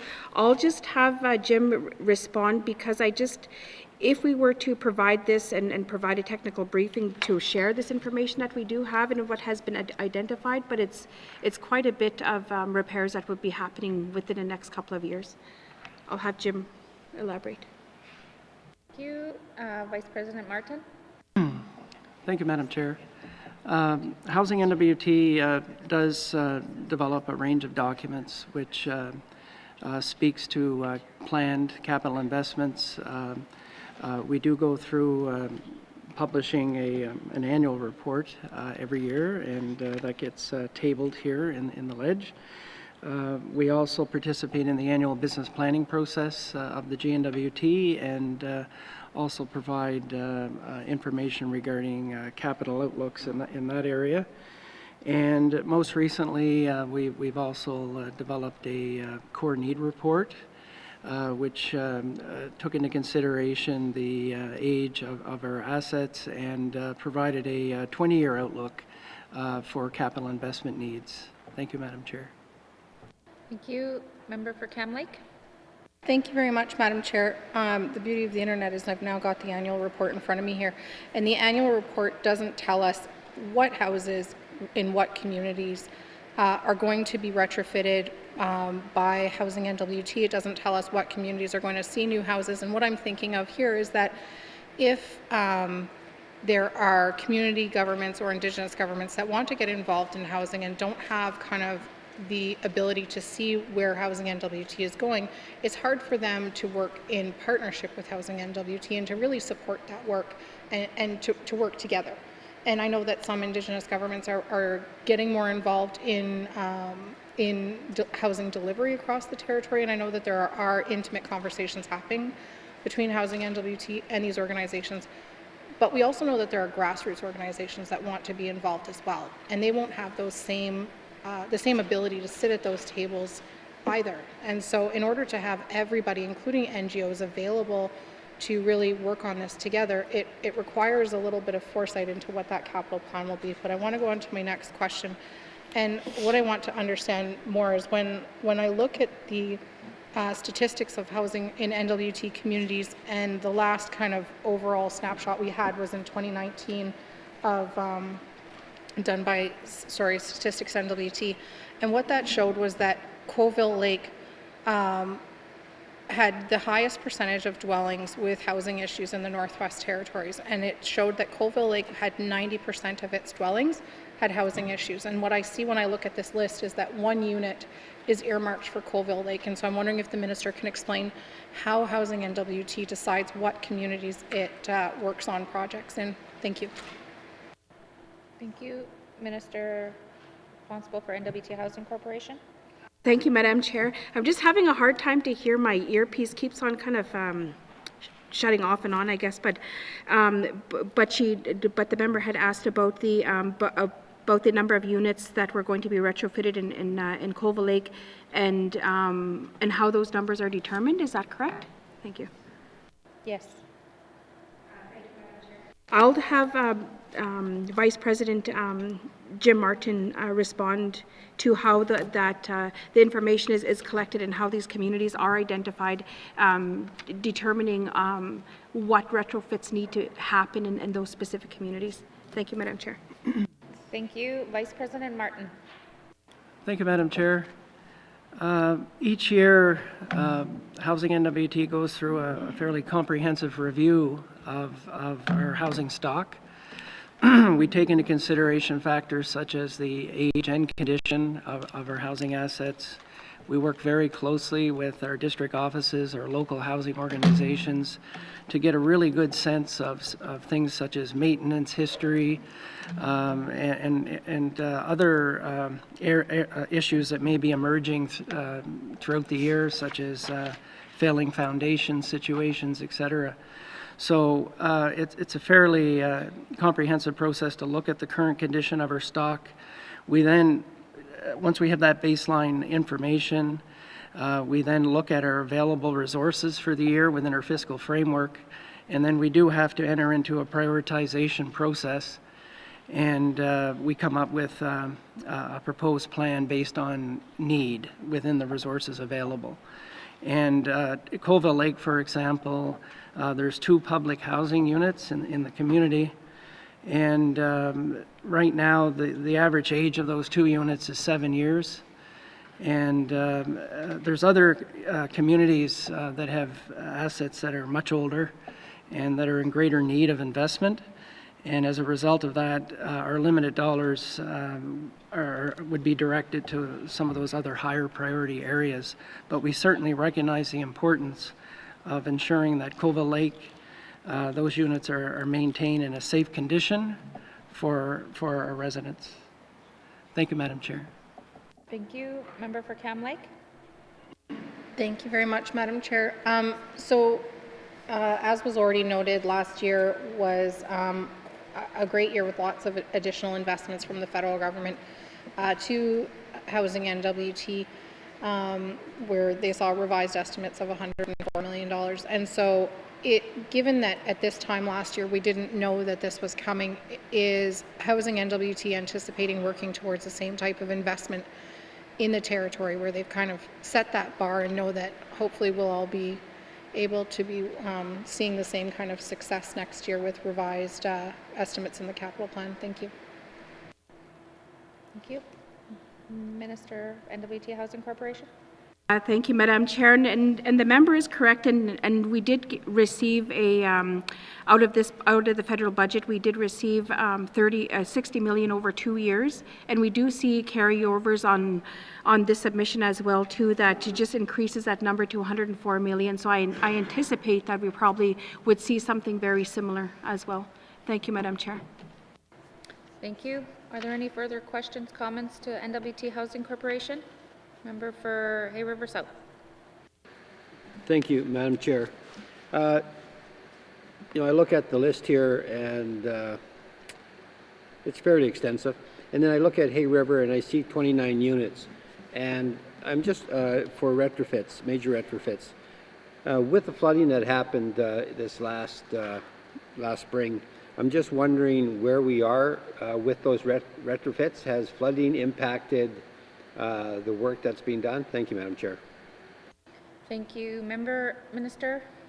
Thank you, Madam Chair. And this delivery here for the retrofits are for public housing. I just wanted to just clarify that. And I'll have President Young elaborate on the flood response that happened this year in Simpson and the surrounding communities of in Nahende and Hay River. Thank you, Madam Chair. Sorry, President Young. Thank you, Madam Chair. And just this morning I had an update, so I can provide a fairly timely update to the member on the work in Hay River. We are happy to report that we haven't had an awful lot of supply chain issues with the contractors in Hay River. At this point, we're pretty confident that we should have our seniors back in their accommodation by mid to third week of November, and the single-family homes very close to that. The only possible slippage we may see is we had one unit that was identified late with a foundation issue. Depending on what our contractors tell us there, that work may have to be completed in the spring when the freezing lets up, but we will find that out in the next few weeks. So very good progress from our contractors there in doing the recovery from the flooding in Hay River, and we're really pleased with that. Thank you, Madam Chair. Thank you. Member for Hay River South? Thank you, Madam Chair. And I see that in Hay River you have the RCMP units going up, and they seem to be moving along fairly steadily and making good time on it. There's two other units, I think, in Hay River as well, individual units that are going up in the same vicinity. Are they on schedule? Thank you. Minister of N.W.T. Housing Corporation? Thank you, Madam Chair. Yes, they are. Thank you. Member for Hay River South? Thank you, Madam Chair. And also, looking at the RCMP units, I see they do have a crawl space there, and that those buildings are in the area where flooding did occur. I'm just wondering what consideration was given, I guess, to mitigate any future damage by flooding for those buildings, and if and if we've got insurance on them, I guess, or if there's insurance on them, does it cover flooding? Thank you. Thank you.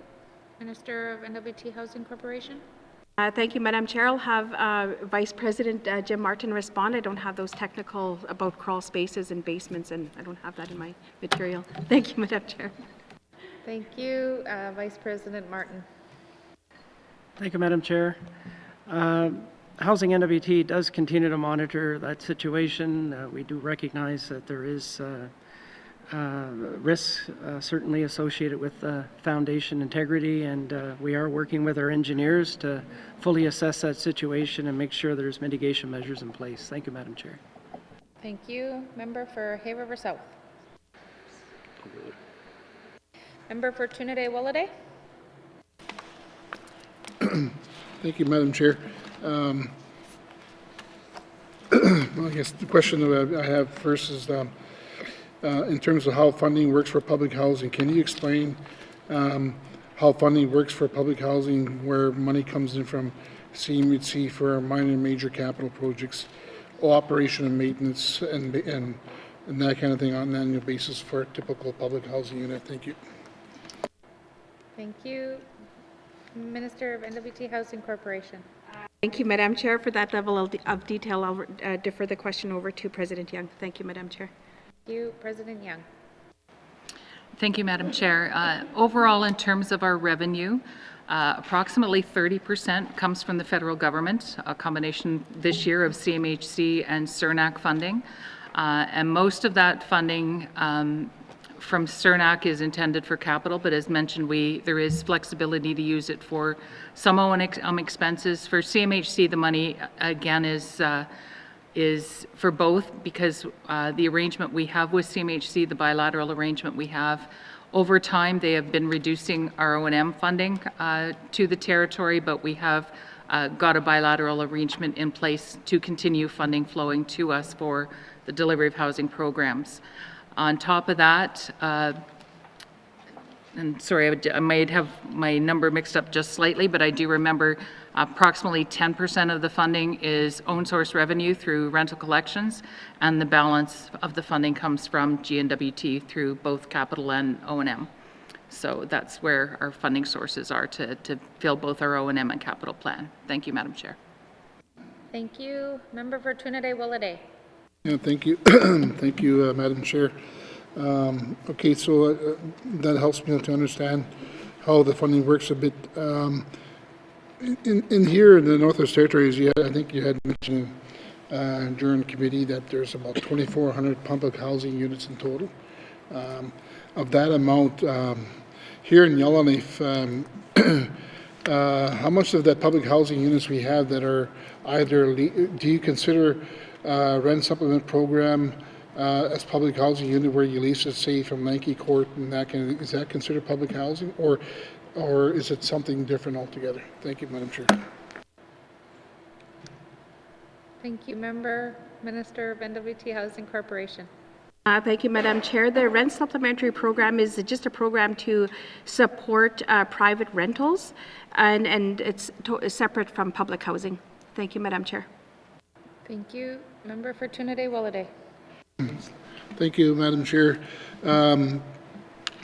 I guess when the $60 million federal housing allocation was determined, and there's a picture in the CBC here page, and they talked about the allocation for the next 2 years of coming from of the $10.1 billion housing.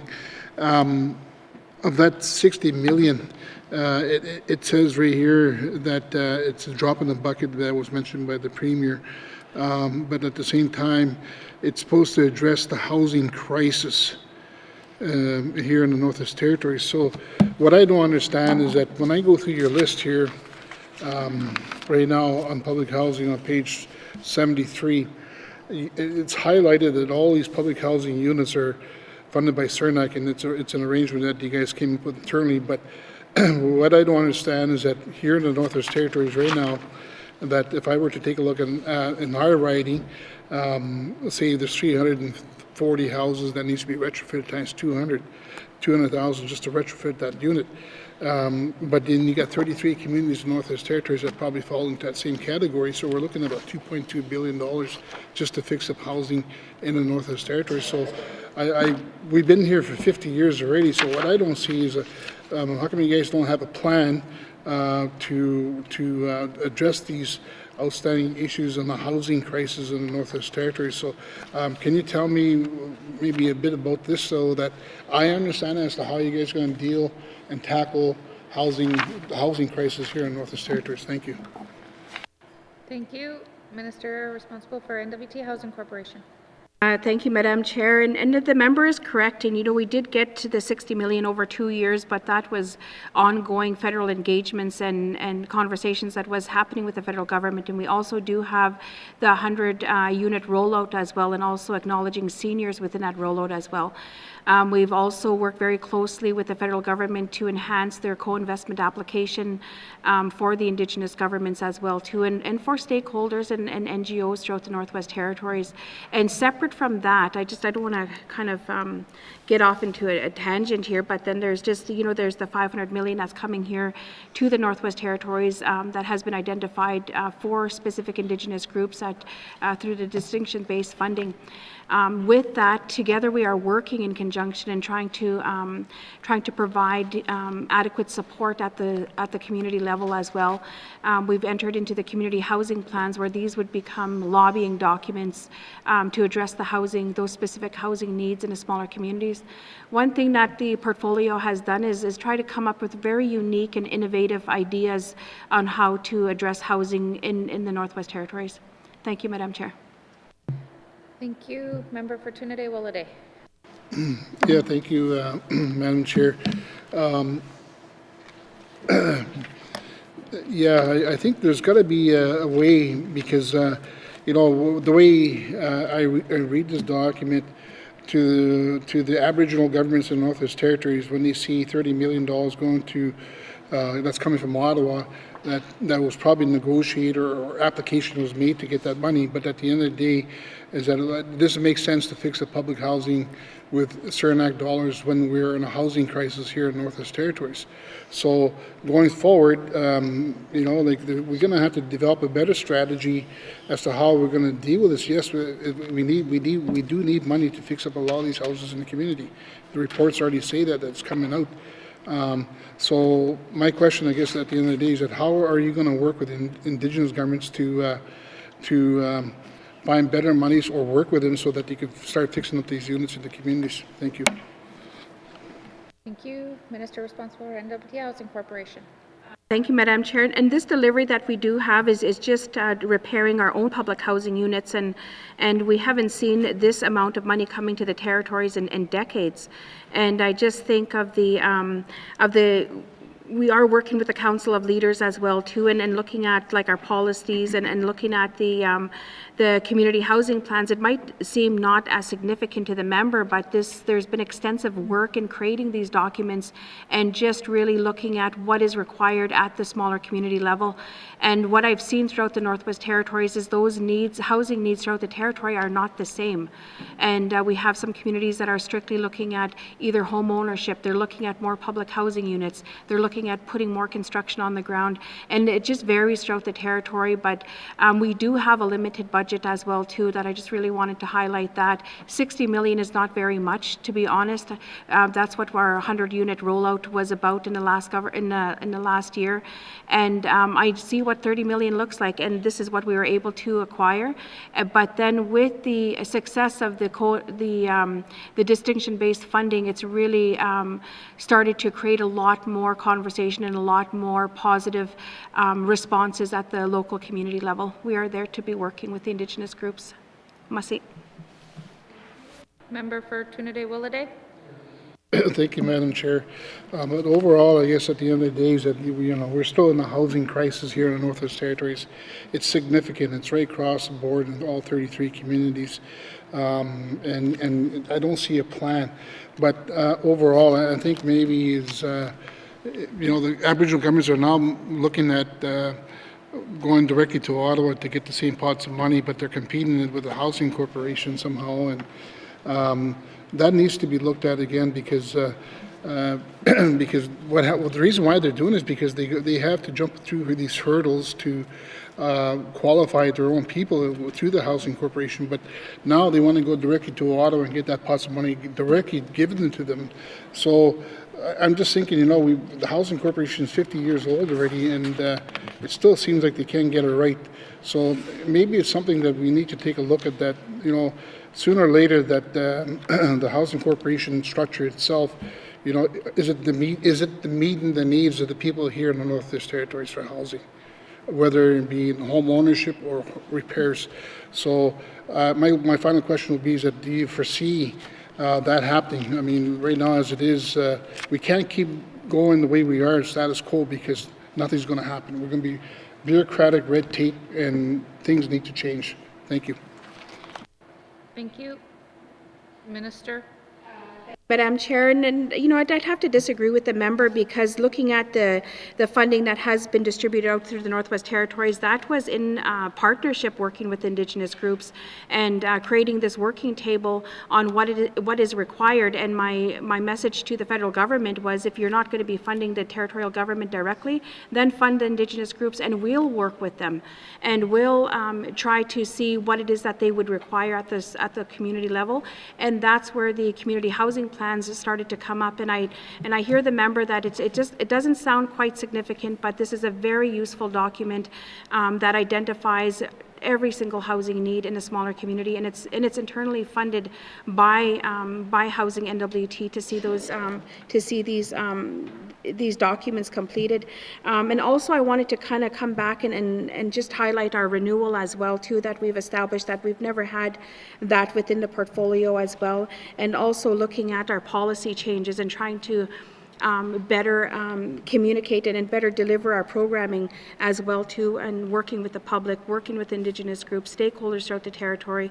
Housing is not the only entity in the Northwest Territories that is going to solve this housing crisis. We need the NGOs, we need the Indigenous groups, we need to be working at those tables in collaboration. Masi. Minister, are there any further comments from members? Member for N.W.T. Madam Chair, just in regards to the units that I have going into my communities on the project listings, I just want to make sure that we are getting stick-built and we're not getting prefab units, because we are getting, looks like they're trying to send a prefab unit in the community of Tuck, and talking with my leadership, they don't want it. They want stick-built units which are going to provide work and be able to provide a little bit of employment. And it's the same thing right across within Paulatuk, Ulakaktuk. You know, all my communities, they should be getting stick-built. Prefabs are not working. So what's Minister's thoughts on that? Thank you, Madam Chair. Thank you, Member. Minister of N.W.T. Housing Corporation. Thank you, Madam Chair. Through the allocation of the federal funding, the Housing N.W.T. had to become very creative in how we were going to put this application and putting it forward. But this was actually a modular unit delivery that was a requirement through the federal funding that we did access. But what we're looking at as well too is looking at a balance of stick-built and modular units. And in respect to the members riding as well, I did have the opportunity to come and visit that. Visit his communities as well, and I realize and I understand that there's a different dynamic and a different environment of buildings that need to be constructed in his riding, but I can follow up with the member to give him a further update. Thank you, Madam Chair. Thank you, Minister. Member for N.W.T. Make a statement, Madam Speaker, or Madam Chair. We're failing. All the stuff that we're doing in all the major retrofits and stuff like that, like I asked them in regards to taking units out, giving them to clients so we could get CMHC funding to get more units put into the community. Nothing. We try to work with them. Nothing. All the stuff that we do with this minister, we wear it as just like in the communities that she said she'd come to visit. I'm still waiting on numerous, probably 3 or 4 things that need to be done from those visits. So all the stuff that we're talking about right now, you know, it's we're just failing. Housing's failing, and we need to right that wrong. We want to work together. Yeah, let's work together. Let's get it done. Make the decision. You have the people in the room to make the decision, so let's do it. Thank you. Thank you, Member. Are there any further comments from members? Seeing no further questions, I remind the committee that the estimates for the Northwest Territories are included in the capital estimates as information items only. The committee will not be voting on the activity total. Committee, please return to the Northwest Territories Housing Corporation summary on page 70. Member for Cam Lake.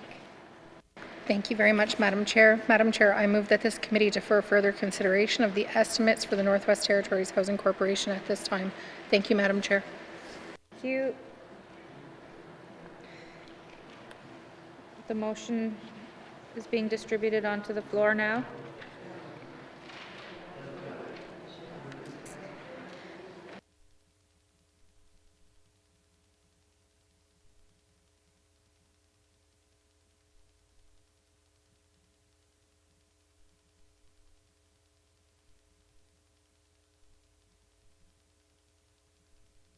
Those opposed? All those abstaining? Motion is carried. Thank you, committee. Is the committee prepared to move to the next department? Yeah, okay. Thank you, committee, and thank you to the Minister, Sergeant at Arms. Please escort the witnesses from the chamber.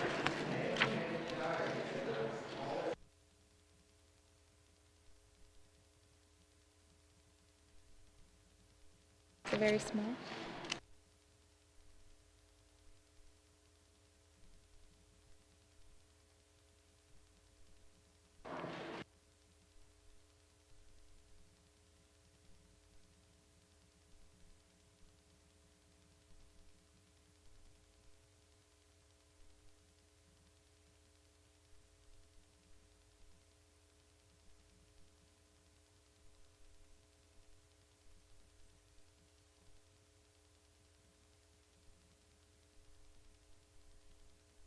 Agreed to consider table document 723-19-2 capital estimates 2023-2024. Committee, we will now consider the Department of Environment and Natural Resource. Does the Minister of Environment and Natural Resource wish to bring witnesses into the chamber? Yes, I do, Madam Chair. Thank you. Sergeant at Arms, please escort the witnesses into the chamber.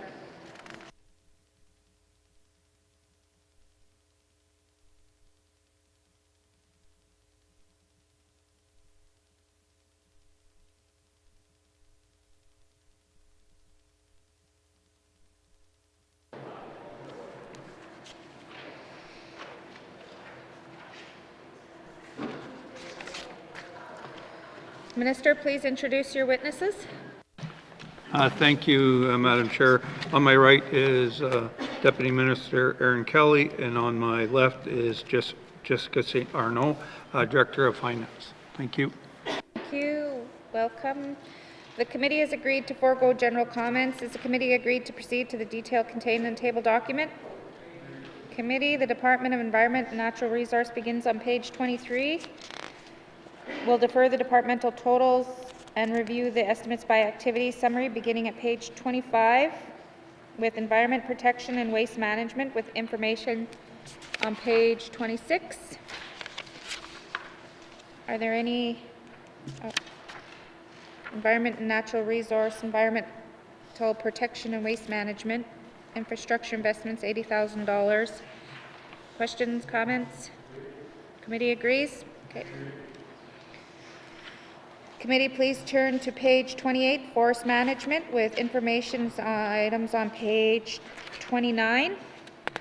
Environment, natural resource, forest management, infrastructure investments, $1,592,000. Questions, comments? Does committee agree?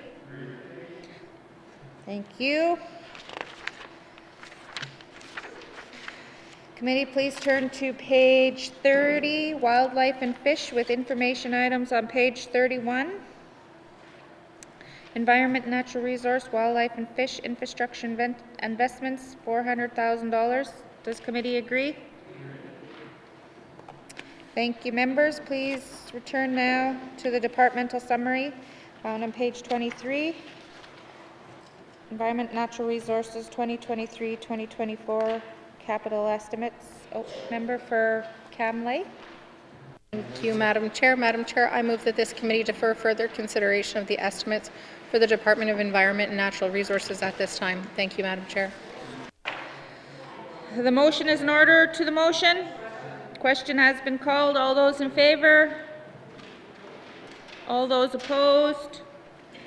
All those abstaining? Motion is carried. Thank you, committee. Is the committee prepared to move on to the next department? Thank you, committee, and thank you, Minister. Sergeant at Arms, please escort the witness from the chamber.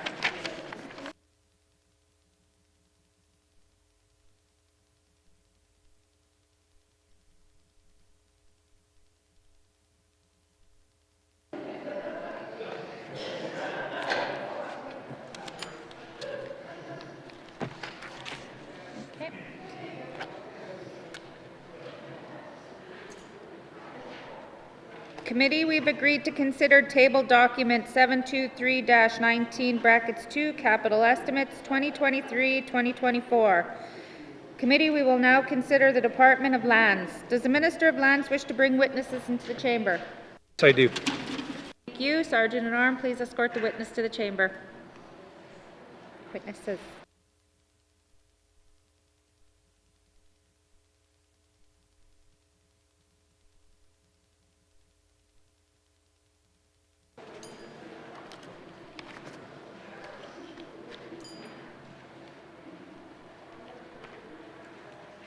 Minister, would you please introduce your witnesses? Thank you, Madam Chair. On my left is Deputy Minister Jamie Cooey, and on my right is Catherine McDonald, Director of Finance. Thank you. Welcome. Committee has agreed to forego general comments. Is the committee agreed to proceed to the detail contained in the table document? Committee, the Department of Lands begins on page 65. We will defer the departmental totals and review the estimates by activity summary beginning at page 66 with operations, with information items on page 67.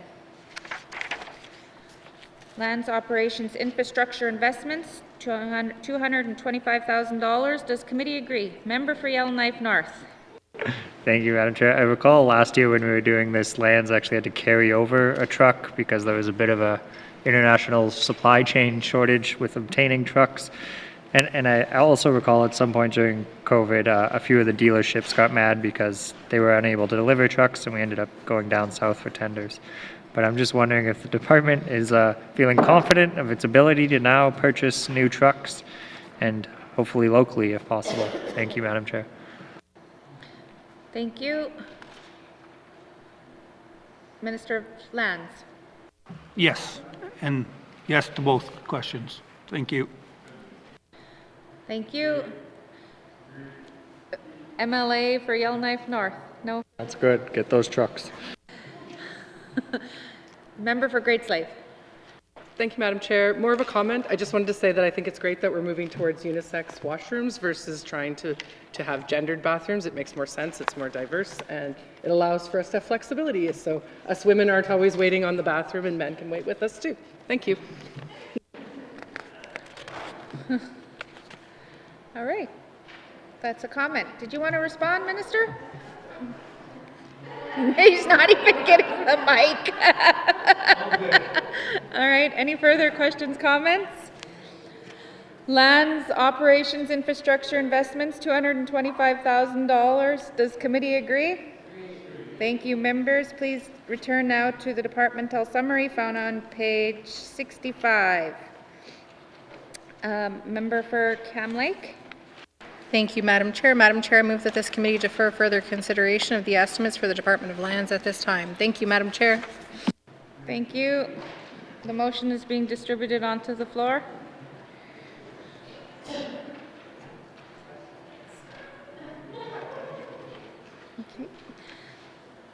The motion is in order. To the motion? Question has been called. All those in favor? All those opposed? All those abstaining? Motion is carried.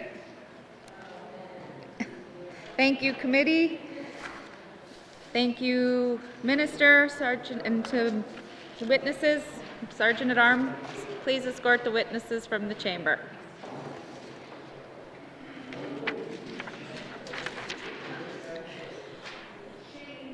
Member for Cam Lake. Thank you, Madam Chair. Madam Chair, I move that the chair rise and report progress. Thank you. There's a motion on the floor to report progress. The motion is in order and non-debatable. All those in favor? All those opposed? The motion is carried. I will now rise and report progress.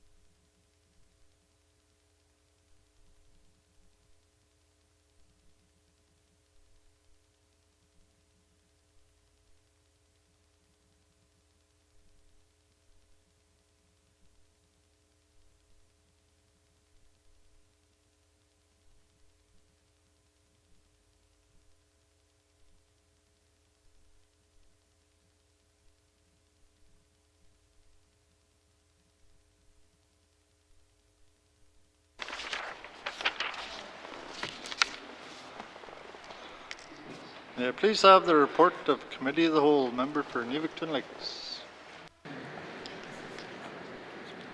Mr. Speaker, your committee has been considering Committee Report 33-19-2, Bills 52 and 48, Table Document 723-19, Brackets 2, and would like to report progress with 13 motions adopted and that consideration of Committee Report 33-19-2 is concluded, and that Bill 52 is ready for third reading, and that Bill 48 is ready for third reading as amended.